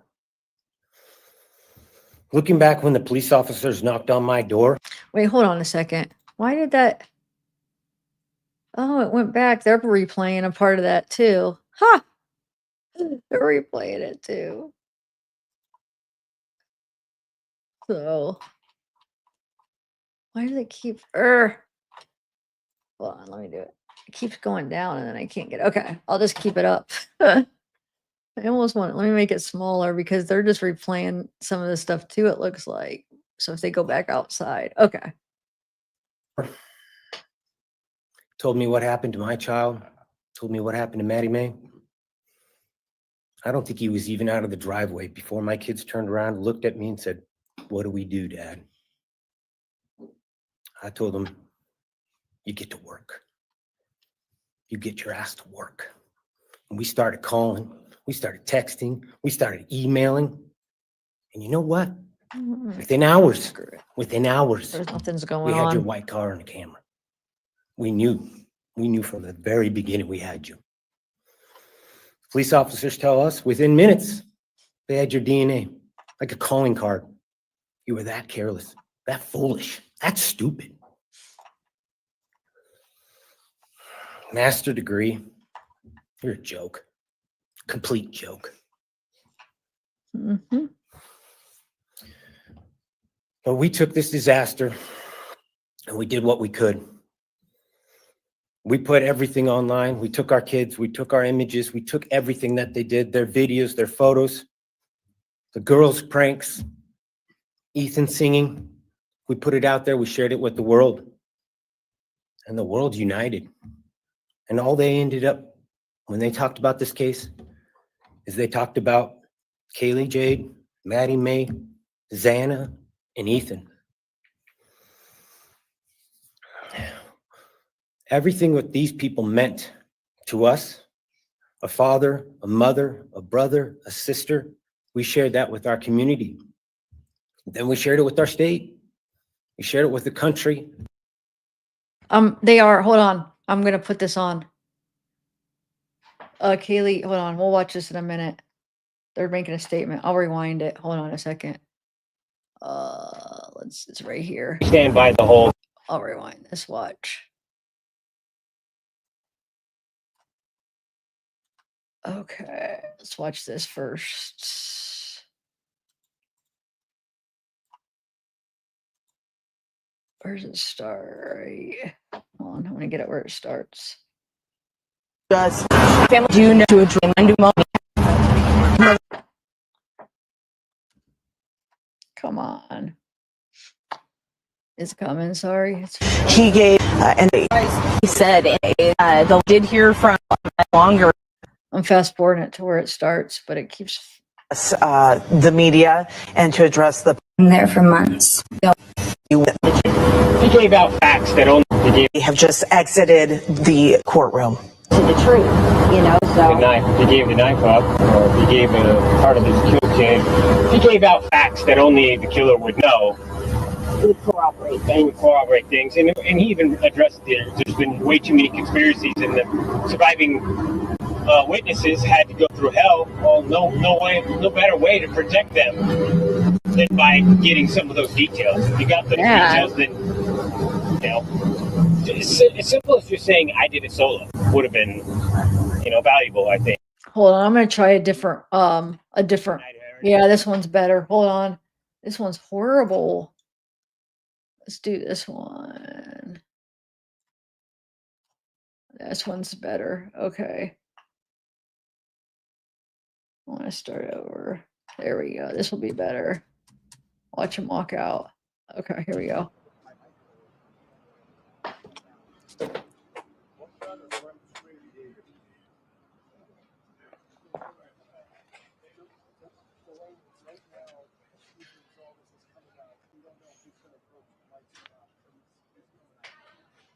Oh, a bunch of people left. I wish I would have just went to the outside first. They probably didn't want to rehear what we just watched.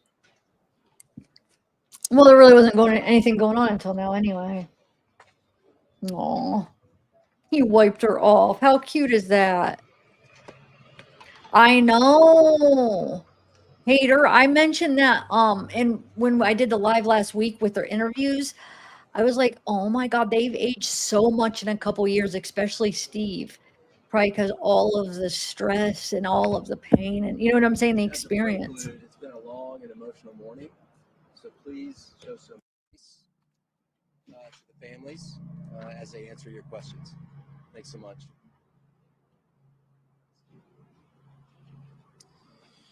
Well, it's almost been 3 years, and today's the end of a long, hard-fought battle.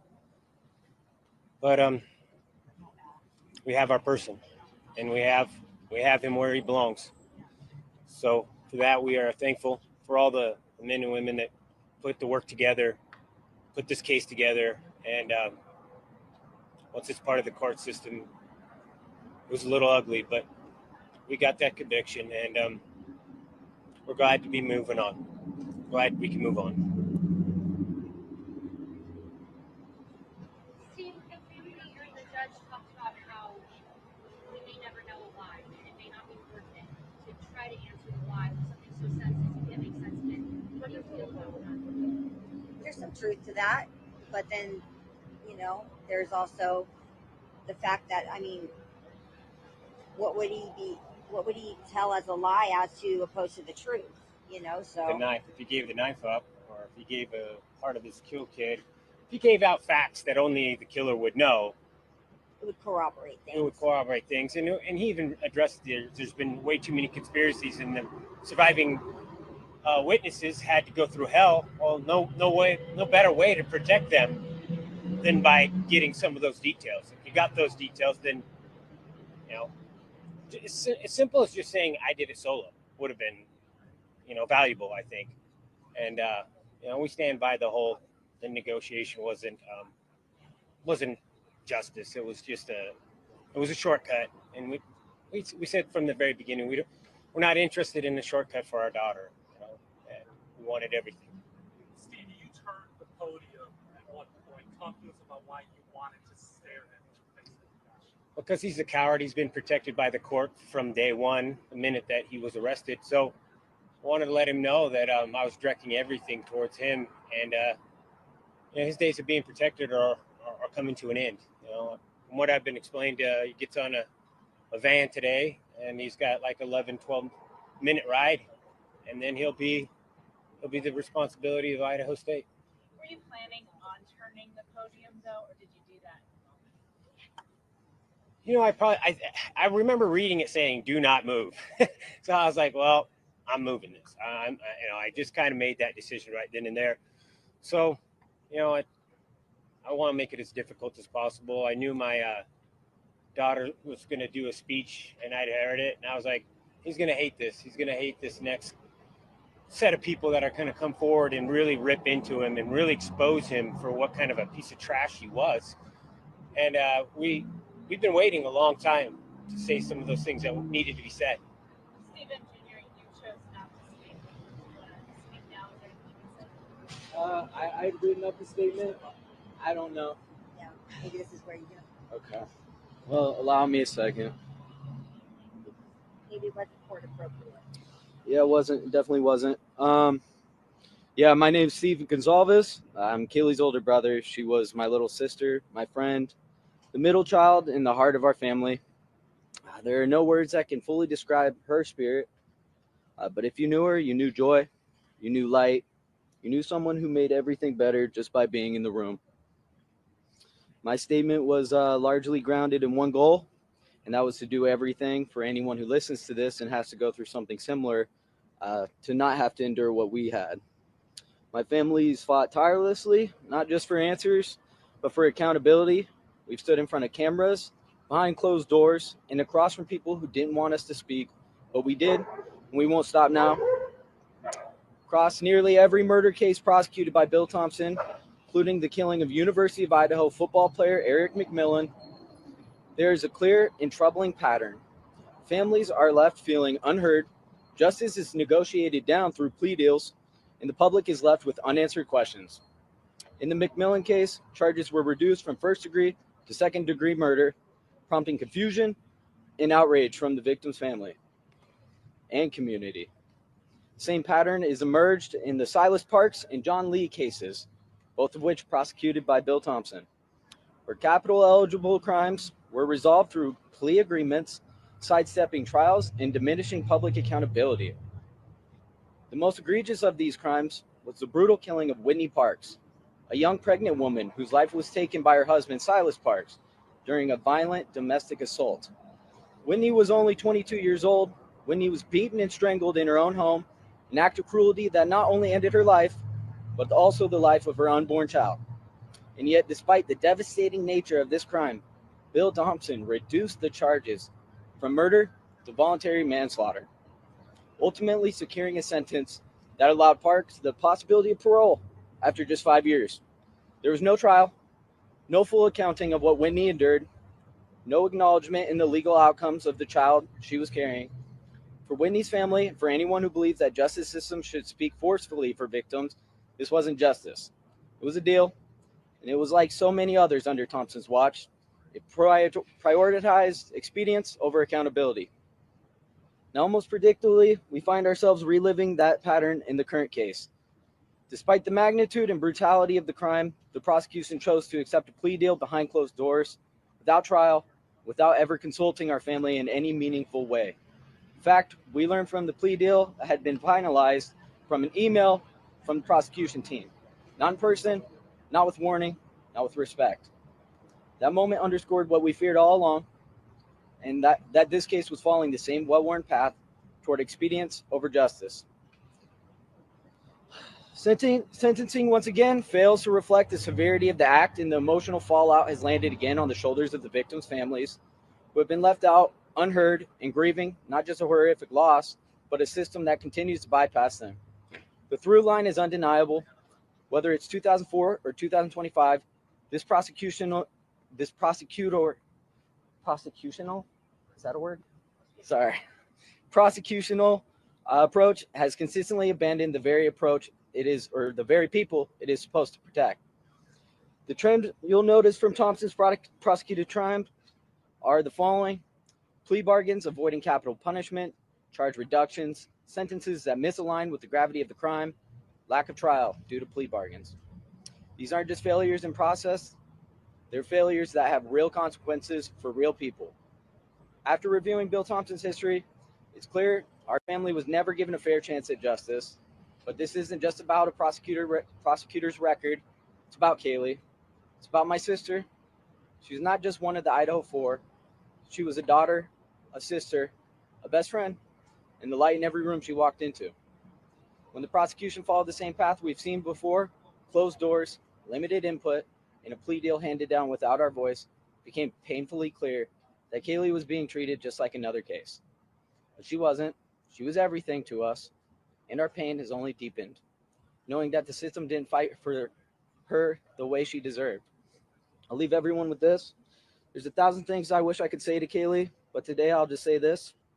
I will always carry her with me for the rest of my life, and I will never stop being her brother.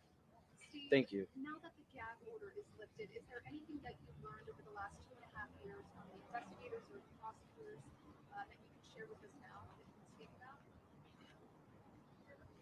Well, I think it was kind of interesting that once the president sent a truth statement out, they called us right up and they told us everything.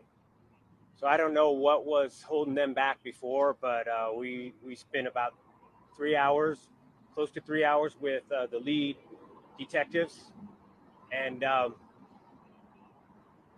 we found because our main thing was we didn't want to have victims advocate statements that had lies and misquotes and misinformation in it. So I appreciate the president, putting a little bit of pressure on there, and it seemed to work. Up until that time, they told us they were not going to tell us, and we were going to have to just wait for for the things to be unsealed. But yeah, it was horrific what Kaylee went through. And I don't want to protect this guy, but I won't give out all the details. I'll be general. But yeah, she was stabbed over 30 plus times, and she was struck, and there was quite a bit of damage to her face. So this guy's just an absolute monster. Anyone who thinks that he's otherwise, I just looked at pure demons out there. When I was looking at him, we had a stare down, and he's just filled with demons. He's dark pits of eyes, and there's something seriously wrong with that man. Steve, why was it important for you to look him directly in the eyes? And what did you see as you spoke to him? I looked him straight in the eyes, and I just seen black holes and just anger at me. He was telling me with his face that he fucking hated me. He absolutely fucking hated me. And why did you want to speak to him directly that way? It's the most personal one. Like, Yeah, look at yeah, me in my eye. He took my daughter's life. Look at me. Yeah, Did your family get something today that it needed, or was this? Yeah, 100%. I think it's a little early to actually even answer that for myself. I think that kind of stuff needs to set in and sink in, and you regret maybe saying some things, or you wish that you would have said things. So I think right now we're just kind of in the mix of the tornado and the real feelings.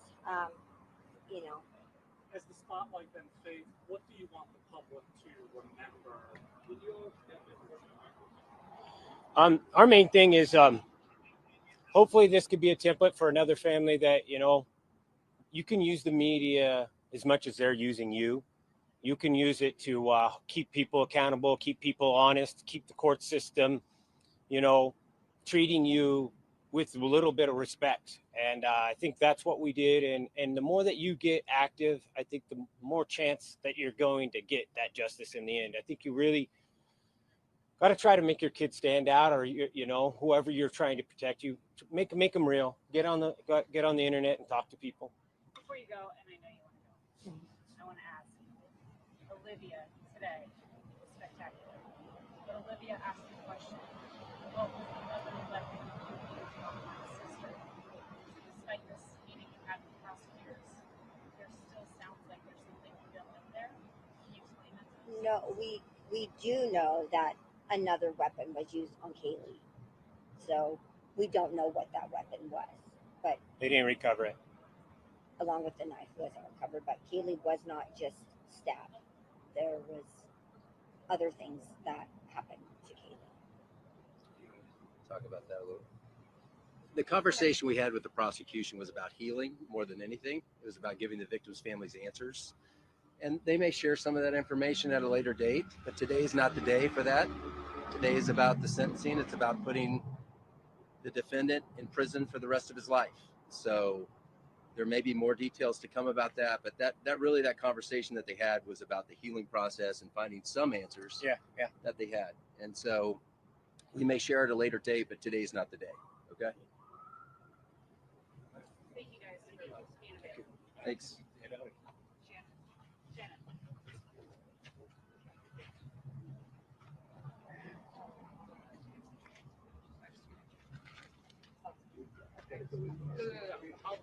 Irene will text you. I wonder if any of the other families are going to talk. Oh, there's Maddie's mom. No, I was saying maybe I misunderstood you because it was sentencing and the victim impact statements. And you were watching it earlier. So I was just confused. What do you mean what happened? Or do you mean like what he was sentenced to? Is that what you mean? The same. The judge accepted the same. He did the same plea. Is that what you were asking? Maybe I was just confused at first. I feel like Maddie's mom aged a lot too, because I remember seeing her when it first happened, and the stress and pain that they went through the last couple of years, it has aged them. Like Steve and Maddie's mom, I think the most. Kaylee's mom, I mean, now maybe her too, yeah, but not as much as Steve. And I feel like you could see it in Steven more. And I feel like Maddie's mom, if I'm remembering right, from when they first showed her, like when it first happened, right?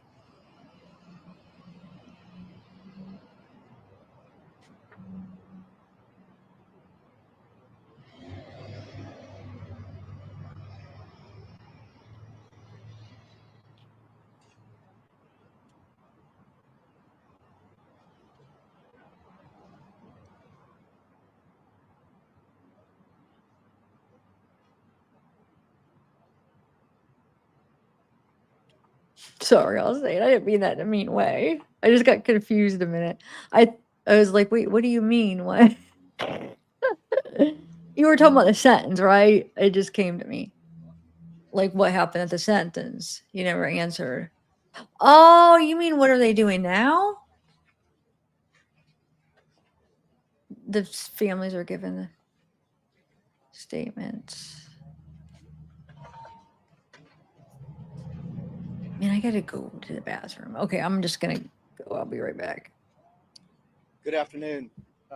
My name is Leander James. I am the pro bono attorney for Karen Laramie and Scott Laramie, the loving mother and stepfather of Madison Mogan. I ask that you please give your quiet attention to Scott. He would like to make a statement to you and to all those out there in support of them and the other families. Thank you.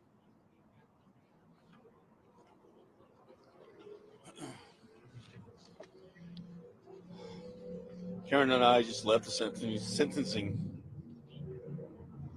where we gave our victim impact statement. Judge Hippler sentenced the defendant to the maximum allowable sentence under the plea agreement. The sentence will ensure that this evil will never again terrorize a family as he did ours and 3 others. Trial would have involved risks. Had the defendant been convicted, he may not have been given the death penalty. Had he been convicted of the death penalty, we would have had to endure years, maybe even decades of appeals. This way, his fate is sealed. Society is protected, and we can move on with our lives and attempt to recover. Maddie was our purpose and our hope. We remain lost without her, but we will find our way. Thank you.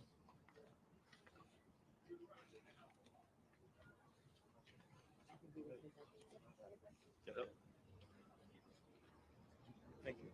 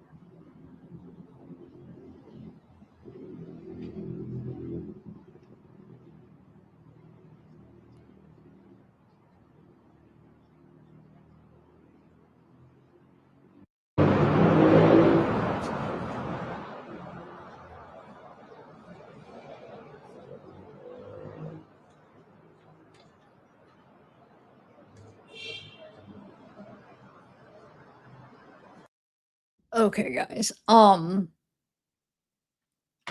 I might end it. I mean, I don't think there's gonna be much more. And oh, maybe I'll do like a re-upload on the statements, or we could watch it like another time because I feel like I need to walk around a little bit, get the blood flowing in my legs. I've been getting nervous lately since I have that blood clotting history. It's like maybe I should be more careful, even though I'm on blood thinner, but you could still do it. I just been paranoid lately about health stuff. I'm gonna go talk to my mom. My mom had a tooth pulled today too, so I'm gonna go see how she's doing. Um, and yeah, that was amazing. That was amazing. Like the families, good, they got it out. I love that they got it out. I love that they were able to say what they needed to say. And I get Xana's aunt talking about being open to Bryan. It's not because I don't think it's because she's like, oh, I understand him. I want to be friends with him. Because she wants answers. And I think she understands in order to get answers, sometimes you have to be open and nice to the person because sometimes like being like mean and demanding it won't happen. Now I agree. Now, I'm not saying I'm glad that the rest of the families went at him, but I'm just saying I get why maybe she did that because she wanted to get some answers. So she's like, hey, Mom, my phone line, I'll give you my number. So maybe she could get some answers because it's probably they all want answers. So at least maybe if one of them can get them and then they could share them with everybody. So I don't know if that'll ever happen. But it's a method to try to get the answers, we'll see. Because I'm sure if she does, she'll share them publicly, I would think, or at least with the families, so oh, you think? I mean, yeah, she was being kind. I get that. But you think I think she wants answers too. But yeah, I mean, it's like almost like, if she's religious or something, to forgive is to let go of all that. So I get the whole forgiveness thing. But plus I do think it is a way to maybe get some answers.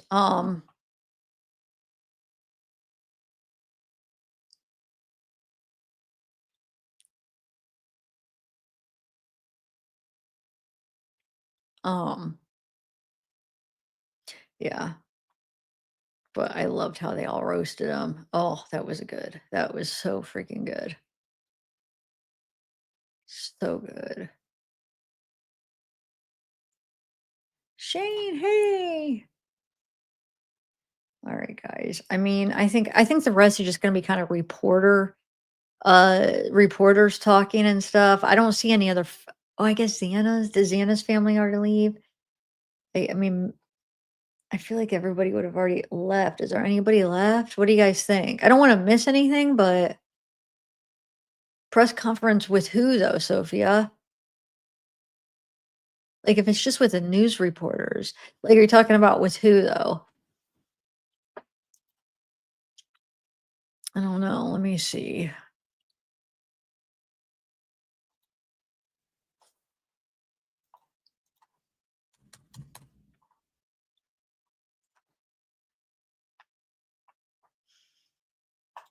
Oh, thanks, Ajam. Thank you. And thank you, Shane. Thank you, Ajam. You guys are the best. Okay, so hold on. Let me see.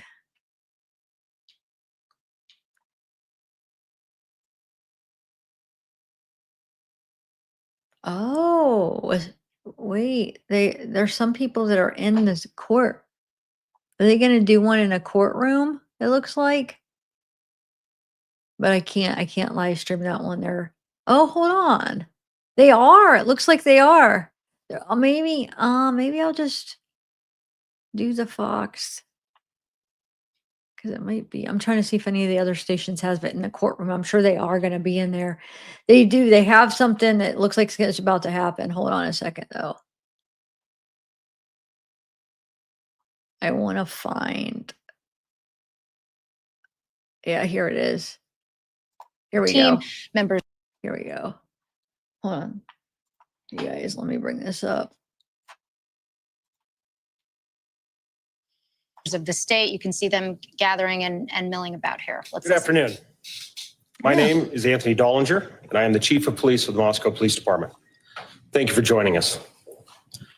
Today marks the conclusion of a case that has profoundly impacted the University of Idaho, the city of Moscow, the state of Idaho, and communities nationwide.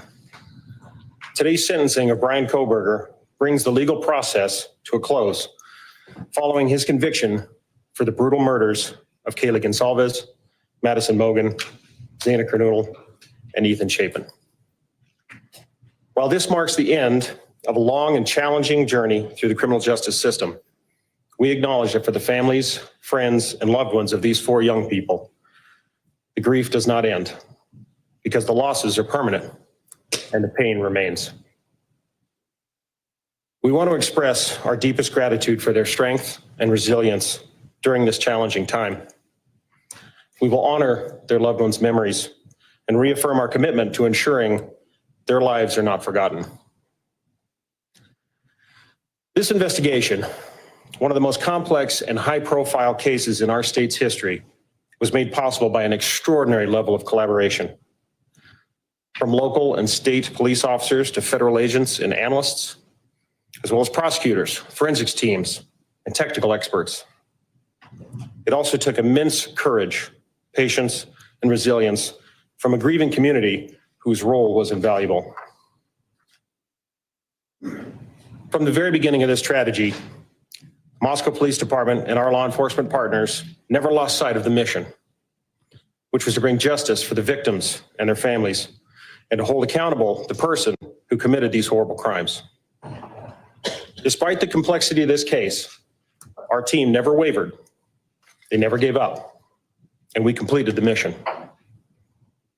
During this investigation, I was fortunate to witness the level of professionalism, expertise, drive, and passion that each member of the investigative team brought to the overall effort. And it was truly awe-inspiring. To all who came to our aid and assisted in this immense undertaking, I cannot express my gratitude enough. We are forever thankful. And I would be remiss if I did not thank the amazing communities of Moscow and the University of Idaho.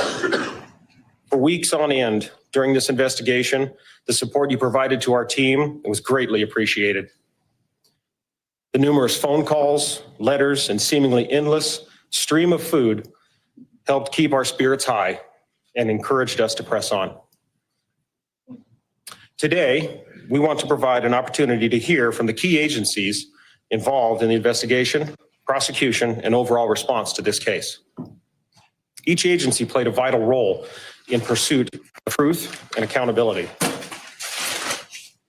Further remarks will be provided by the Latah County Prosecutor's Office, followed by the Idaho State Police, the Federal Bureau of Investigation, and the Office of the Attorney General.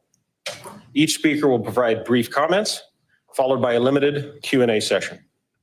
With that, I'd like to introduce Latah County Prosecutor Bill Thompson, representing the Latah County Prosecutor's Office. Thank you, Anthony. Welcome, everybody. It's been a long time since we've been able to stand in the same room together and you have to listen to me talk. I'm sorry. First off, I want to thank the folks here in Ada County. I can tell you I would much prefer to be in Latah County right now and be able to talk to the people most directly impacted by this. But Ada County has been a phenomenal support and protector for the integrity of this case. And I just want to send that shout out right now. So today, you are all, I think, listening in either in person or with the live stream. We have reached the conclusion of the judicial process, and we believe we've achieved accountability and finality and certainty for everyone who has suffered from this, so we can try to move on. As you are aware, Mr. Kohberger pleaded guilty to all 5 counts of the indictment. He pleaded guilty as charged. There was no plea bargain to change charges, drop charges. He pleaded guilty straight up, and he admitted under oath to Judge Hippler that the allegations are true. He has also received a life and death sentence, and that he is going into the Department of Corrections custody and he will remain there until he dies. And our communities are protected from him. Our communities are safe from him. And we have finality and conclusion not just for the families, but for everyone who suffered because of this. Chief Dollinger talked about the extraordinary teamwork on this case. And I can tell you that Ashley Jennings, my senior deputy, and I, we were with the investigators from day one. We worked as a team beyond any team that I've seen in my almost 33 years as a Latah County prosecutor and 45 years as an attorney in Idaho. This level of collaboration is indescribably phenomenal. And in this room, we have representatives of the FBI, and you'll hear, of course, Special Agent Grover.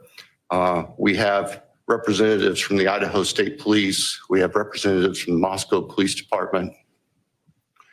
We have representatives from the Office of the Idaho Attorney General. I can tell you, I will be forever grateful for the assistance that Jeff Nye, the head of the criminal division, and his deputy attorneys general, Ingrid Maddie, standing beside him, offered to us. I don't know that we would have been able to reach the conclusion that we have today as successfully without their brilliant and dedicated work. And they too have lived this case from the get-go.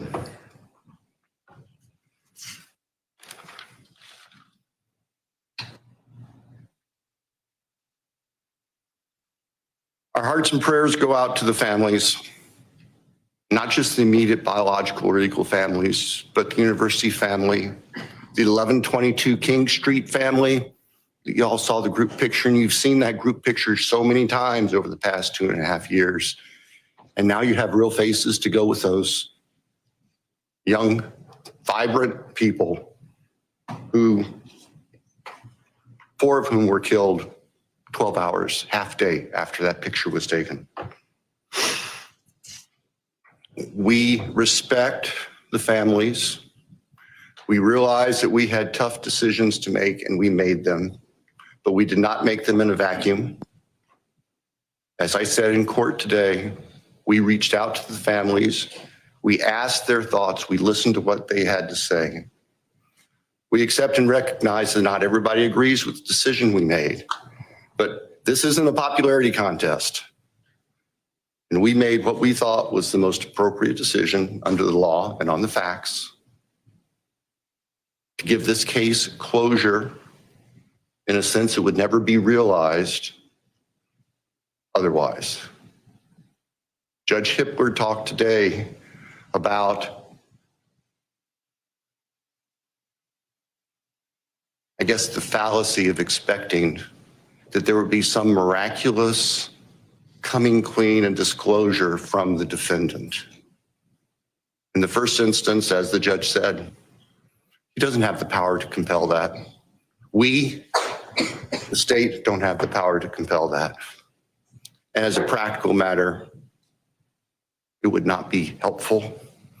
It would give him a forum to share whatever he thought to control the dialogue. Not going to happen to our victims. We can't allow that to happen.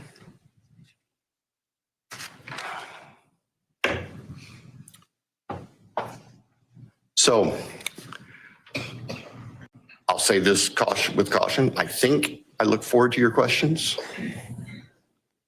I will be perfectly honest with you. I will answer them as best I can. If I can't tell you the answer to something, I'll tell you that.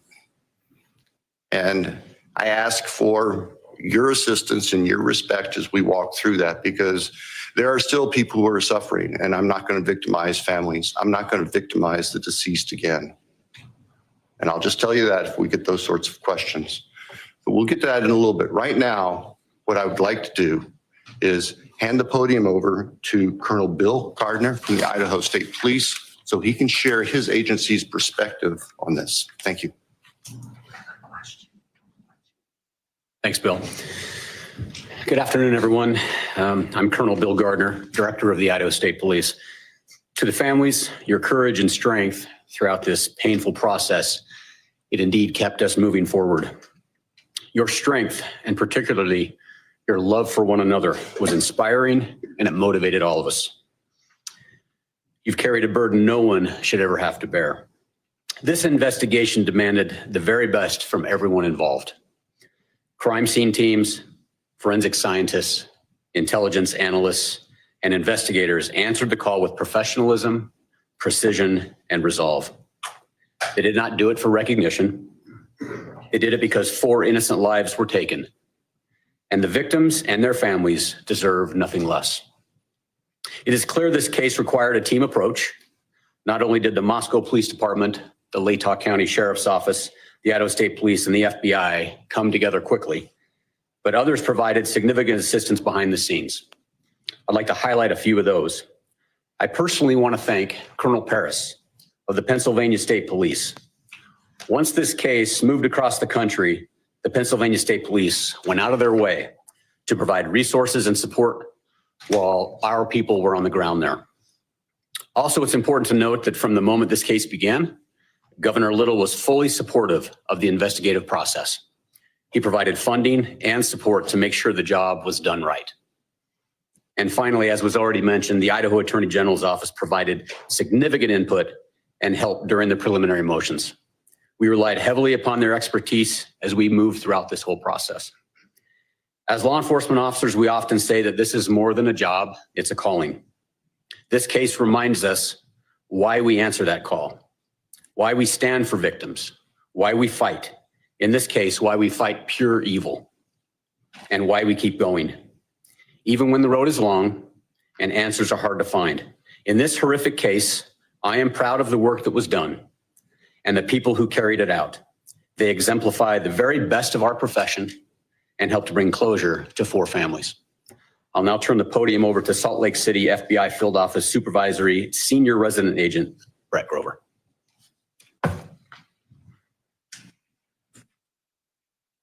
Good afternoon. My name is Brett Grover. I'm the Supervisory Senior Resident Agent in our Coeur d'Alene office of the FBI, which is part of our FBI Salt Lake City division.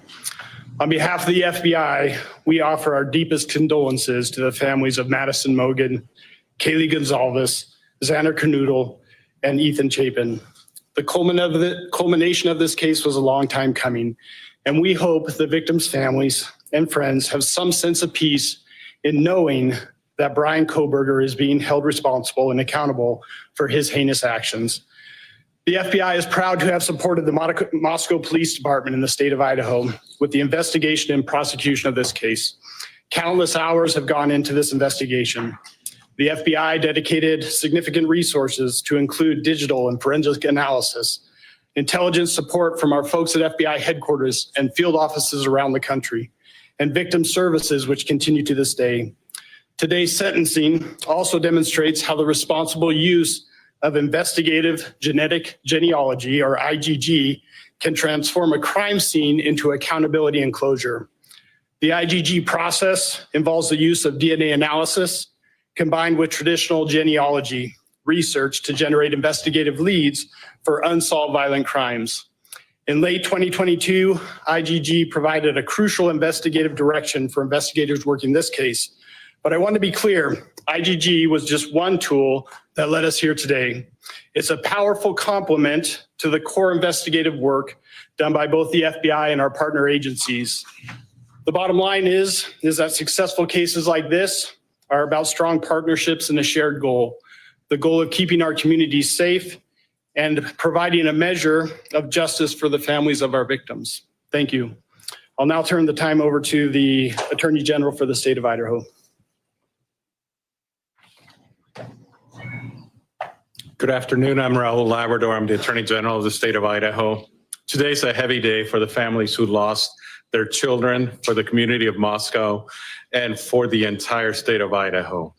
With the sentencing today, a painful chapter closes in one of the darkest and most heartbreaking moments in our state's history.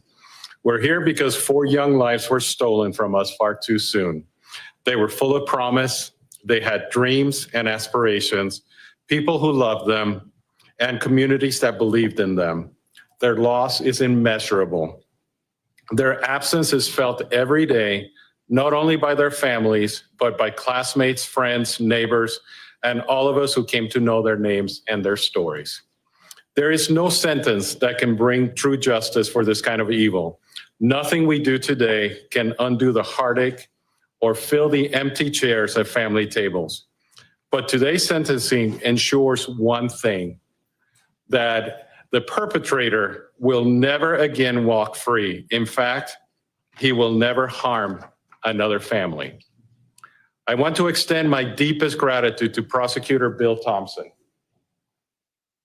whose steady leadership has guided this case from the beginning, to the people of Latah County for their trust and commitment to justice, and to the state of Idaho, and to the state, also to the local and federal law enforcement communities who have been focused on bringing justice for the victims.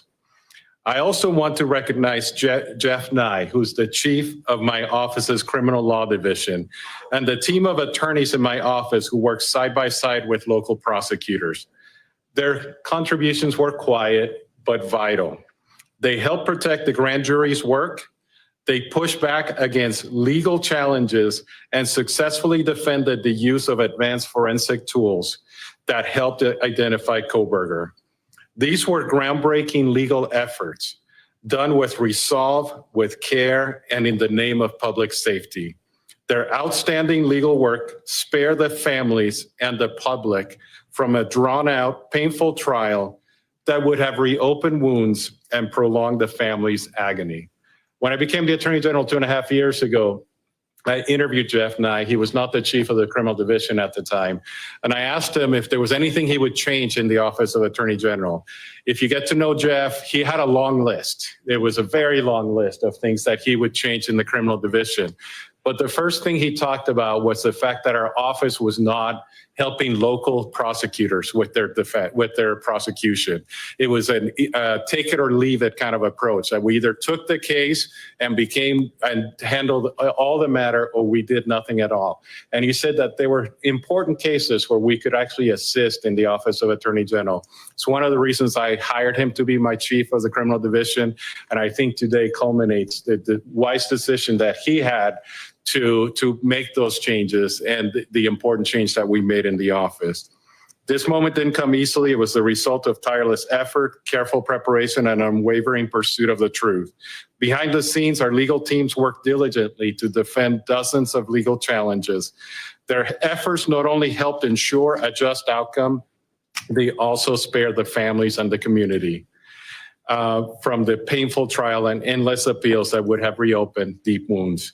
To the families of Madison, Kaylee, Xana, and Ethan, no words from any of us, no legal ruling, and no sentence from a judge can heal what you've endured. But I want you to know this. My sincere wish is that you have not carried this burden alone. Idaho grieves with you. Idaho stands with you. And your children's names will not be forgotten. We honor them, not only with our words today, but with our commitment to protecting others in their memory. I will never stop fighting for the people of Idaho, and I thank every single member of this community who has just reached out to the families and supported them. And may God bless the souls of the victims and the families who have suffered. Thank you. Now we will transition into our question and answer phase. Joining me at the podium will be Bill Thompson from the prosecutor's office and the two lead investigators, Brett Payne and Darren Gilbertson. Just a couple of things before we begin. We recognize that everyone has a lot of questions. We're going to try to do our best to get to as many as we possibly can. Also, keep in mind that there are still some things that we are unable to talk about because of either privacy interests for the victims and their families, and or they are under seal currently in the court. So if those items do come up, then that will certainly be the answer that you will receive. And to keep this sort of orderly, I will try to be the one to point out who's got their hands up. Right there. Chief Dollinger, Yes. Amanda Rowley with Creme 2 in Spokane. What more can you tell us about the release documents that the police department is working on putting online, and what can we expect from that? Certainly. As we put out in that press release, I hope everybody can understand the immense amount of information that's in this investigation is going to take a lot of time to prepare. It has to be gone through legally to be redacted or figured out whether or not it can actually be released. So I did get word today. It sounds like our website will be going live hopefully this afternoon. There should be another press release coming out in the next few hours to show that website so that people can start accessing that.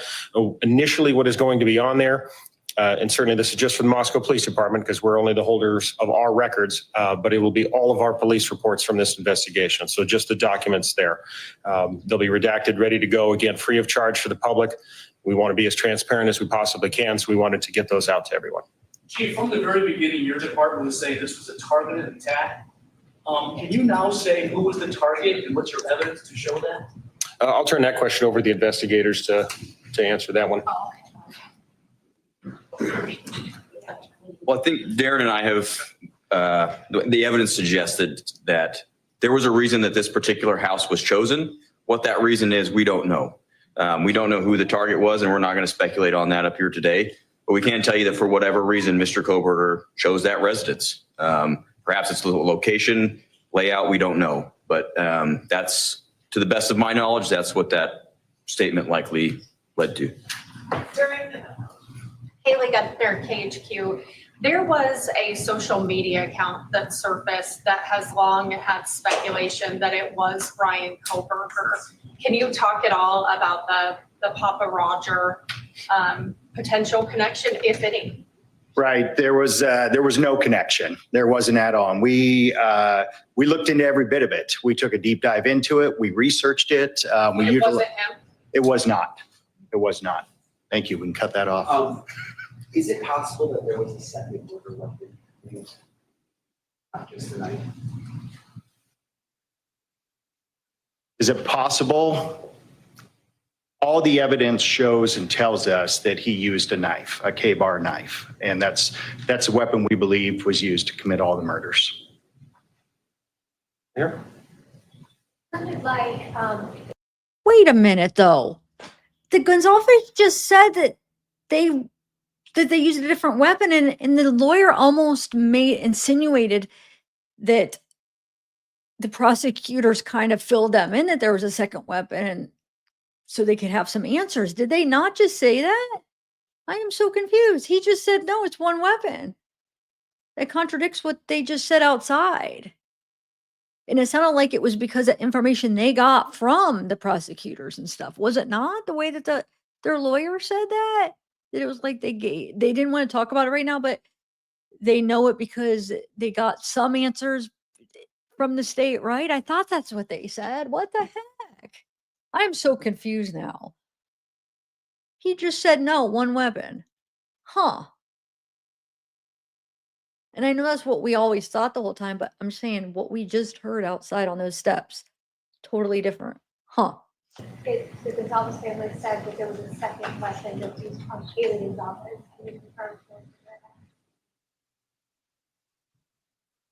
that? Out of respect for the families, that's something that you'll have to get from them. If they wish to share that with you, it'd probably be through them, not through us. And one more question.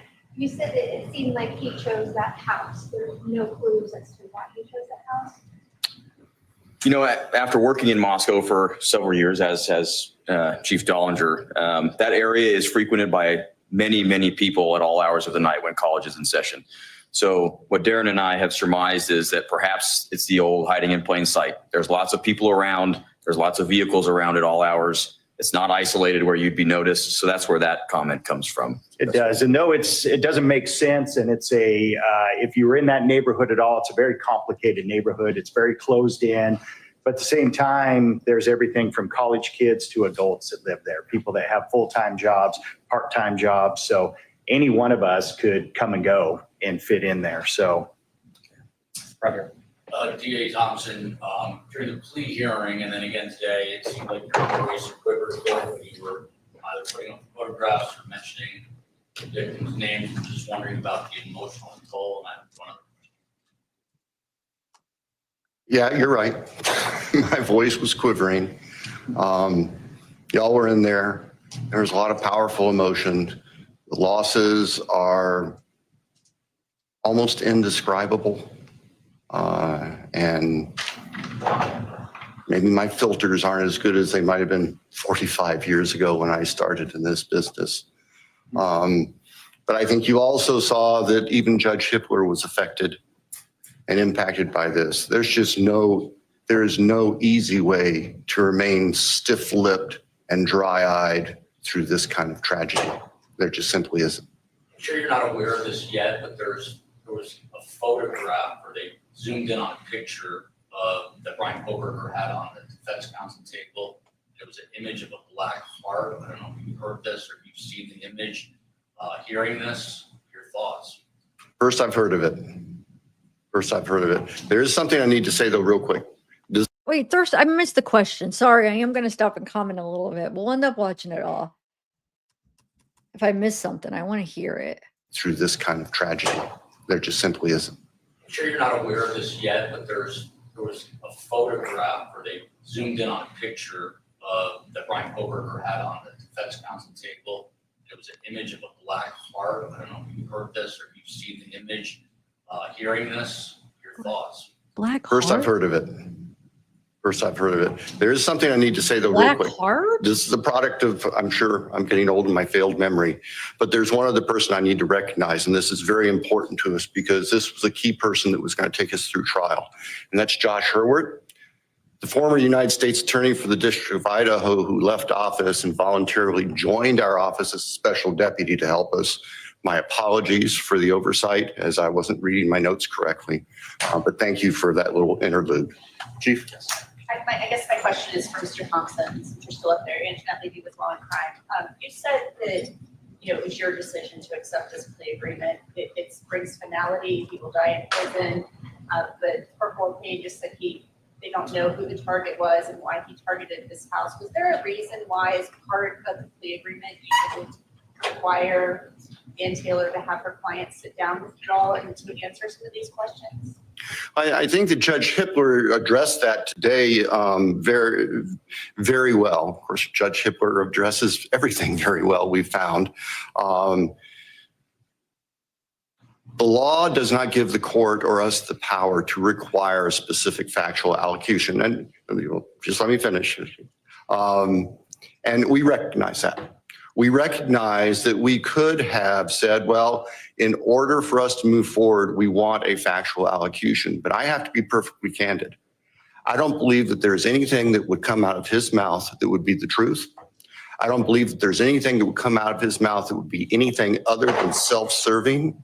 And I don't believe there's anything that would come out of his mouth that would not further victimize the families.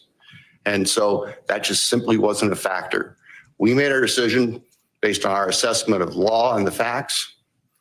We made our decision based on being able to obtain accountability and certainty, not just for the victims' families, but for the communities and for the state. And that's where our obligations go. In the end, and the old Harry Truman thing, the buck stops on my desk. Well, that's what I got when I was elected prosecutor 33 years ago.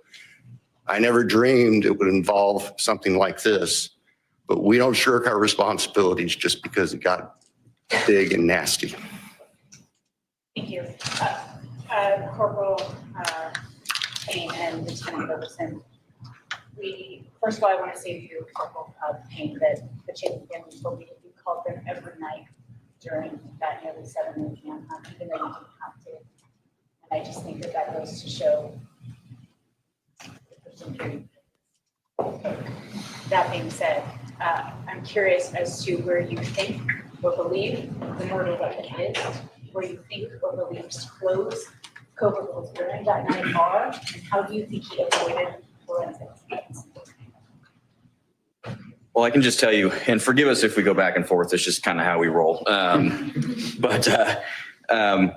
There is no evidence that we found that would lead us to any specific, even general location as to where the murder weapon or the clothes have been. And we searched. I mean, the FBI, again, to their credit, we had folks doing soil samples and so all sorts of things to try to come up with somewhere to start searching for these things, and we just never found it. As far as the forensics piece, I'll let Darren speak to you. Yeah, and on the weapon, it wasn't a lack of trying. Everywhere that we had evidence of where he went, based upon phone records, based upon the evidence that we had gathered, we searched that. We went there. We did searches on the ground, in the water. We did searches. We sent soil samples to try to figure out maybe where a shovel had been used. So we searched everywhere that we possibly could. But the reality is we're looking for a singular small, it's not that small, but K-bar knife, and that's it. So it's endless of where it could have been, and we just were not able to find it. So What about the clothes and his ability to avoid forensics at the scene, in a murder scene where we now know Kohberger himself was stabbed 34 times and another victim was stabbed more than. right. So the reality is that somebody can carry this out and still not get covered in blood. That's the reality of it. And this does happen. And there's plenty of studies of that.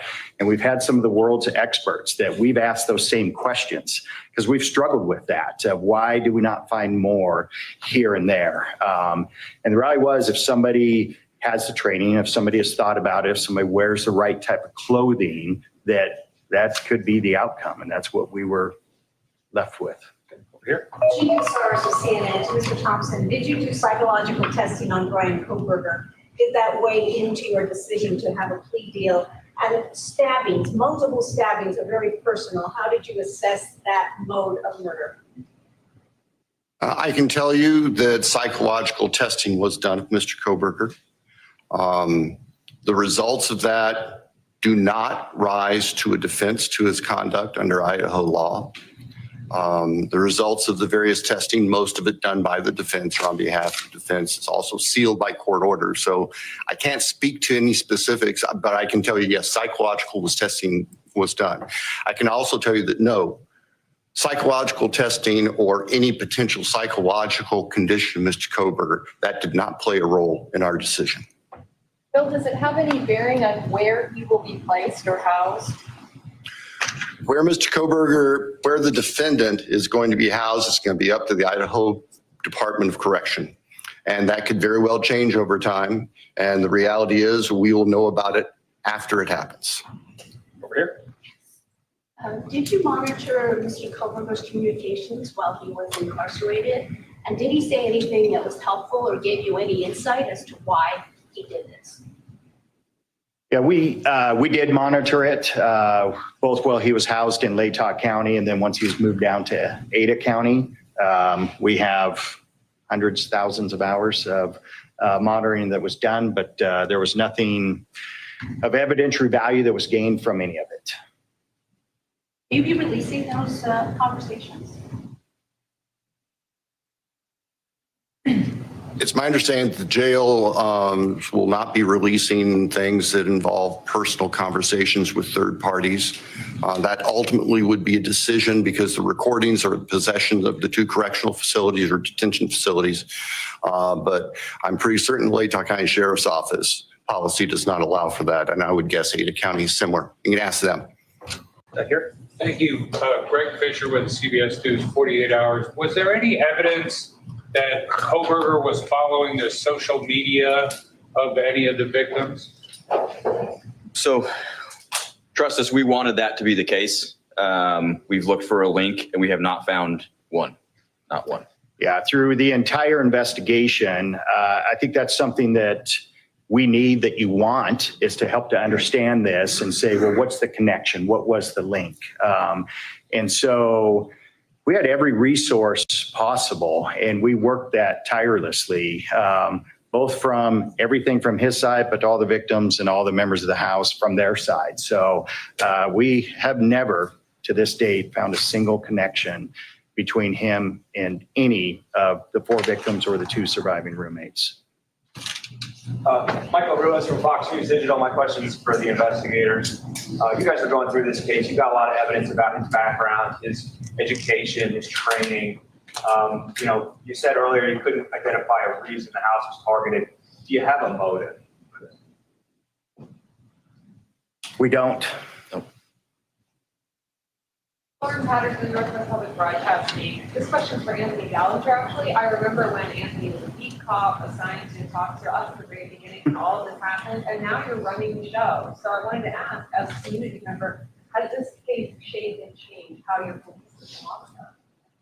It's changed everyone involved. How could it not? It was a devastating tragedy to our community, and our police department is a part of that community, and it was very difficult for us as well. So, this is just one of those things that will not define us, but it is certainly a part of our history that we will never forget.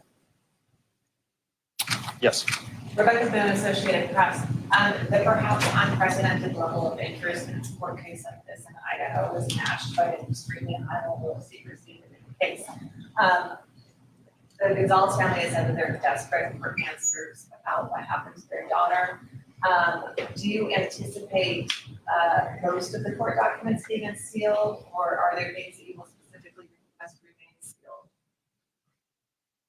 As far as the court documents, Judge Hippler has told us that he is going to work with the attorneys to go through every sealed document. Probably most of the documents were sealed for the purpose of protecting against tainting a jury pool.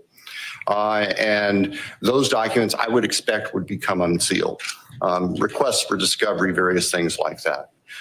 There are also documents in there that contain very personal, private information regarding victims and families. I expect those likely will not be released under Idaho's protections against what the law calls unwarranted invasions of personal privacy. I realize that can be frustrating for folks who want to be able to explore this thoroughly, but we have to balance, and the law balances, the privacy of the people who have suffered, including the victims who are dead, with giving the public as much information as we responsibly can. Alex Duggan, the spokesman review. I'm just wondering, did a lack of knowing the reason or the motive concern you when prepping for trial? Because juries tend to want to explore the motive or reason for a crime. And also, how do you as investigators and attorneys grapple with that? Because if you can't rationalize something irrational, then how do you continue knowing that you won't get an answer? Well, I'll tell you from an investigator standpoint, we already know and realize we often don't get to know that. We want it. We all do. We naturally want that. But the reality is it's not something that we have to have or that we get. And the reality also is that oftentimes those very things that you're asking about, they're only known to one person. It's the person that commits those crimes. And I think that's probably what we have here. And I would add that going through this whole investigation, I'd probably say it's easier than it was for Bill's offices. We were focused on a task. We had a task to do, and it was discovering evidence and interviewing folks and that sort of thing. So the motive necessarily doesn't play a part in that, right? Obviously it can, but we were just focused on getting the job done in the correct way as best we could. So. And from the prosecutor's point of view, yeah, certainly lack of a clear motive is something that we think about and consider as we're preparing for trial, because we're going to have a jury of 12, ordinary, honest citizens there who are wanting to figure this thing out. But we also, and I've also found that juries tend to follow the law. And even jurors who come in with strong feelings, they tend to follow the law that the judge gives. And there is no element of motive in Idaho law for murder. And so we set that aside as something that we were going to dwell on. Whether there was clear proof of a specific motive, because we knew it wasn't legally required. And practically speaking, we knew it wasn't something that we possessed that we could give to the jury without speculating. And I'm sure as heck not going to stand in front of a bunch of 12 jurors and start speculating. We're going to give them the evidence. And the evidence in this case, what you heard at the time of his guilty plea back on the 2nd, that evidence was compelling, and it showed his guilt without having to worry about motive in a human sense. But thank you for the question. Did he say anything when he was arrested? Yeah, so Brett, myself, and members of the FBI, we traveled back to Pennsylvania. We were there. And I know they hit on it earlier, but I'd be remiss without talking about the cooperation and the support that we had from them was absolutely incredible. From the time that we got on the ground with the Pennsylvania State Police and with the FBI back there, it was unbelievable. Anything that we needed, they were there to facilitate it. So we helped to shape what that looked like, what the arrest looked like, what took place once they hit the house on the search warrant and he was taken into custody. Brett and I were at another location, a barracks of the Pennsylvania State Police. And then he was brought to us and we conducted an interview with him that night there in Pennsylvania. Can you talk about what he said? So we went into this interview. We used a lot of influence and guidance from the FBI and their behavioral analysis unit. They helped us a ton in framing our interview strategy rather. When we spoke to Mr. Kohberger, we kept it pretty surface level to begin with. The idea being get him to speak and keep him speaking. It was pretty surface level. And then when we tried to get into things a bit more detail, he decided to end the interview. That's pretty much as soon as we tried to walk into the purpose of why we're there, which obviously he knows we're detectives from Idaho. So that's when we really started to shut down and they just shut it down. So what was his demeanor?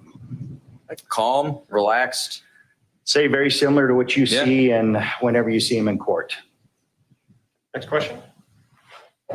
Yeah, Mike Baker from the New York Times. I'm wondering if you can talk about Mr. Kohberger's family, whether you've got much cooperation, tips, input from them along the way. The only thing I'm really able to talk about is that we didn't get any tips or any evidentiary items from the family. So, add to that? No. Just wondering if you ever had any idea of what made Mr. Kohberger take the plea deal in the end? No. Can I ask a follow-up question? I know there were reports. That was a short answer. You probably have time for a short follow-up. Can I also ask a follow-up to the investigators? I know there's some reports that there was Kohberger was tied to a container out of the house. Did you ever determine what that was? No, and the belief was in the one of the surviving roommates and her statement, and that's out there, was that she observed something in his hand when she saw him, but we don't know what it was. All right, you've just been listening to authorities there in Boise, Idaho, doing a debrief after the sentencing of Bryan Kohberger. You heard from the top prosecutor there, Bill Thompson, along with a variety of state and local officials describing Kohberger's demeanor after they first encountered him after he was arrested. Also describing a number of different... Cut it. It wasn't done. Why did she just interrupt? I'm so confused. Why would they do that? It was in the middle of the thing. What? They weren't done. That's weird. Here, we'll go to long crime. That's like, what the heck, dude? That makes me upset. What? Here. I'm so confused. Why would they just cut it off? That's weird. Okay. I didn't have legal concerns about. Yeah, and so this kind of goes into the connection to the victims as well. That's a similar question. We had the world's foremost experts on this look into it, and there was evidence that he had used software to wipe many of his devices relatively effectively. So there wasn't much evidence obtained after that. See? I think he had two cell phones. I think he had one active phone, but I don't remember, so don't quote me if he had more at his home. It was more than just the work computer that he had wiped. Yeah, he regularly used software to try to clear things off. He used VPN on his devices also. Hey, back here. Kevin Fixler with the Idaho Statesman. I'm hoping you can walk us through the decision to hand off the DNA process on the knife sheath over to Offram Labs, who's contracted by ISP, and then ultimately the FBI takes over that IgG process. And then Prosecutor Thompson, I'm curious if you had concerns about constitutional rights issues based on how the FBI conducted themselves in that partial. I'll start and I'll just speak briefly to, when we were notified that we had a DNA from the knife sheath, and it was a single source male DNA, touch DNA, then we knew that we had capabilities to take that further. So you're correct, the Idaho State Police has a contract with Offram Laboratories in Texas. So We flew that over there and they started the process of working that and what was the beginning of the IGG process. And at some point during it, we were working with the FBI, which we did closely throughout the entire case and every aspect of it. We talked and met with them and they had further resources and some capabilities that we thought may get us somewhere quicker. And so we made the decision to then shift that to the FBI and continue that process there. And as to your question about legal concerns, my simple answer is no. I didn't have legal concerns about how the FBI conducted their IGG investigation. I know that was the subject of lengthy, detailed, painfully detailed motions and briefing, and Mr. Nye rose to the occasion and was able to address all of that. But in the end, it's simply no different than sending somebody undercover into any place to gather information. And I was not concerned about the legality of it. And the judge came through and made the right decision that there was no violation of the defendant's rights or anybody else's rights. Had he not left the night sheet behind, would have been able to track him down? We've talked about this ad nauseum. And the answer is yes. Through the car, most likely. We had some amazing people going truly line by line over tens of thousands of white Hyundai Elantras. So we believe we would have got to it through that avenue. The time frame for that is uncertain. It could have been a week later, could have been 2 months later. We just don't know. We would have found it. We would have found it. There's a lot of questions in regards to that initial window. Brett and I made the decision on what that window was, even though the experts were saying there may be more years that match it. But the simple numbers that we began to look at were astronomical, of thousands and thousands, tens of thousands of these vehicles. So we chose to try to narrow it and start smaller. And then as we had to, we were going to open that up. But we both believe we would have gotten him through the car eventually. A question for Mr. Thompson. Amanda Rowley with Crime 2. It appears that the plea deal, it felt a bit rushed. So the question is, why did it happen so quickly, considering some of the families were against it? And also, the Mogan family at the plea hearing mentioned saying that this is the best possible outcome. Just wondering, do you agree with that, or would you have liked to have seen a different outcome? Well, I think we agree with the Mogan family. Our decision was that this is the best possible outcome, all things considered, and factoring into that, that the defendant was prepared to plead guilty as charged. Now, if that hadn't been a factor, we'd be picking a jury for trial starting right now, or starting this week. What was the first part? Why was this such a quick? It felt rushed. So why did this happen so quickly, even though the family? No, I hear you. The process moved quickly. There was no doubt about it. And like I outlined for the court earlier today, things changed dynamically the week following the June 18th hearings on the defense motion for a continuance and the alternate perpetrator motion, where Judge Hippler made it very clear that the defense was not going to prevail on either of those. And so the reality of trial was there, and there was nothing else in its way. We were continuing to prepare for trial. We had been doing that for months. And as I mentioned, that's you bringing Mr. Hurwitz in to help us, because the Attorney General's office was not able with the manpower to help us all the way through trial. We were ready to go. When we were approached by the defense about the possibility of a plea, our first question was, is your client prepared to plead guilty? And it took them a little while to give us that answer. In the meantime, we reached out to the families and we talked to the families and we solicited their input. And we considered that in making our decision. The fact of the matter is, and I think Judge Hippler commented on this back on July 2nd when we were in court, is that the logistics of the upcoming trial with 10,000 prospective jurors being summoned in, the court staff making arrangements and preparing to process that part of the case, dictated that if the case was going to resolve, it needed to resolve quickly. And so that kind of drove the pace over that weekend, the last weekend of June.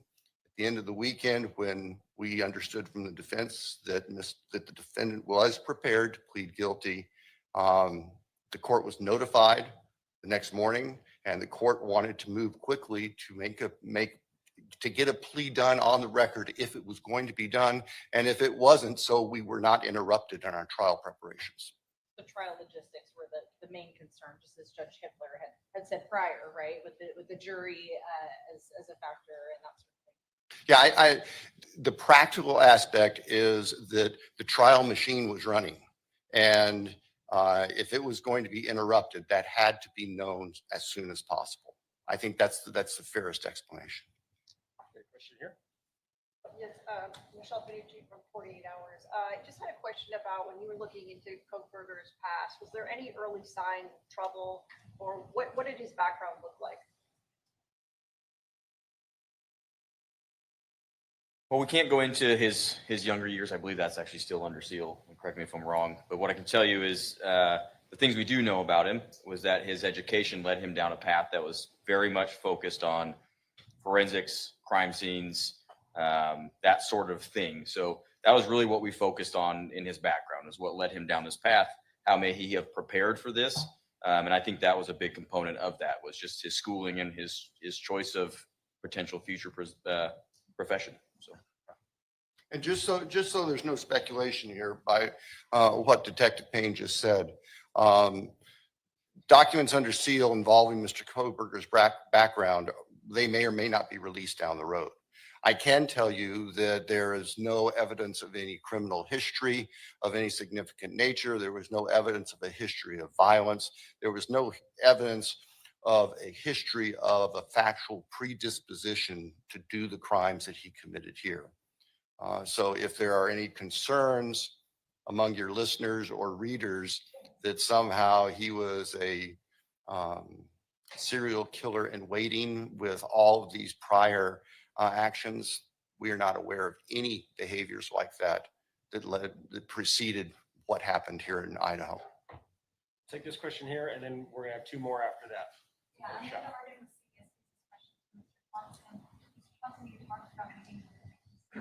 Before the plea deal was reached, including the Gonzalez's, spoken to the Gonzalez's afterward about their displeasure with this, and so what is that?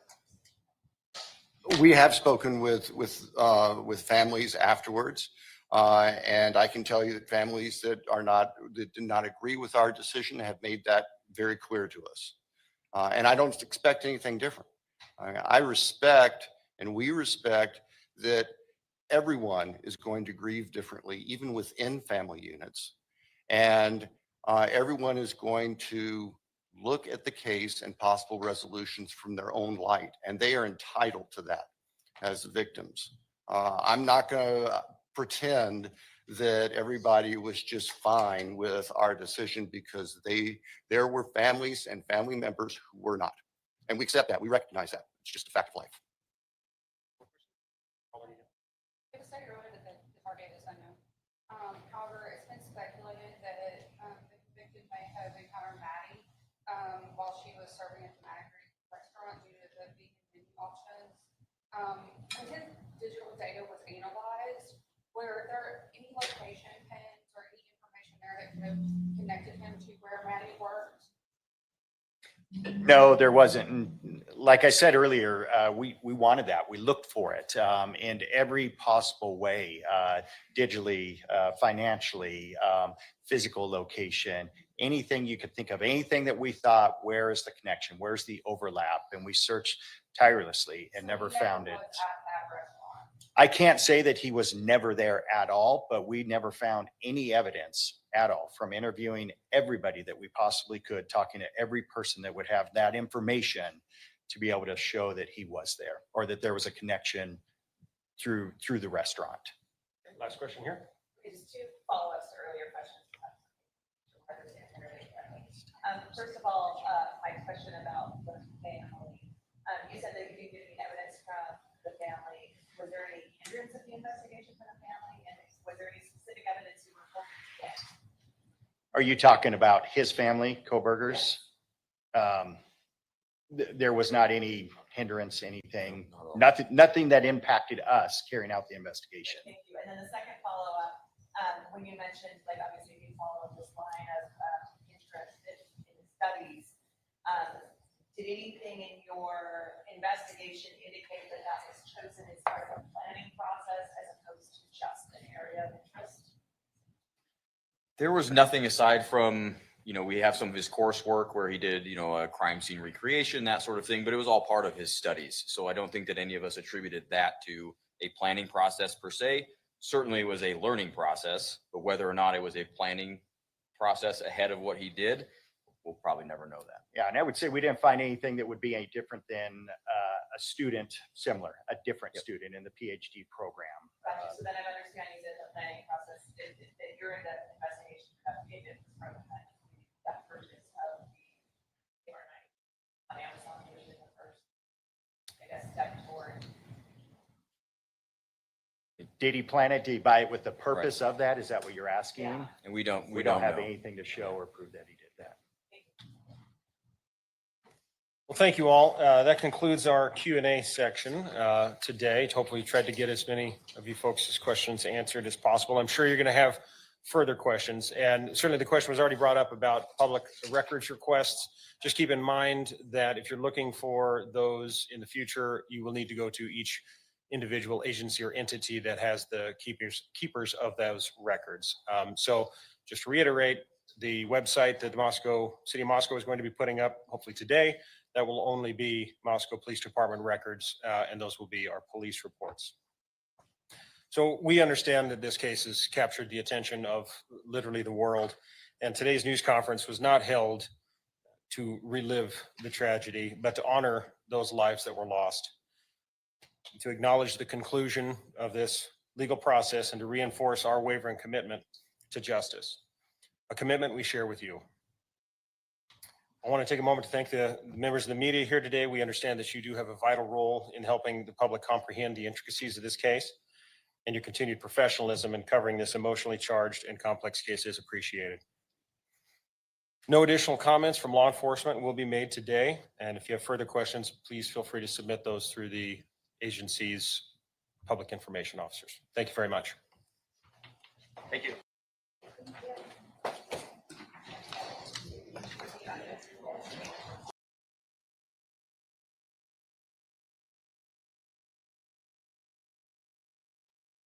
Wow, I'm upset. The way that they just like, oh, well, we wish we didn't get anything. We don't know anything. There's absolutely no connect. Like, why would they do that? Like, shut up. Why did they do that press conference? It did no good. It did no good but fuel all this crap. I'm so mad because I do believe Bryan is guilty. He's their man. He, for sure, 100%, there's not a doubt in my mind. But right there is fueling all these conspiracies even more. Why? I am so mad that they did that. Why? What was the point of that? They didn't honor the victims. They just went up to show how stupid, like how incompetent that they are. And that they found nothing, which they did find stuff though. That's the thing, but they made it seem like it was, I don't know. I'm mad. I'm mad. I'm mad. I gotta go. Bye, guys. Zeke's mad too. My lip. Listen, Zeke, get him, Zeke. Get him, Zeke. He's getting them. Hold on. Do you guys want to see Zeke? Hold on a second. Hold on. Zeke. Hey, baby. What do you got?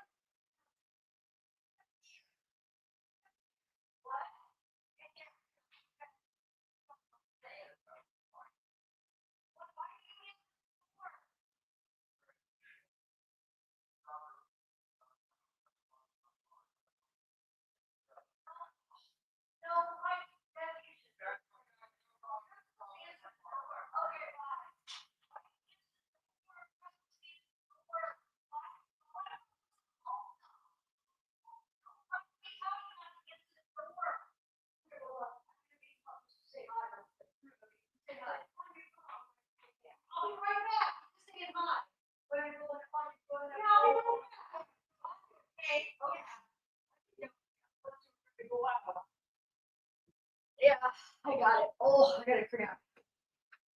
Okay. I want you to say hi to everybody, baby. Oh my God, my mom was answering the door to random strangers. That could have been somebody. She's not supposed to answer. It was just some random guy. How's your Zeke? Zeke, he's upset because she had to talk to some guy out there. Zeke, look, baby, say hi. Hi, baby. He's upset because there was some random guy she was talking to. Okay. Dude, it was like just some random. That's dangerous. Because like my mom, I don't know where my mom's at, but like she's some 96, 97, talking to some random guy. No, he was talking about pressure washing, but it could have been anybody. She's not supposed to.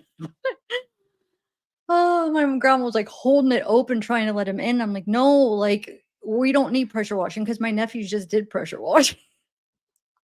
Because we get so many people trying to come and sell things. It's ridiculous knocking on the door. I mean, I get it, it's their job, but but you don't know because you hear all the time people robbing old people, like knocking on the door, pretending to be somebody like a business and then letting themselves in and robbing them and stuff. So we tell her, don't answer the door. She's over here having a freaking conversation with some stranger. Sorry. I'm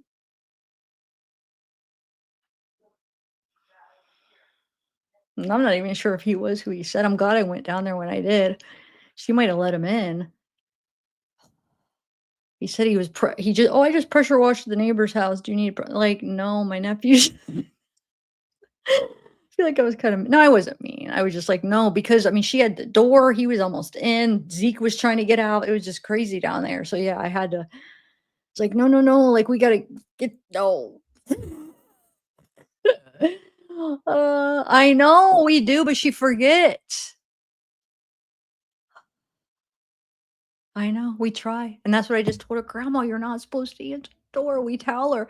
Even like if we get packages, leave them out. Do not ever just like stay away from the door. We tried to get like a child-proof door thing and she was able to use it. It was just one of those, it was a sucky one. So I feel like it was like when you just put on the door, she was able to open it. So we need to find a different kind of one. Okay. I'm gonna go, guys. I gotta go get something. Yeah, I don't know where my mom's at. I wanted to see how she was from her tooth pulled. She must have left again. I know. That's the thing, though. That's the thing I was saying. She does stuff like that. She'll invite him in because she doesn't know who's who. So she thinks that there's somebody and she would let him in. That's the problem. Like, and what if it's the wrong person? She's opening the doors again. Okay, I'm gonna go, guys. Bye.